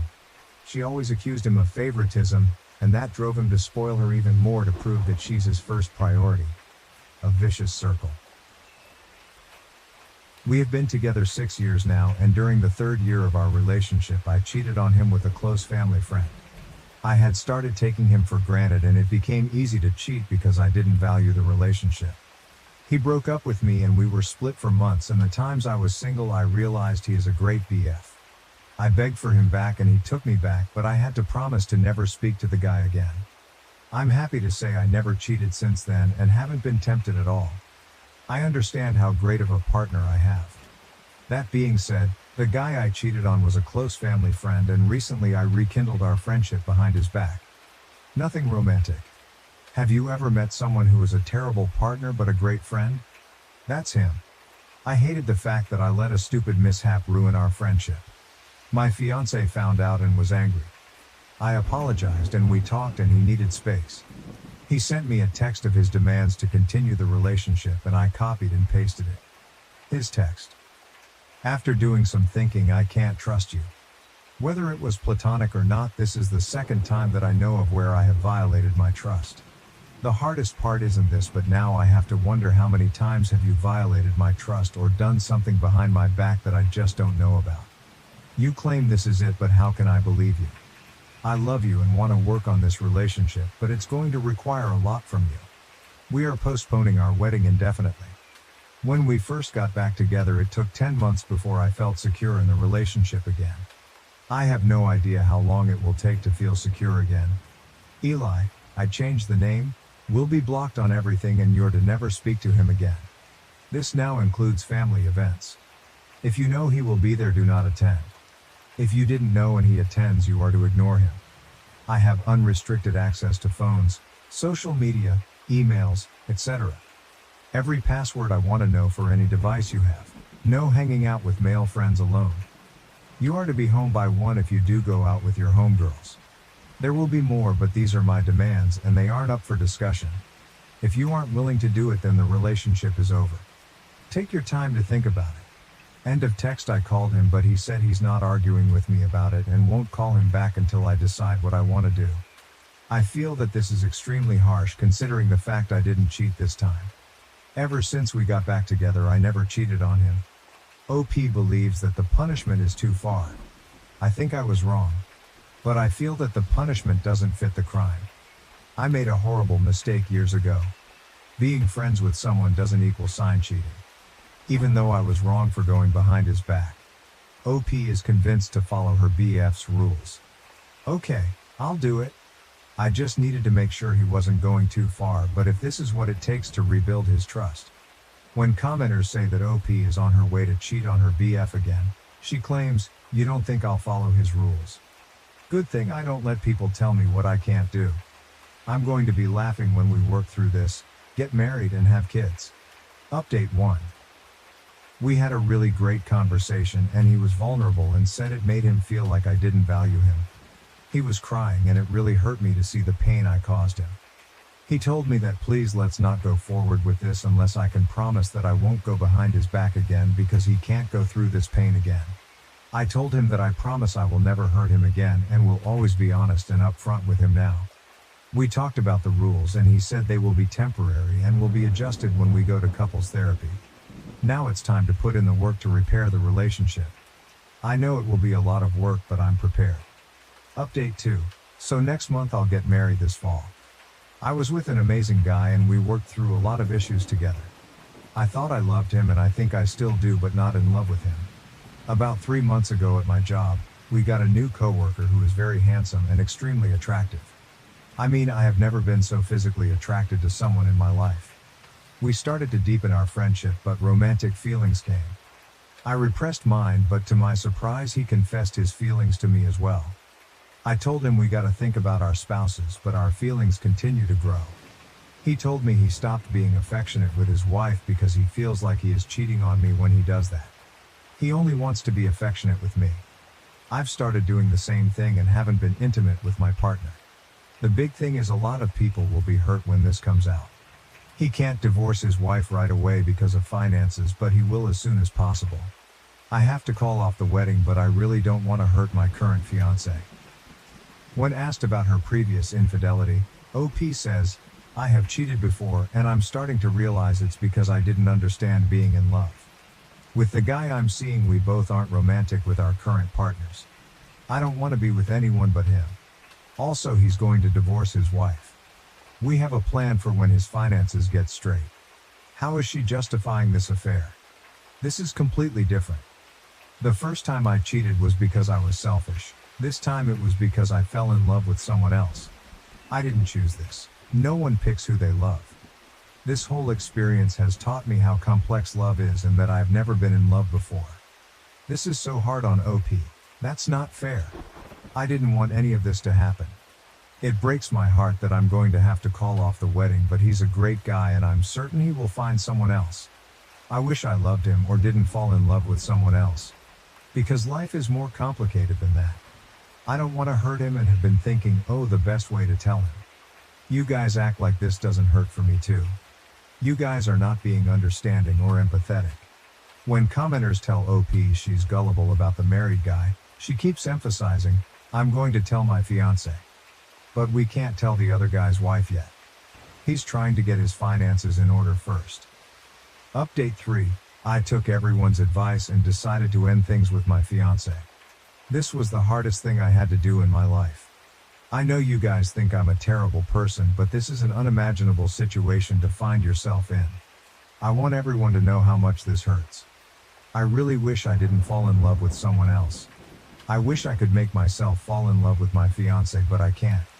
It took me so long to accept this. I hope you guys can understand that I can't convey this enough, that I care about my ex-fiancé. I know this will be best for both of us, even though it's hard right now.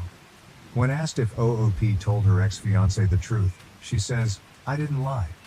I told him the truth, that I fell in love with someone else. I told him I still care about him. I keep telling you all that I care about him and would never use him as backup. He's a great guy and there's a woman out there who will love him and be lucky to have him.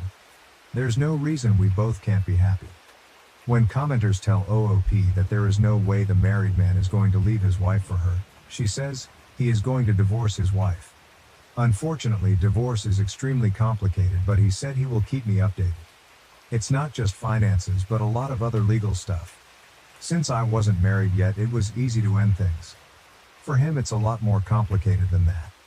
When commenters continue to call OOP gullible, she says, no, I was very clear in our conversation today that I want this figured out by the end of the year. That's plenty of time for him to figure out finances and legal stuff. That way by 2025 we can just focus on each other. Update 4.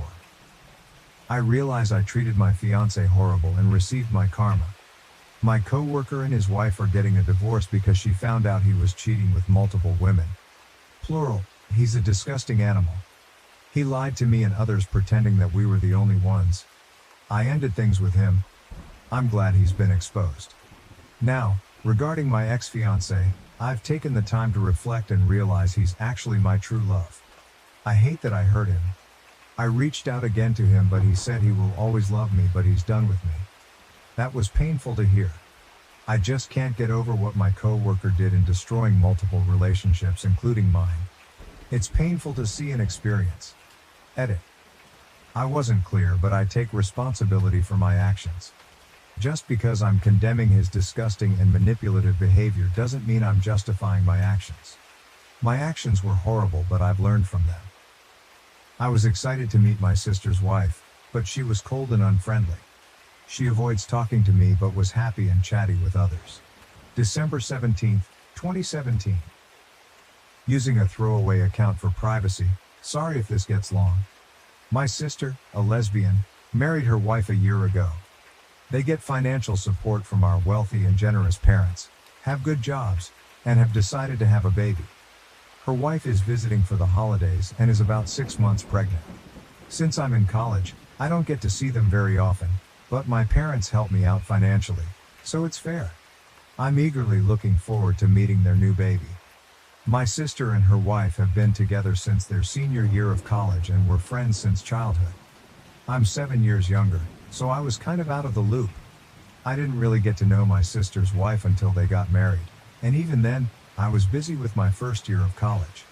I was really looking forward to this trip to spend some one-on-one time with her. Our parents live about 2 hours from my sister and her wife, and I flew in from across the country. We're all staying with our parents, who are not yet retired. My flight got in late last night, so I slept in. My parents went to work, my sister went shopping, and my sister-in-law stayed in, but I didn't realize she was around until she came downstairs while I was making lunch. She's obviously pregnant, and I haven't seen her since the wedding, so I was really excited to see her. She wasn't. I said hi and went to hug her, but she backed away. I apologized, and she just looked at me weirdly and went through the fridge. I tried to make small talk, asking when she was due. She gave me a weird look like I'd asked something inappropriate, then just said March and kept making her food. I said I was excited to have a niece or nephew and asked if she wanted a boy or girl. She sighed loudly, said she didn't care, and moved on. My sister had mentioned her wife had PTSD from a previous pregnancy, so I thought that might be it. I tried changing the subject and asked about her work. She set her knife down loudly, stared at me for 30 seconds, then said fine, and went to the dining room. Throughout the day, I kept trying to interact with her. I offered to get her a drink. She muttered no. I asked what she was watching. She said, "You wouldn't know it. It was The Simpsons." I said I was glad she was spending the holidays with us. She begrudgingly said, "Yeah." I thought maybe this was just her personality. Then my parents and sister came home, and she was super cheerful and nice to them. My dad asked if they had names picked out, and she wouldn't stop talking. My sister wanted a family name, and her wife wanted a unique name. My mom suggested my name, Aeneas, since it's uncommon but a family name, same as my grandmother. I said I wouldn't mind having a niece with my name, and my sister was enthusiastic. Her wife gave me a death glare. At dinner, I asked if she could pass the potatoes, and she ignored me. I repeated myself, and my sister had to tell her. She then giggled and said, "Guess I didn't hear." What should I do? Should I tell my sister or confront her wife directly? I have good relationships with my parents and sister and want to be involved with my niece and nephew, so I don't want to go no contact. How can I resolve this? Too long, didn't read. My sister's pregnant wife is cold and short with me. What should I do? Update, as of this morning. This morning at breakfast, my sister-in-law actually spoke to me, but it wasn't positive. She asked if I was seeing anyone, in a snarky tone. I said no, I'm busy with school. She responded, "Well, not everyone finds someone." My sister changed the subject, asking my parents about their winter home. My sister-in-law was so nice to them, saying how gorgeous the house is and how grateful she was for the vacation she and my sister took there last month. My mom started gushing about her, and it was a mush fest. After breakfast, I took our dogs for a walk. When I came back, my parents and sister had gone shopping, and my sister-in-law was home alone. She asked how I liked college. I said I liked it and started talking about my pre-dental major. She rolled her eyes. I apologized for oversharing and she said, "No, it's fine, you just have a problem with reading the room, I guess." Then she walked away. When my sister comes home, I'm definitely going to tell her about this. OP clarified why her sister-in-law might not like her. There was one incident regarding her wedding that comes to mind. Initially, the wedding was scheduled on the day of my finals, before invitations were produced or mailed. I called my sister to tell her that I either couldn't make it or the date would have to be changed. She was really upset because she and her wife had wanted a winter wedding, and the date seemed perfect for them. I suggested they didn't have to sacrifice the winter aspect, just maybe move it a day back. We had a big fight, and I assume my sister-in-law was involved, but my sister, who likes to be liked, didn't want to stay mad at me, so we worked through it. The wedding ended up being the day after my finals, which I was grateful for, and there's been no resentment or hard feelings since. My sister actually laughs at herself now for being kind of unreasonable. Her quote from that time was, "You just don't have to go. It's just a test." I was my sister's maid of honor, and I didn't see much of my sister-in-law prior to the wedding. She'd gotten food poisoning from her bachelorette party, so she was kind of holed up for the majority of the pre-wedding hubbub. During the reception, I made a toast, talked about my sister and her wife's friendship, how we've just been waiting for the two of them to get married, they're a match made in heaven, etc., etc. She teared up, gave me a big hug and said she was excited to be my sister-in-law. I wanted to talk more with her, but some relatives wanted to ask me why I chose the college I did, so I went to go talk to them. I'm probably going to bring this up with my sister either today or tomorrow. I'll probably bring this up with my sister either today or tomorrow, depending on what my sister-in-law is up to. Highlight comments. Commenter. So you said that the longest time you spent with her was camping, from a previous comment, and the wedding. Could you elaborate on the wedding? Did you interact with her at all? Were you at your sister's bridal party? But I agree with other commenters, you've just got to talk to your sister and/or parents to see what can change to make this better for the rest of your stay. OP, there was one thing I might be able to think of in terms of her wedding. It was initially scheduled on the day of my finals. This was prior to invitations being produced and mailed, just their idea. So I called my sister to tell her I either wouldn't make it or the date would have to be changed. She was really upset about it, because she and her wife had wanted a winter wedding. The date seemed perfect for them, etc. I said they didn't have to sacrifice the winter aspect, just maybe move it a day back. There was a kind of big fight, and I can assume my sister-in-law got in on it, but my sister is the kind of person who likes to be liked. Think of her as a human golden retriever. And she didn't want to be mad at me, so we worked through it.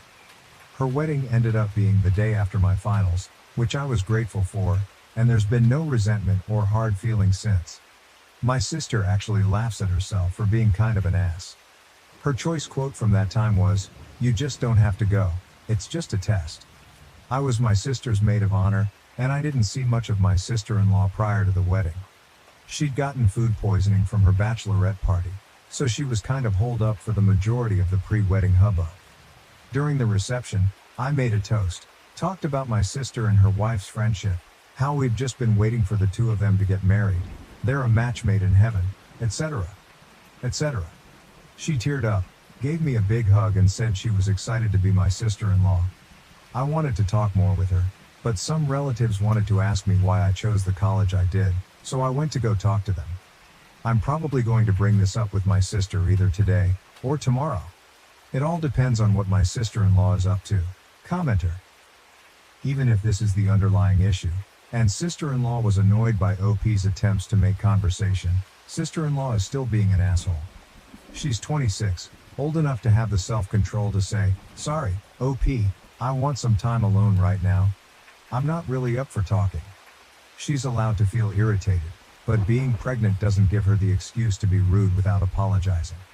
My direct advice, OP, is to scale back your interactions with your sister-in-law. You can still be polite.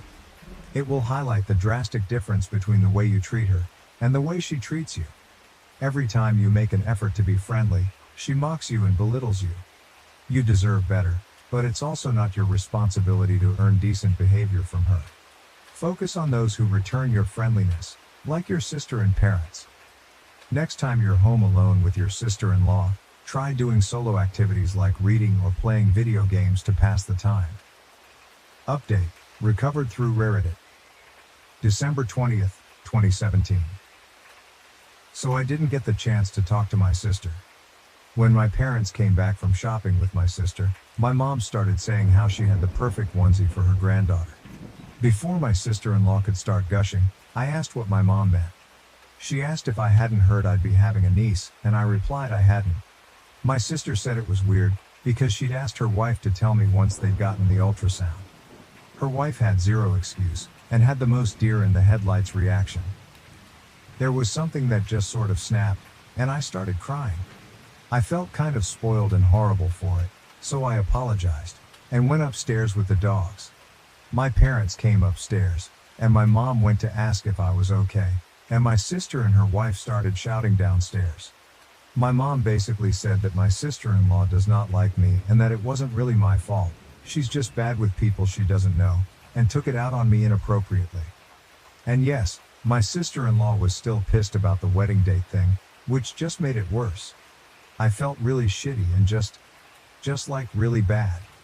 Part of it wasn't my fault, but part of it was my fault. And apparently my sister knew about both issues beforehand, and had given my sister-in-law directions to try and get along with me. They were still shouting downstairs, and I was kind of bordering on a meltdown, so I asked my mom if we could take the dogs for another walk. We went out the back, and when we came home my sister had left the house to cool down, and her wife was upstairs. I spent most of the rest of the day downstairs, until my sister came home. She had obviously been crying and was in a bad mood. My mom took her into the kitchen to try and calm her down, so I kept sitting in the living room. I felt like a bratty little kid again. Like, I genuinely felt like I'd fucked up my sister's marriage and probably ruined our relationship in the process too. Everything just felt awful. And when my sister came out of the kitchen, she didn't even look at me. Just went storming back upstairs. Her wife started yelling first, and they were fighting for a while before it got quieter upstairs.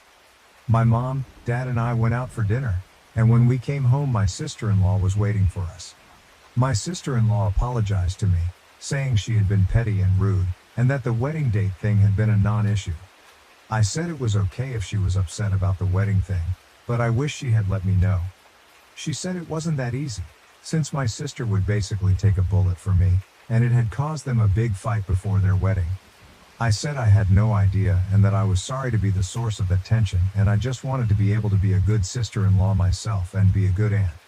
My sister-in-law got angry, and said I had ruined the opportunity for the first one, and she wasn't banking on the second one.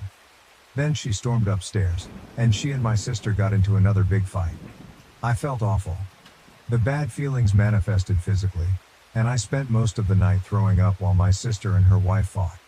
My mom was really kind to stay up with me, and my dad tried to get my sister and her wife to get off each other's backs. I specifically heard my sister-in-law shouting, "Who would you jump in front of a train for, me or her?"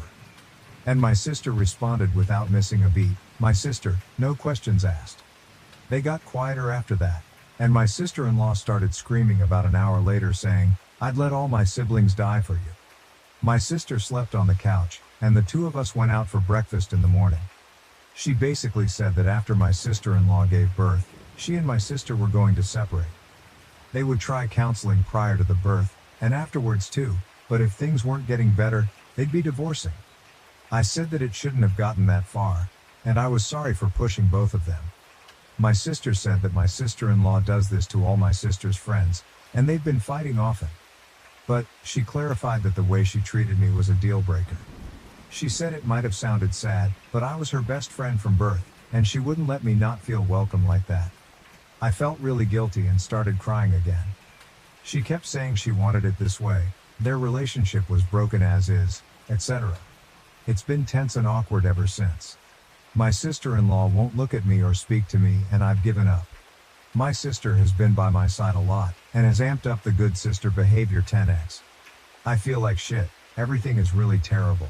And I'm sure I'm going to be making another post during the actual Christmas bullshit. Not a great update, but there we are. Too long, didn't read. My sister and her wife are separating because of my sister-in-law's behavior towards me. Spot on comments. Commenter. The sister says her wife treats all her friends that way. Isn't that classic jealous abuser behavior, trying to isolate them from friends? I guess the parents get a pass because they're rich and are giving money. Replier. Yeah, that is exactly what I think it is. As the other comment said, she isolated her sister from her friends and tried to isolate her from her sister.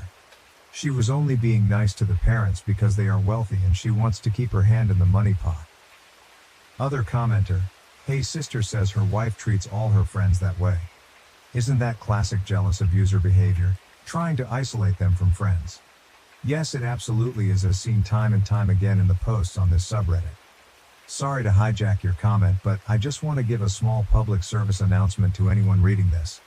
If your partner is acting even 1/4 the way that this sister-in-law is acting, then you either need to get out or find some way to shut that shit down as soon as possible. This behavior does not magically go away with time and will only grow as you sit and stay quiet hoping it'll blow over. Remember, for your sake, if your partner is trying to drive a wedge between you and your family or friends, they are planning on making sure you depend solely on them either emotionally and/or financially, so you can't get away from them when you realize and it's become too late. Please make sure to keep some kind of relationship with someone reliable and dependable in your life besides your partner, so you always have an escape in a worst-case scenario. Don't get trapped. Am I the A for not letting my stepson 12 live with us? I don't want anyone to interfere in my life, and the child is unnecessary in my marriage.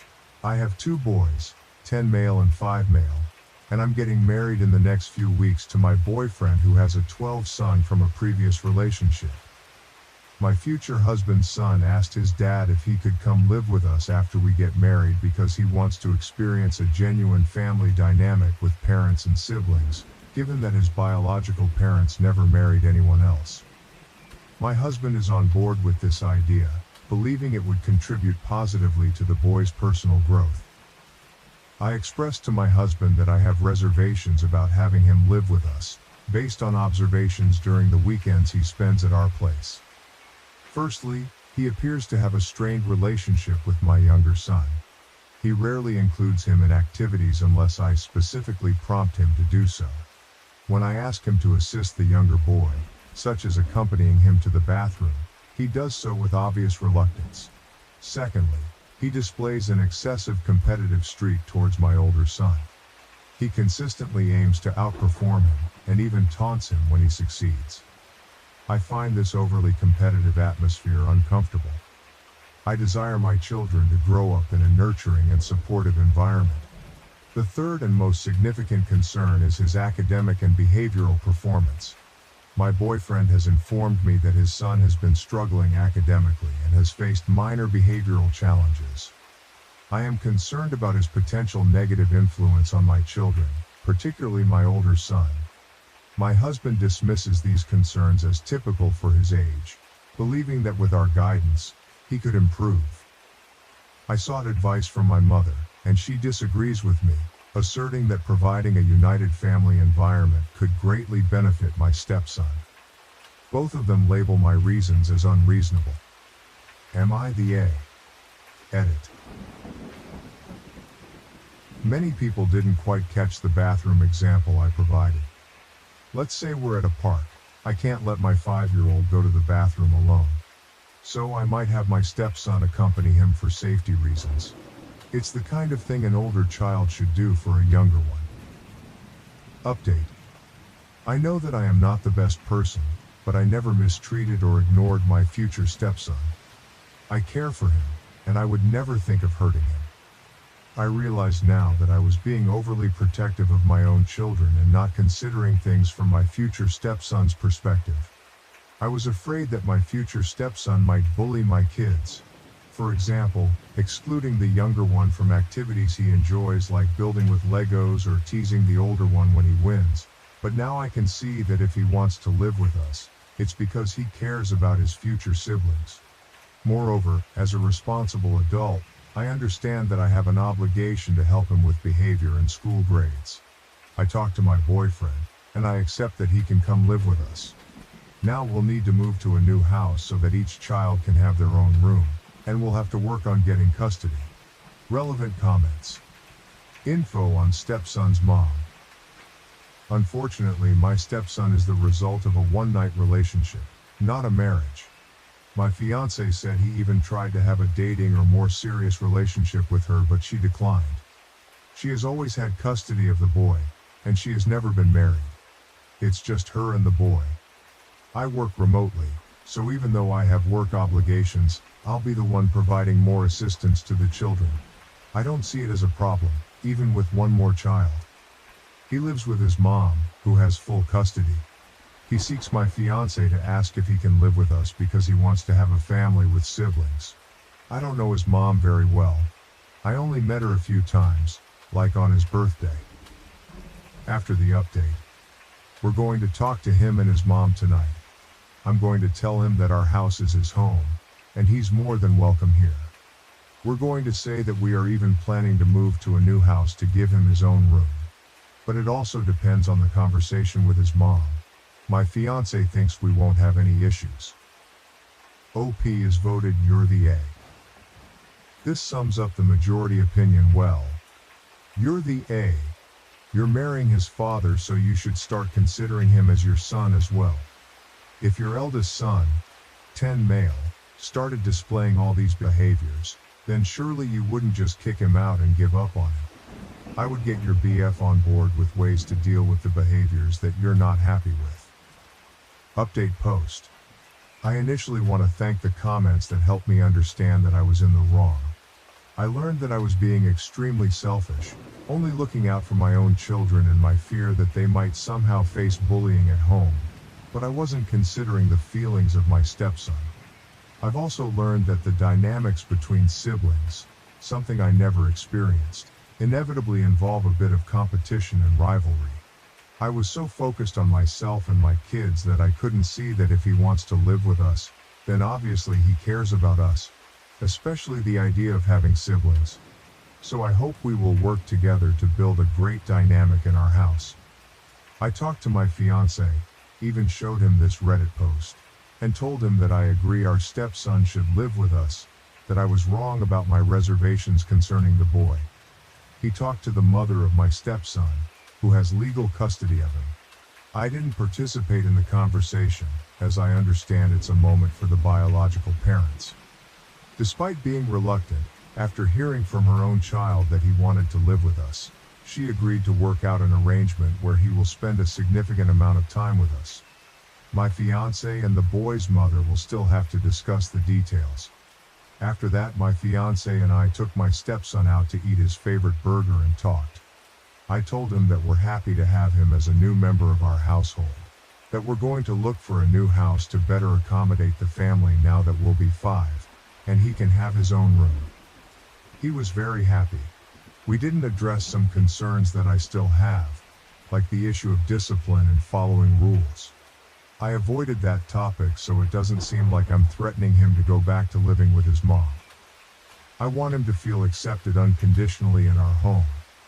But of course, we'll have that conversation about discipline with the older two soon to prevent any issues, and also emphasize the importance of maintaining good grades in school. P.S. There's no need for anyone here to send me messages cursing me out. I've received dozens of offensive messages, and it doesn't help anyone. I've also received supportive messages with advice, and I appreciate those messages. The internet and this community don't need to be a place for hate. Relevant comments. You need to discuss discipline as soon as possible to be on the same page. I'm aware of that. This issue has always been one of the key points for me. I always believe that when a child is disciplined by a step-parent, they might perceive it as unfair, which can significantly impact the relationship between the child and the step-parent. However, we've discussed making a list of rules and the corresponding consequences for breaking each rule, so I hope that no one feels unjustly treated. If something comes up that isn't on the list, then the decision will need to be a joint one between me and my fiancé. OP's stance. I've always told my fiancé that if my stepson came to live with us, then it would be for the rest of our lives, as my stepson isn't an object that we can return for some reason. I've always had that very clear. He was always a member of the household, you're the new one. Honestly, I think the issue here is just the choice of words. When I said member of our household, my fiancé and my stepson understood that I was referring to him becoming a new resident of the house, as he didn't live here before. Regardless of whether you agree or not, the fact is that he lived at his mother's house, and in practice was a visitor at ours.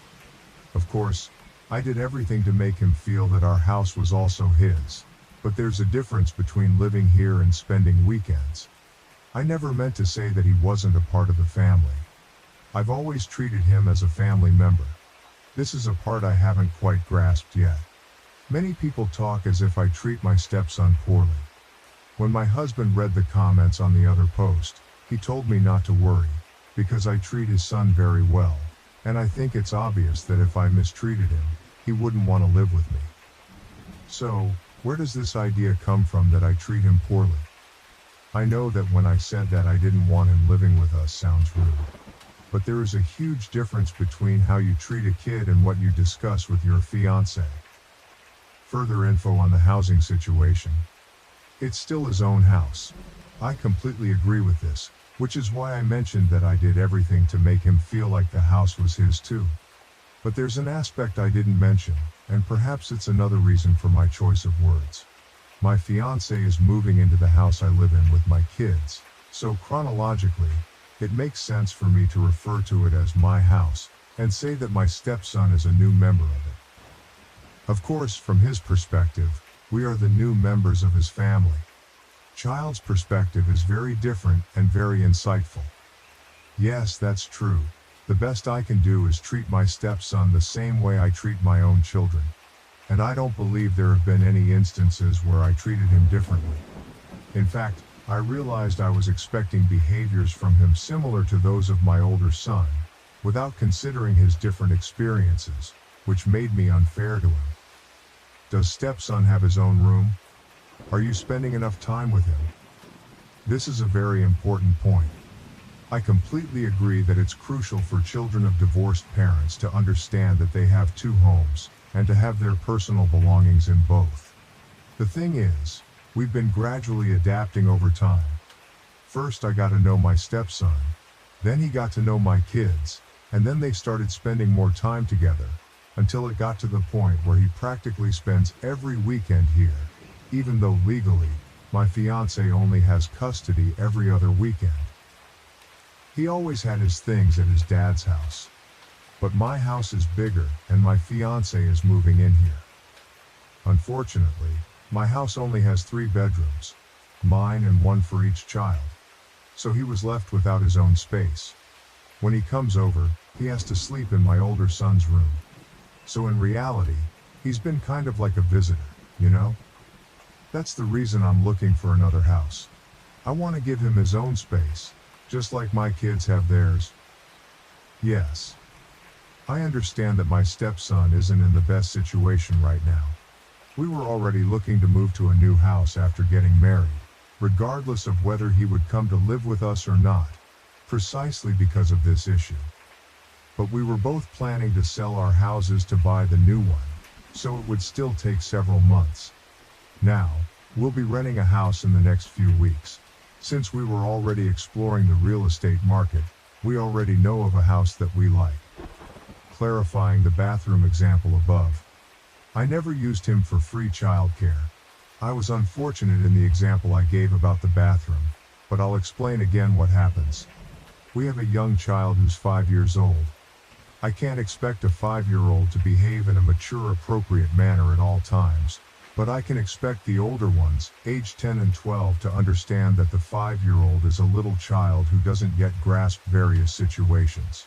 So, for instance, if the older 2 are playing video games for an hour without letting the little one join in, it's obvious they need to stop and let the little one play a bit too. Otherwise, the little one will feel sad and angry, think that his siblings don't like him, and so on. I'm not asking them to play with the little one all the time, but to look at the situation from the little one's perspective so as not to hurt him. In the bathroom situation I mentioned last time, it was just me, my stepson, and my youngest son.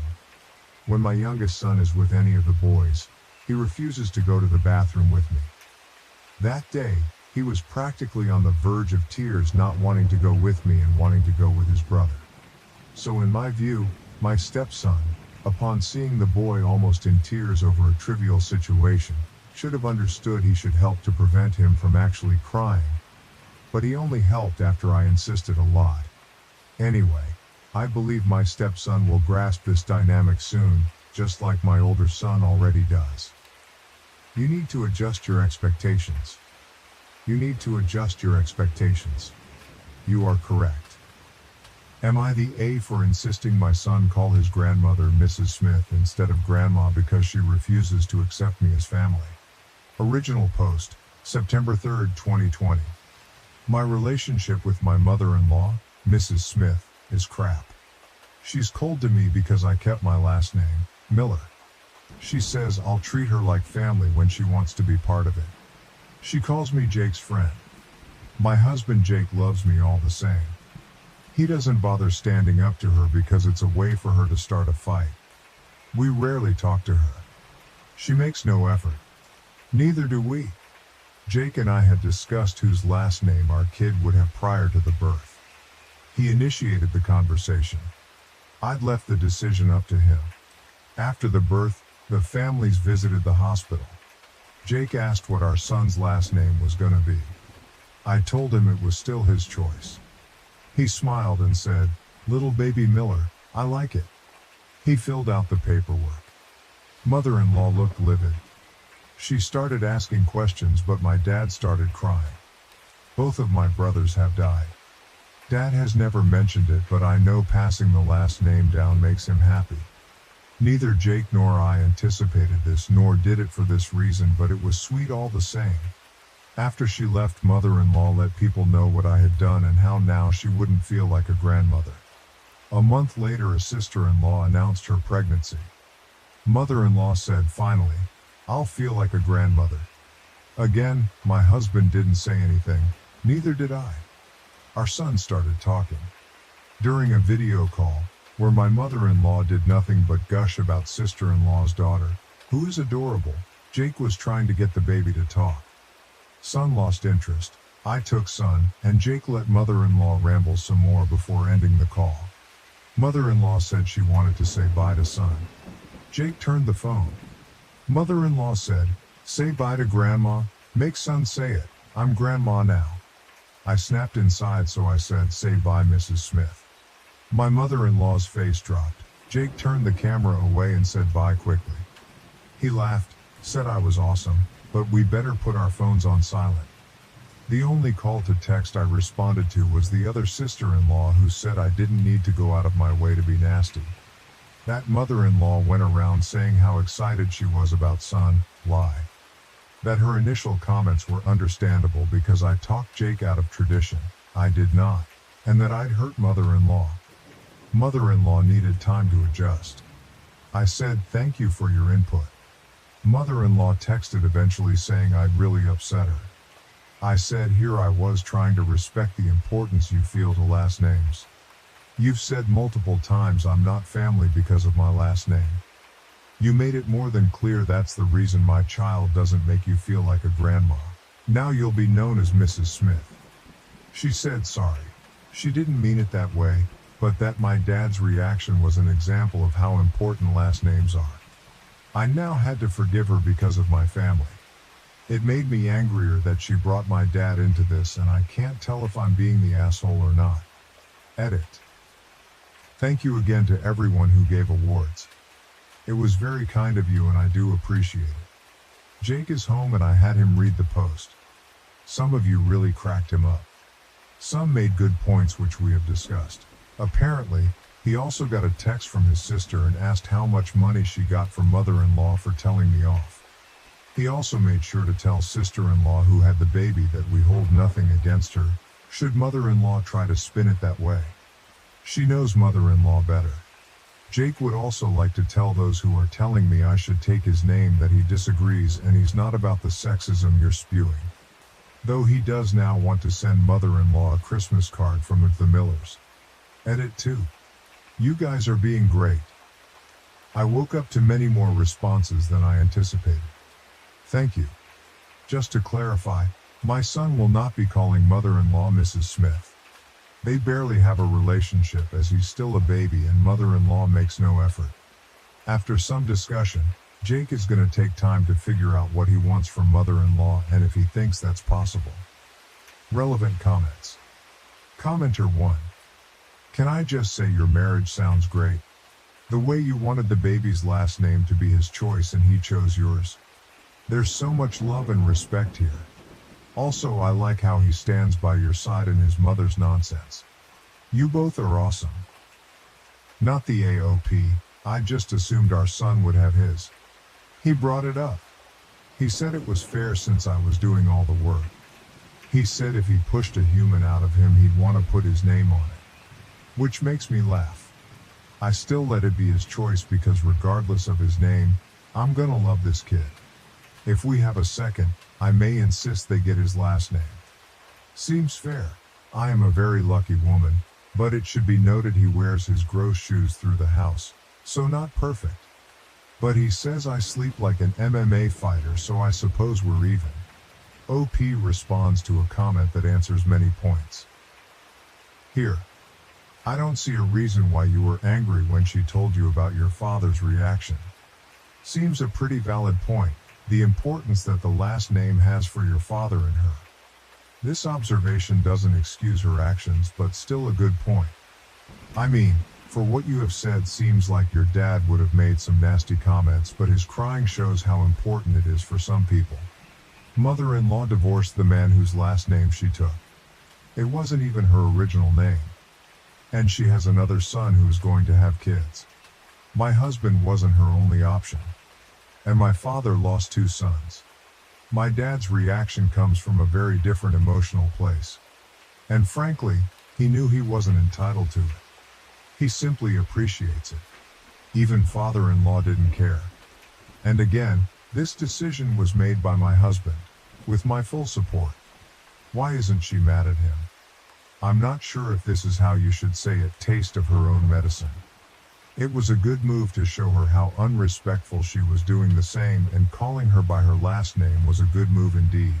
But now that she is taking accountability, I think that's the word, it would be a jerk move to keep calling her in that way. Maybe you can use this to put boundaries to her actions, so it would be smart to get an agreement instead of keeping the last name war. I'm not gonna keep calling her that. I'm currently discussing with my husband what we should do. Verdict, not the asshole. Update October 23rd, 2020. Jake and I appreciated all the support. Though Jake wants the direct messengers to know that he's okay with me taking his balls because he loses everything anyway. This brought him a good chuckle before the serious talk.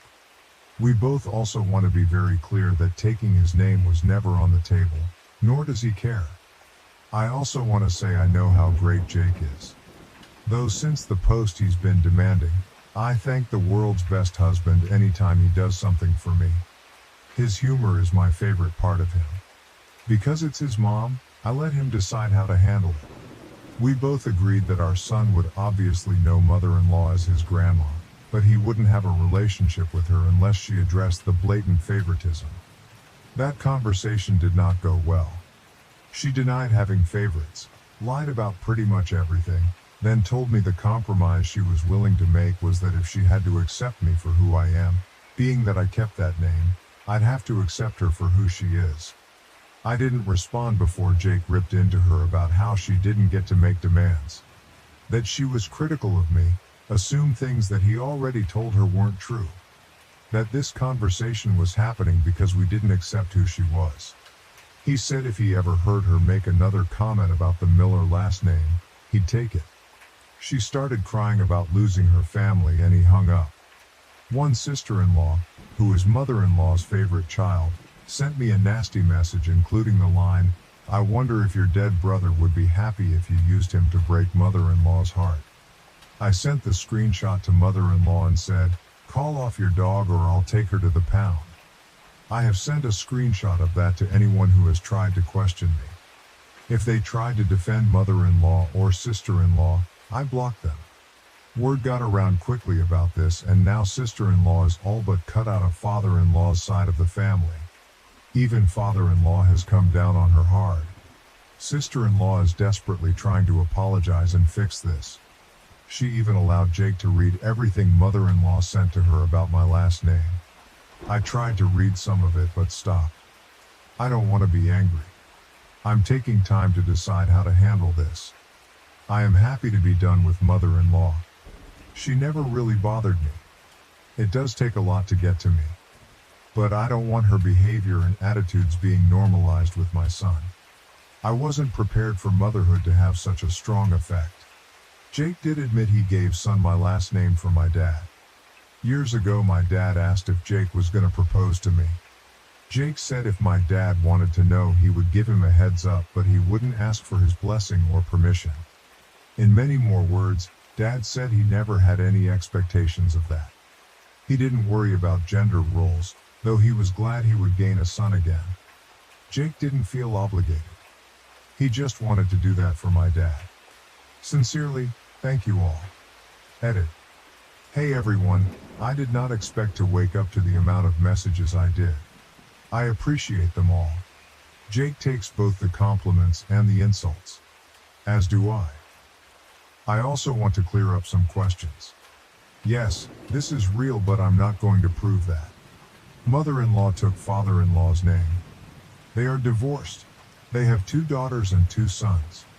Brother-in-law intends to have children and will pass on the Smith name. Sister-in-law has a daughter who has sister-in-law's husband's name. Sister-in-law also took his name. The youngest sister-in-law is the one who sent the text.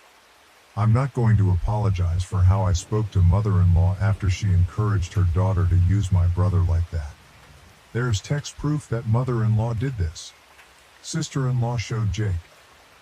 I have no intentions on seeking therapy or a relationship with either of them, and that's the most that can be asked of me in this upset state. If when we have a second child, I always intended for them to get Jake's last name. Jake knows and is cool with it. Jake is willing to be called by my last name, but I doubt he'll actually change it. Neither of us is willing to do paperwork out of spite either. Yes, I still cry remembering my dad crying about this. I always assumed Jake did this for this reason. He really is a great man. Relevant comments. Commenter 2. You've got yourself a great husband. Not a lot of people could stand their ground like he did. Good luck to both of you and your little son OP. He's always been able to stand up for himself. I won't say it didn't get to him, especially what his sister did, but he just runs it out. He may also make himself a world's best husband t-shirt if he sees more compliments. But he does deserve it. And thank you. Commenter 3. Would he consider changing his name to Miller, or would that just pour more gasoline on the fire? OP. Yes, he would, but he tries not to let anger make his decisions. I also don't think he would because of the paperwork required, and he does everything he can to avoid it, including bribing me to do it. Commenter 4. That line?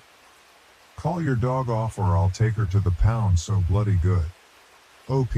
I didn't mean it violently either. Just keep your yapping dog in your yard or I'll make it someone else's problem.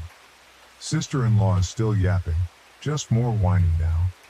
I don't think she realized her family would draw a line in the sand. The majority aren't necessarily taking our side, but it's clear they're staying out of it because defending her isn't really an option. Commenter 5. I'm glad OP and her husband feel at peace, but Jesus fucking Christ. They need to go NC with the mother-in-law before she can damage their child with her favoritism of the other grandchild and her general unhinged pettiness.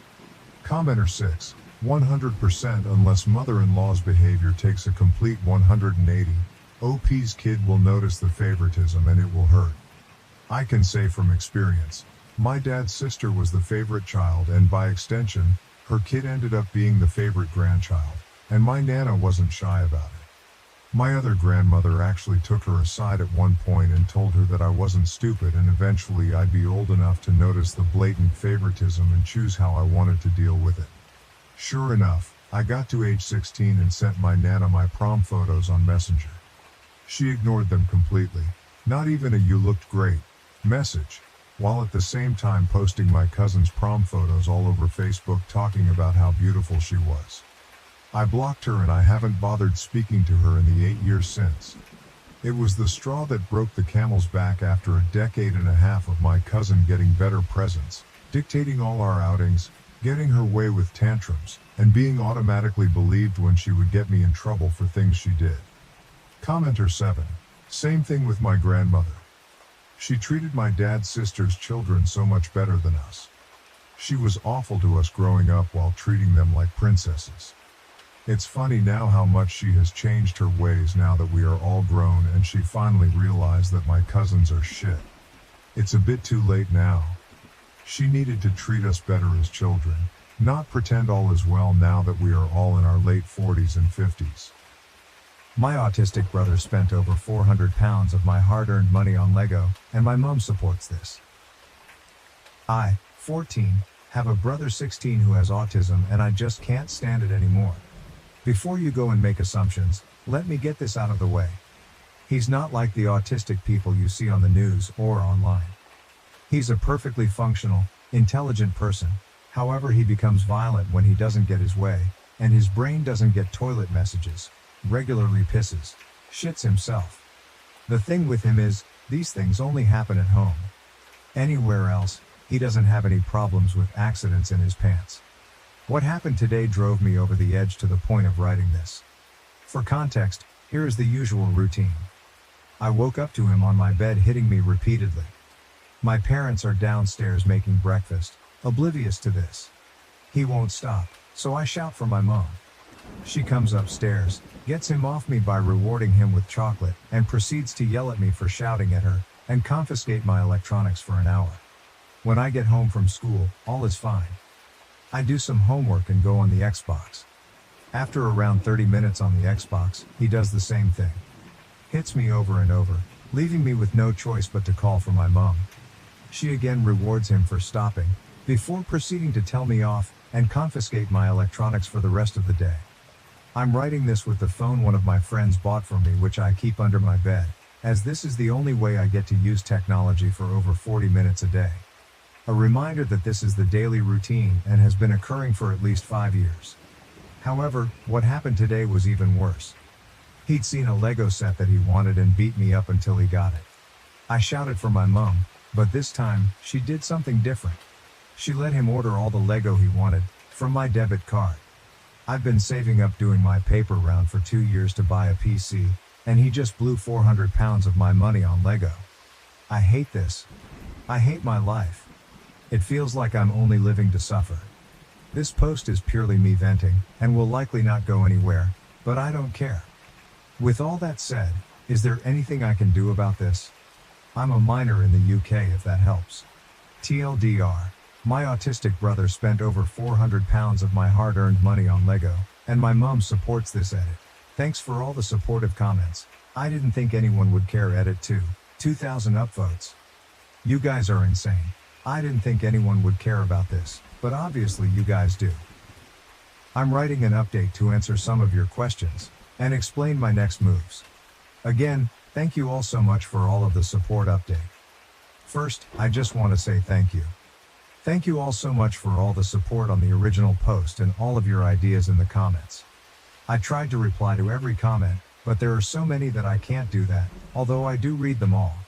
Second, I want to do a quick FAQ as many comments are asking the same thing. So here goes. Move in with another family member, tell another family member. They all live 100 plus miles away and don't believe that it's serious. You can get your money back as you're the cardholder. Nope, I need a legal guardian to go into the bank with me to do that. And finally, hit him back. I am a weak, 5 foot tall 14-year-old.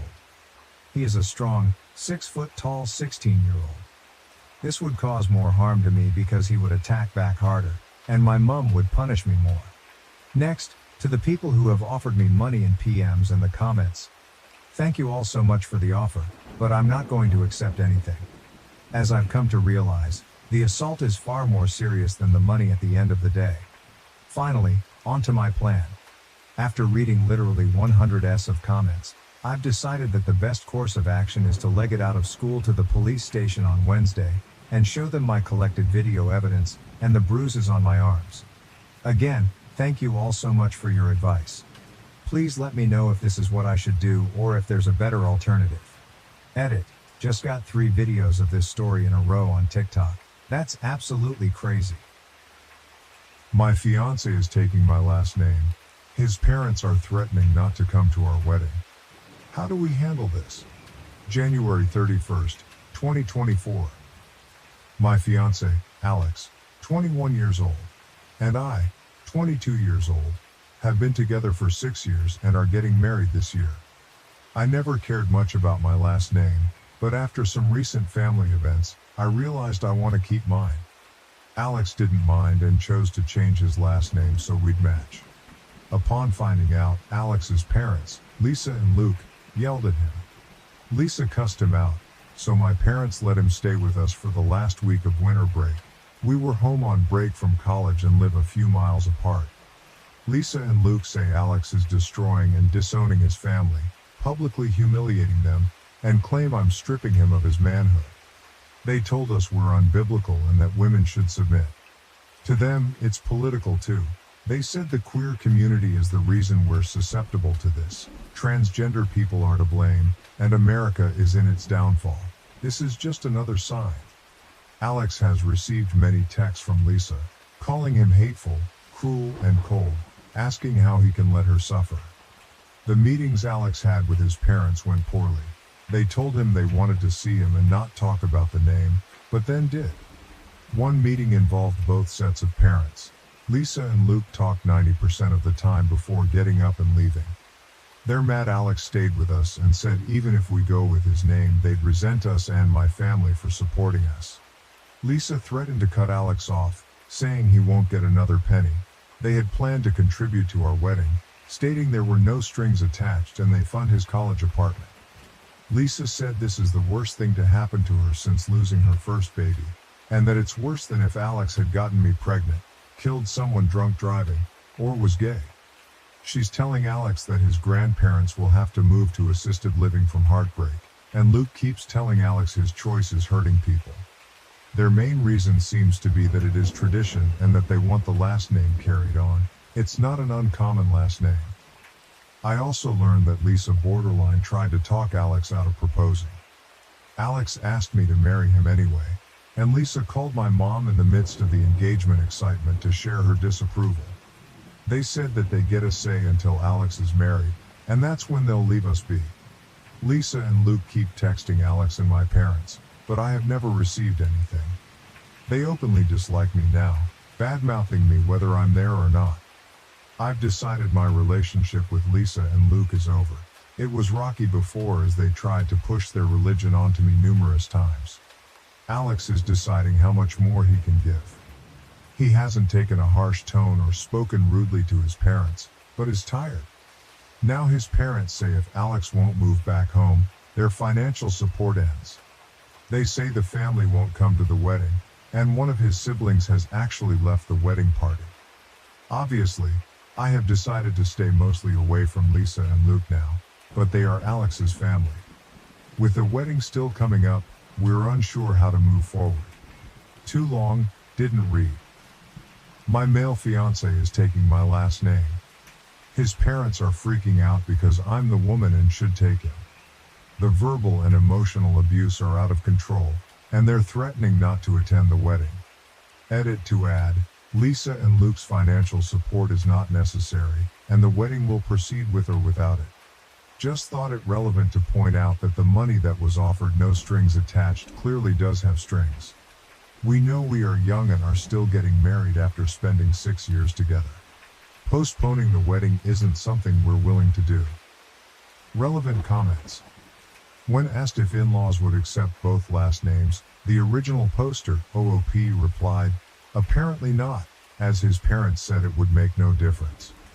Since they aren't keen on using both names anyway, they decided against it. For instance, one commenter stated, the only people that should be at your wedding are those who want to celebrate your relationship.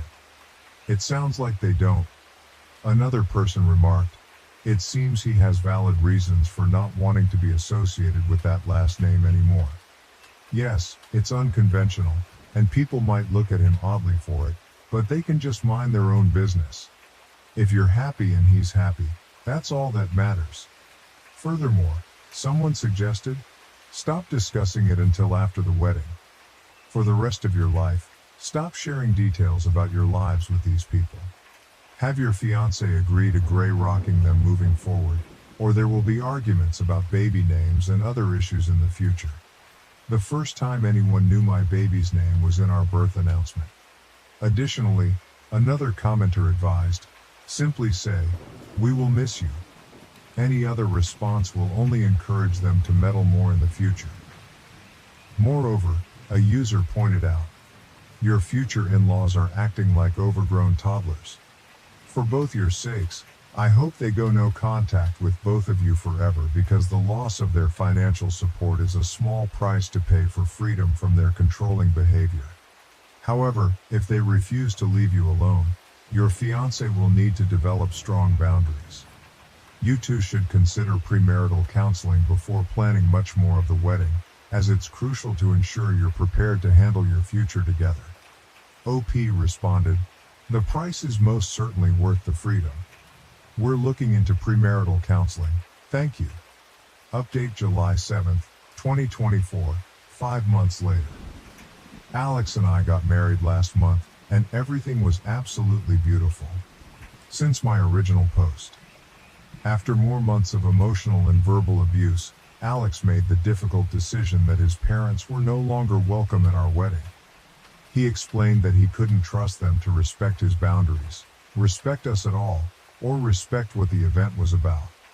As expected, they freaked out, asking if he was trapped and needed help, saying everything had become about me, OP, and telling him he'd been isolated from everyone he loves.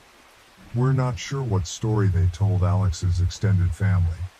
Alex reached out to everyone to explain what had been going on, but every response he received was more disgust toward his name choice, refusal of wedding invitations, and saying he needed to apologize, grovel, and fix the family. Most of Lisa's family were the ones talking the most about how dishonorable he was being and how he was breaking apart the family. Interesting, seeing none of them share Lisa and Luke's last name. Luke's family does. Luckily, only one invitation was returned with nasty notes inside, but the rest of the digital responses took Lisa and Luke's side, berated Alex for doing this near the anniversary of the death of Lisa's first child, and called him cruel and hateful. For context, Lisa's first child passed away a few days after birth, over 25 years ago. Alex says there has never been any remembrance that he knows of, and they do nothing on the anniversary. He doesn't even know the date of the anniversary. Lisa and Luke explained what happened once when he was young, and never mentioned anything again. We're unsure why it's all coming back up now, after presenting as generally unimportant his whole life. Apparently, this drama being 4 months from the anniversary was disrespectful. His sister Alice also went off the rails. After checking in to see how Alex was doing, Alice got angry that he wanted to discuss things over text instead of on the phone. It became obvious that she wanted him on the phone to berate him, because she ranted about how he was steamrolling their parents and wasn't really an adult because he wasn't married yet. She said she had encouraged Lisa and Luke to cut him off long ago, and that I, OP, wasn't acting like family since I stopped letting her follow my Instagram account. This was after she dropped out as a bridesmaid and made it clear she didn't support our marriage. I decided not everyone gets full access to my life. As his only sibling, it was devastating for Alex to watch Alice spiral into fully taking their parents' side, after initially leading him to believe she had his back and was supportive. After saying not to expect her and Alex's bill at the wedding, there's been no further contact since Alice refuses to speak to him unless he'll talk on the phone. At this point, he won't do any phone calls as we'd rather have a record of everything that goes down. Many people tried to talk to Lisa and Luke, my own parents, mutual friends, etc., to encourage them to choose the relationship and explain that the damage they were causing wasn't worth the loss they'd endure.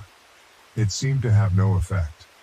Alex was quick to become no longer financially dependent on his parents. We've changed his phone plan, reclaimed all his bills from Lisa and Luke, fully moved him out, and finished college. We're not sure if they attended graduation. They texted Alex the day before to say they'd be there, but then turned off their location services.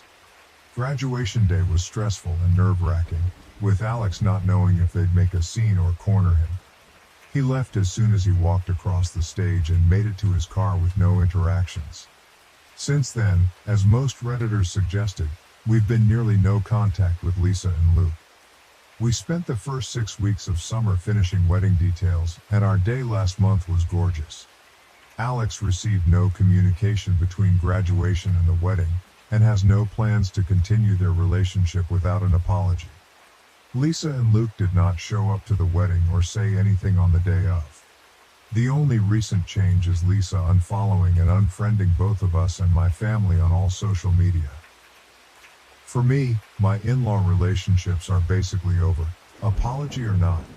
Learning they'd never supported our engagement, ignoring my existence, and hating me because of my political and religious beliefs is enough for me not to keep contact. Thank you, Redditors, for your kind help and good wishes. Our day was truly perfect and straight out of a fairy tale, and we're looking forward to the next chapter of our lives, with hopefully less drama. Too long, didn't read? Parents were uninvited to the wedding. Sister flipped a switch. Currently no contact with all. Wedding day was beautiful and not dramatic. Relevant comments. One commenter remarked, "Wow, just wow. How can a whole family implode over something as ridiculous as a last name change?"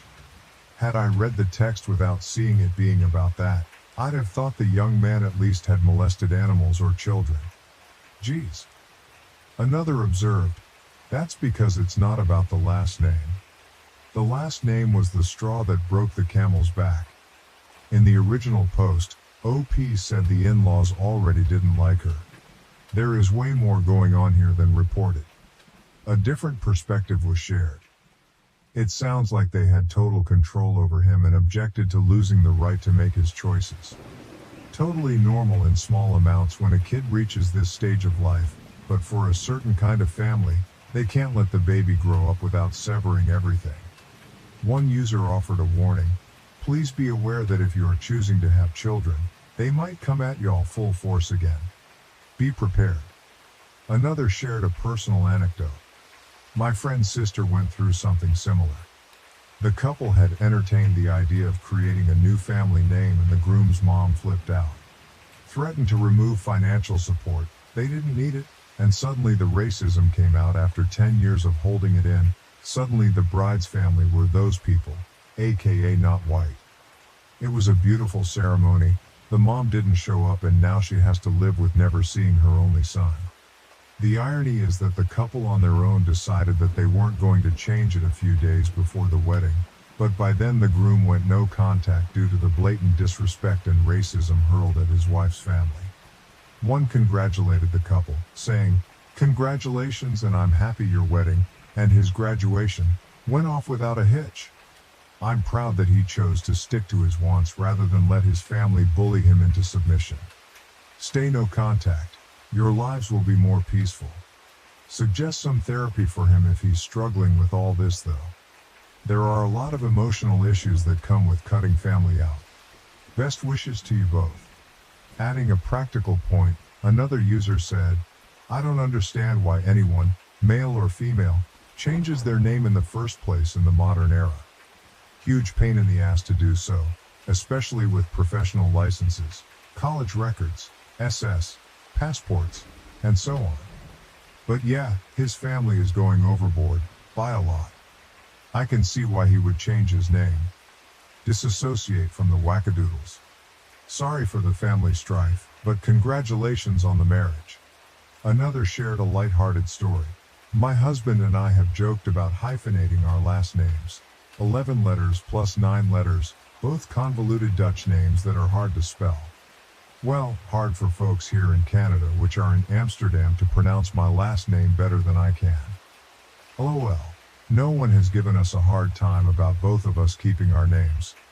I think the only people who had any sort of comment on it were my parents, and that was just from a practicality standpoint. They've moved provinces a few times and mom had to bring name change documentation with her every time she changed her ID to reflect her current province. I was warned that it could be a potential headache if I changed my name, but that was it." Someone else shared their personal dilemma. "My partner has a name that's a bit funny in our language, derived from the name of a trade, and a pain to write and pronounce in English. Not so bad in our local language, just long, as it's also 11 letters. I work in an English-speaking environment, and trying to explain to people how to pronounce something similar to Hadjiski doesn't sound very appealing. It's not the real name but has a lot of similar sounds. But if we marry, I would prefer to keep mine, not so much because of the pronunciation. I just don't like how it sounds with my first name. Hyphenating sounds like a pain, and my full name would become 35 characters. However, if I kept my last name and we have kids with his last name, I will have to always carry a document proving the kids are mine. So no ideal solution here. His family likely won't be too happy if I kept mine, but they might just get over it if we finally marry. I think they gave up on any of their kids getting married years ago. We are all happily cohabiting without making it official. Adding another anecdote, a user said, "My dad died, and when my mom remarried, she kept my dad's name.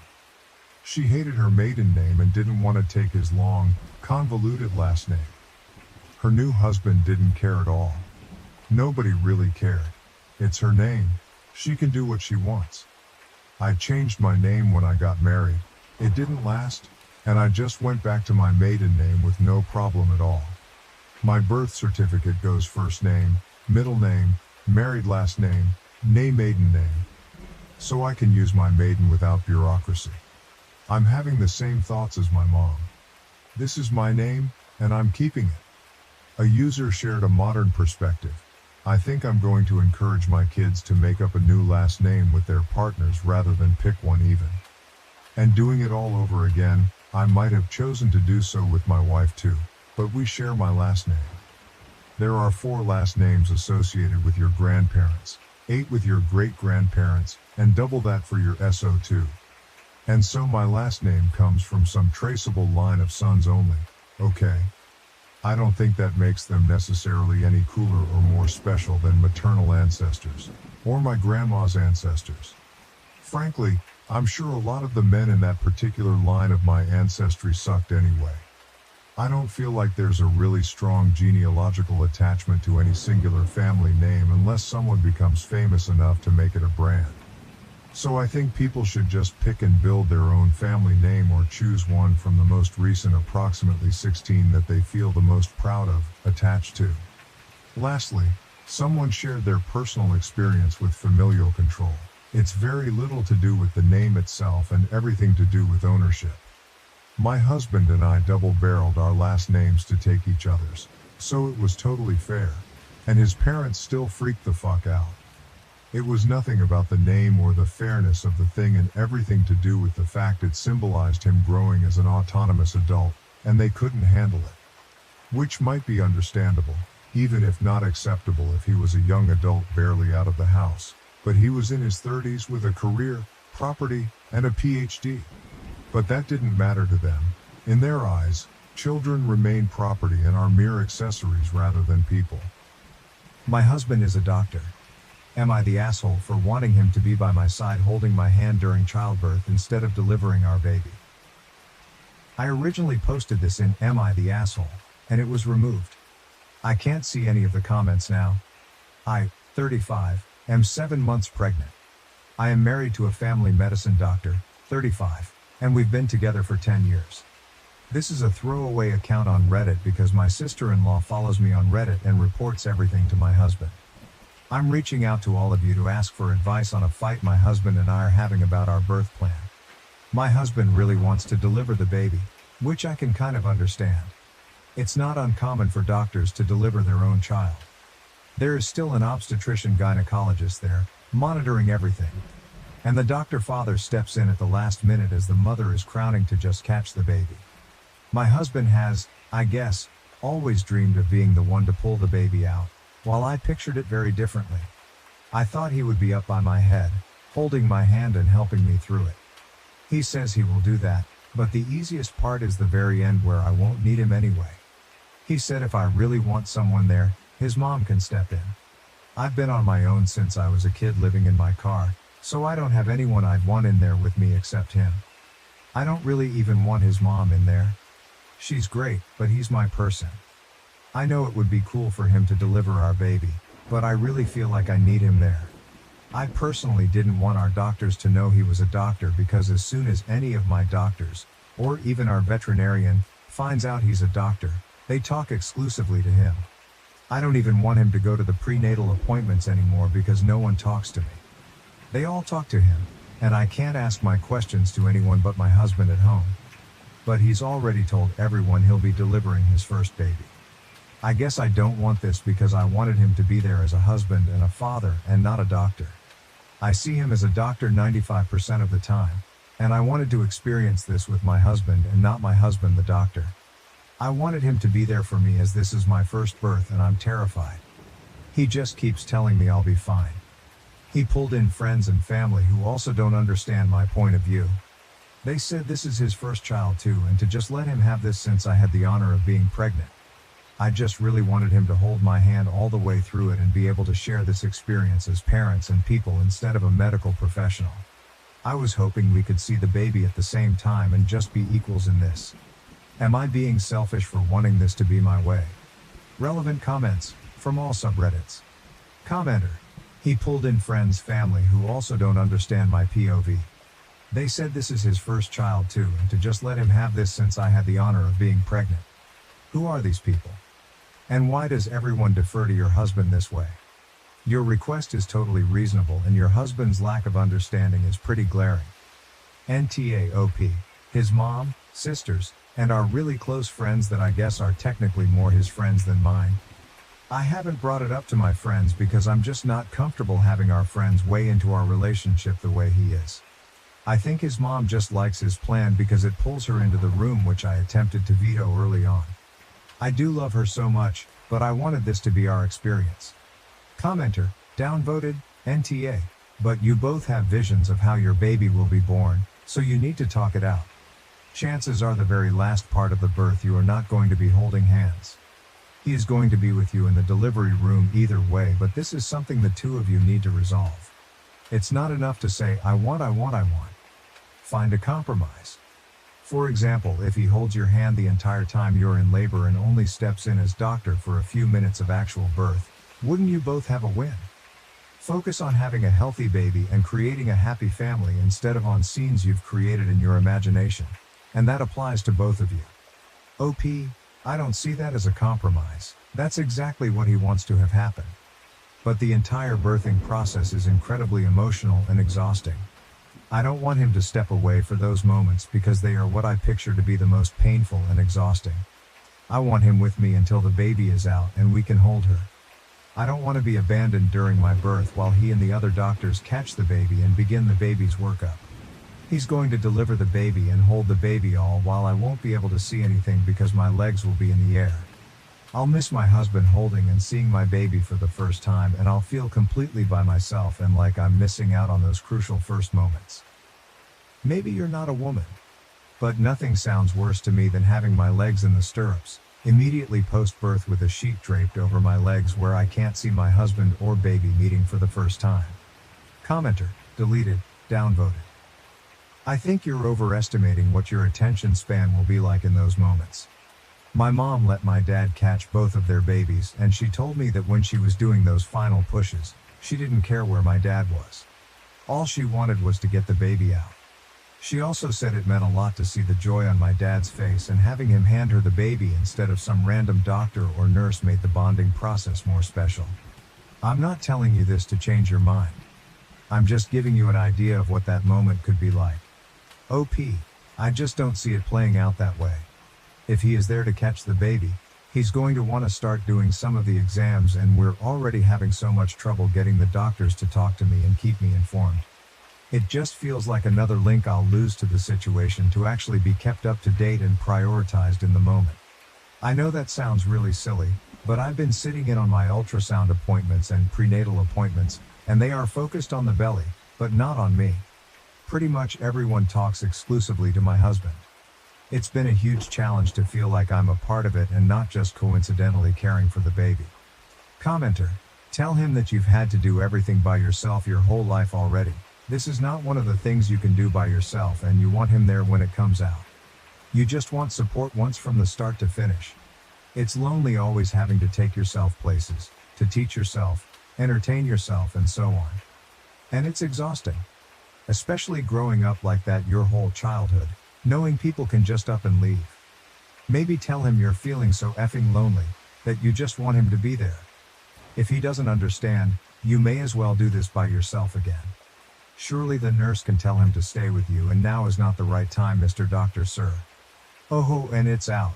Sorry, Congratulations your parents. OP, I'm going through so many comments, but I stopped and read yours 50 times and it hit me really hard. This is it. This is why I feel the way I do. Thank you so much. Thank you. Update comment 1. Not sure the right way to update. Posting it here as well. Update. I am going to confront him tonight when he gets home. He's already going to be upset because we both have restrictions on how much time we spend on social media sites, and I have significantly surpassed that today and yesterday, which he'll know as soon as he reviews the router logs. I'm hopeful I can catch him before that makes him too upset. I did reach out to some of our mutual friends just to see what he has told them for why this is so important to him, only to learn he never discussed this with them. I think he made up what he has been saying. They were really shocked to learn we've been having this disagreement and were actually quite supportive of an expectant mother controlling her birth plan. I'm quite nervous about his reaction to this as well, and I'd like to get ahead of this. Wish me luck and cross your fingers for me. Update comment 2. I first want to say, thank you. Thank you every single one of you who took the time to reply, send messages, check up on me, send me messages, and share your stories. I've read so much more than I'll ever be able to respond to. Thank you. Those who took the time to share resources and volunteer your own time, you're angels in the flesh. Thank you. I'm so incredibly touched by this overwhelming outpour of love and support. Also, thank you to even the people who told me I was selfish or crazy or any other derogative you chose to use. I'm not sure what helped me more, the people posing such great questions about if I felt safe, comfortable, loved, or the people telling me I was the terrible person. Something about attempting to reread my story as an outsider and seeing the comments where Redditors told me I was in fact the problem broke something in me, and I finally saw through the haze. But hey, maybe try to be nicer to strangers on the internet and consider your words more carefully. We're all people trying to get through life. So many of you are kind, caring, and loving individuals. Thank you for caring about some random things on the internet. I don't even have words. I can't say a whole lot about these last few days. So much has happened that I will be processing for years to come. All I can say is I am safe, and I am free. Read into that as you will. My next steps are leaving this chapter of my life behind. I'm moving out of this city and I'm going to try starting again somewhere new. Somewhere beautiful where every time I look outside, it's hard to believe it's real life. I've always felt drawn to the mountains with all of their beauty and might. I don't plan to ever log into this account, or even Reddit, ever again. I did the same thing at 16, and I'm hopeful these last few decades have set me up for more success than I had the first time chasing a new start. If you read my story, and you relate to it in any way, or you too feel smothered, voiceless, and alone every single day locked in the house with someone who is supposed to love you, I just want you to know what I now know.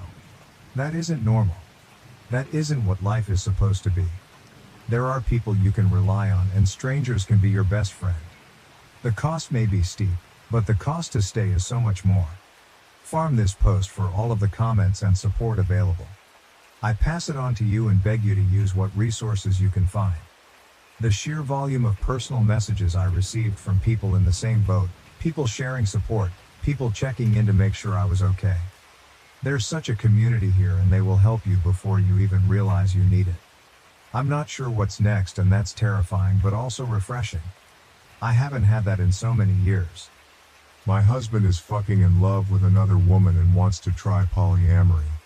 I feel like I'm the third person in my own story. Hi. I've been married to my hubby for 4 years and we've been together for 12 years. After a lot of financial struggle, we bought a house and we are now planning to get kids. Thing is, a few months ago my husband felt sick and had to stay home for a while. He decided to pick up an online game and started having weekly sessions with a group of players. Among them is a girl, 30 I think. And long story short, he fell in love with her. He broke down crying a month ago and admitted it. He told me it built up so gradually he didn't understand how he felt until it was too late. They started texting privately after meeting and eventually had one-on-one calls together. Then at some point he said, she told him she was in love with him and he realized it was mutual. He said he told her it was impossible but loved her too. They tried to be just friends, but they couldn't resist, and continued to show affection for each other. He showed me the texts, but also ventured into sexting. She asked if she could meet him face to face, but he refused. So he told me all of this, apologized over and over again, and told me he couldn't control himself, and while he loved us both, it was me he would choose no matter what. I was still very upset and slept at a friend's that night to gather my thoughts. I decided to forgive him because he clearly felt guilt and wanted to work it out. I told him that while I was deeply hurt, I still appreciated him coming forward to me and being honest about what happened. We got into long conversations about how we were feeling in our relationship. I accepted he could love someone else, but said I didn't like how he handled it. He agreed.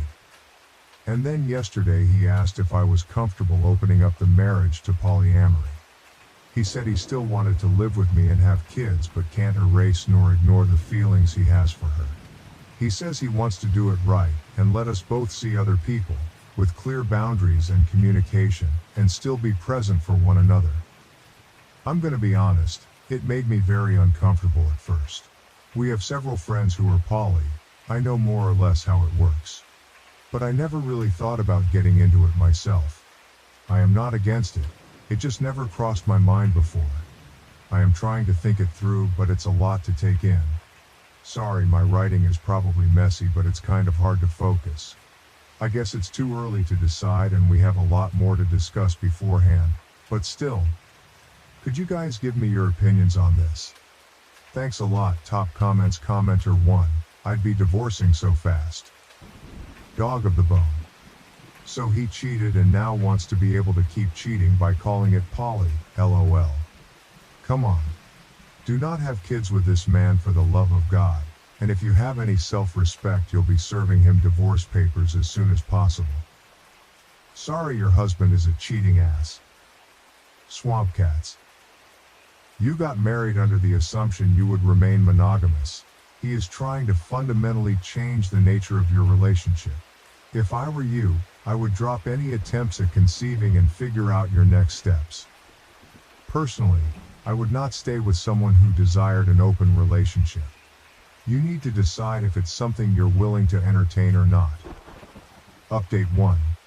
Hey guys, first off, sorry I didn't reply to all your comments.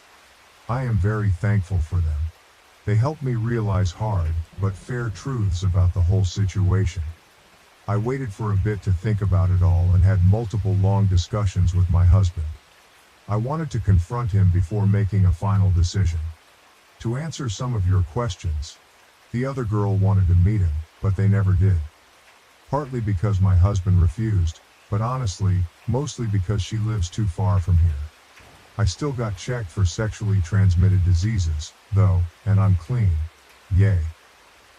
As for our polyamory friends, they apparently were the ones who suggested he go down the polyamory road.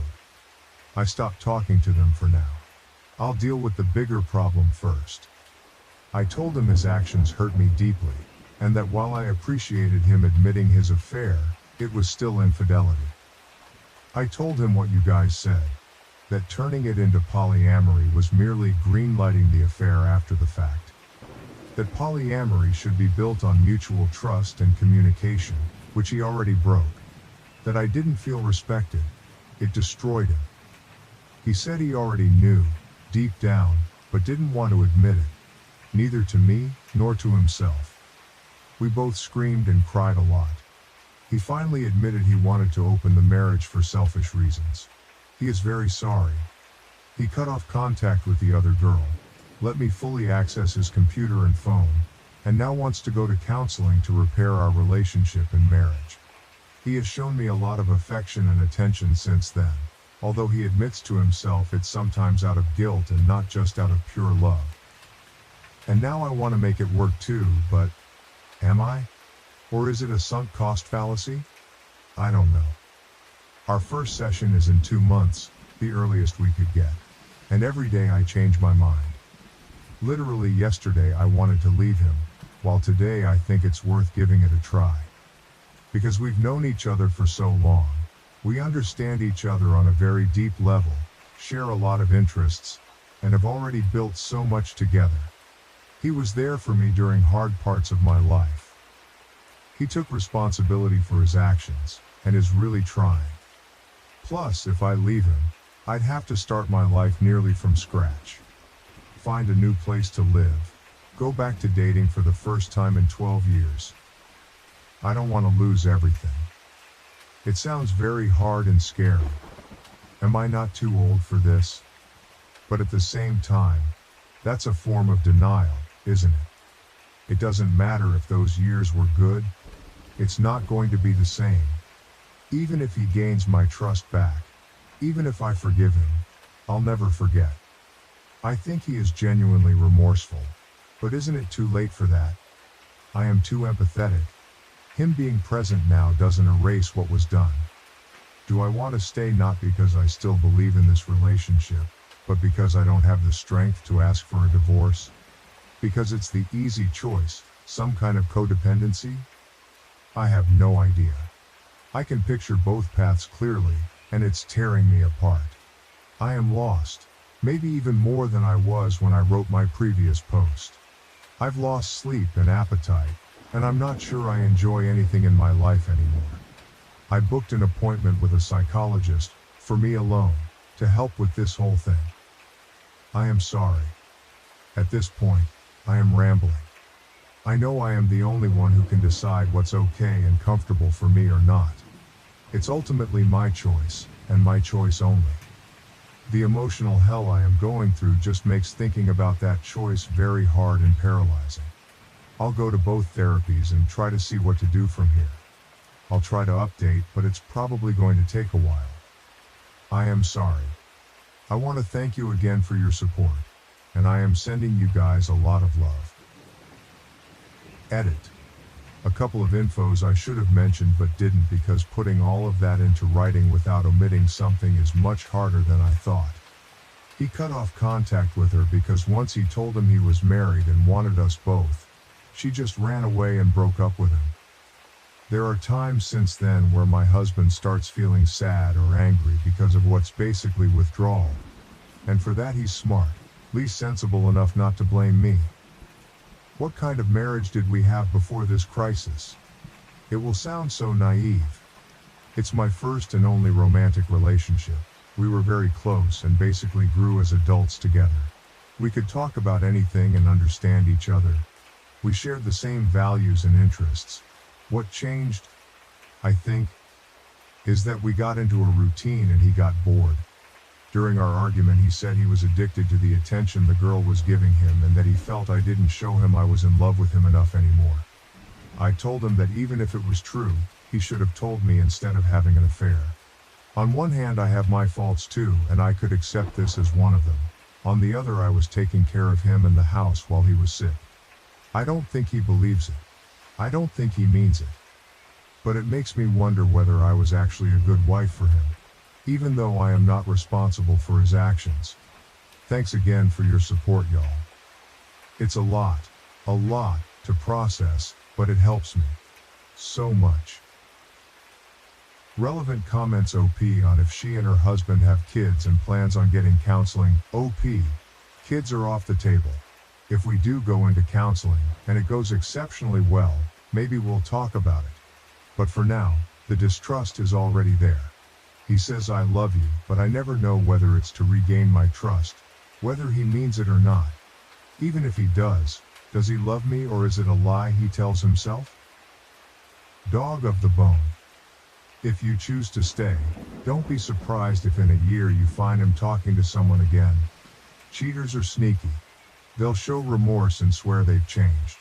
Meanwhile they're smirking inside because they've started a new affair and think they can get away with it this time. OP. Thank you. It's obvious and well known. Once a cheater, always a cheater. But reading it helps me fight denial. I really need to break up with him. If not for myself, just to show him that actions have consequences. Final update. Too long, didn't read, we are divorcing, hooray. Trigger warning, emotional affair, manipulation, self-harm threats, psychological abuse. Hey, I hope you are doing well, A huge amount of things have happened since then. I'll quickly summarize. Feel free to check my profile if you want to know more. It was a very, very unpleasant ride. So, my soon-to-be ex-husband had an emotional affair online and tried to make me greenlight it by asking for an open marriage, where we'd be allowed to have side adventures. I refused and his affair partner dumped him. He begged me to try to reconcile with him, to which I agreed, while I was actually trying to prepare my exit. We both went to individual therapy, still am. We separated temporarily 3 times, but every time I came back it went terribly. He was desperate. He kept trying to cross my boundaries, love bombing me, playing the victim, asking to touch me even though I established I didn't want to, threatening to kill himself if we were to divorce. I could go on and on. This made me finally realize, along with my therapist's help, a lot of self-reflection and my exchanges on Reddit, that I was in an abusive relationship, which is an important part, actually the most important part, of this update. Please look up definitions and examples of abuse, because I had no idea that what my husband had been doing all these years, even before the affair, counted as such.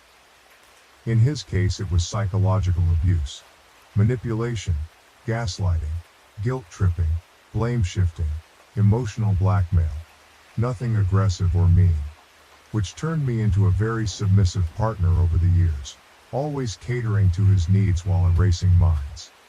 I rationalize everything.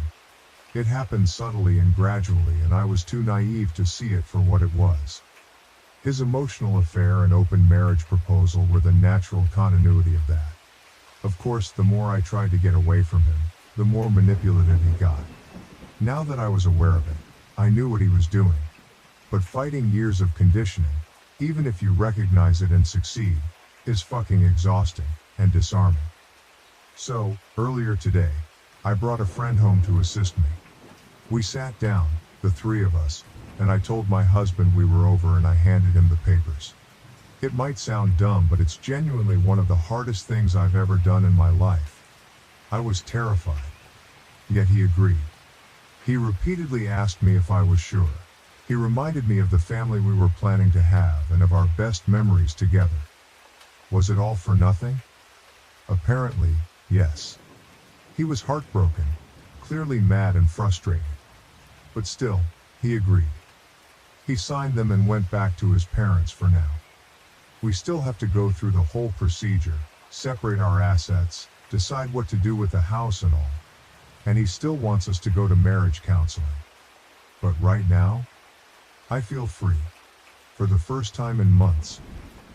The last hours have been a mix of tears, celebration, and godly, restful sleep. And I have to thank you guys again, because my first Reddit post was the wake-up call I needed to eventually, finally, get here. Better late than never. Thank you so much. Lots of love to you all. Relevant comments. Fionest_05. He reminded me of the family we were planning to have and of our best memories together. Was it all for nothing? Apparently yes. He was heartbroken. That's a special kind of asshole. Was it all for nothing? After cheating on his partner. He sounds like an insufferable dickhead, honestly. Congrats on your freedom. OP. I know, right? The hypocrisy. The nerves of this man. The worst part is that he appears very charming to everyone who knows him, myself included. Hell, a lot of people from our circle, who are aware of what he did, still think he's a good person who just lost himself for a while. I guess it's hard to accept that the ones we love can be terrible people too. Any decision 470. You have been through a long, hard journey, and it will take a while yet, but you are investing in yourself and your health and happiness. Good for you. Continue self-care, and practice safety and security. Slow down and heal so that you will be strong and ready to seek and recognize true love. Wishing you a joyous future. You can do this. OP. Thank you. I'll do my best. I like to think the hardest part is behind me, but this story taught me to expect the worst. Whatever happens though, from now on, it's me first. I deserve love and happiness and I'll fight for it.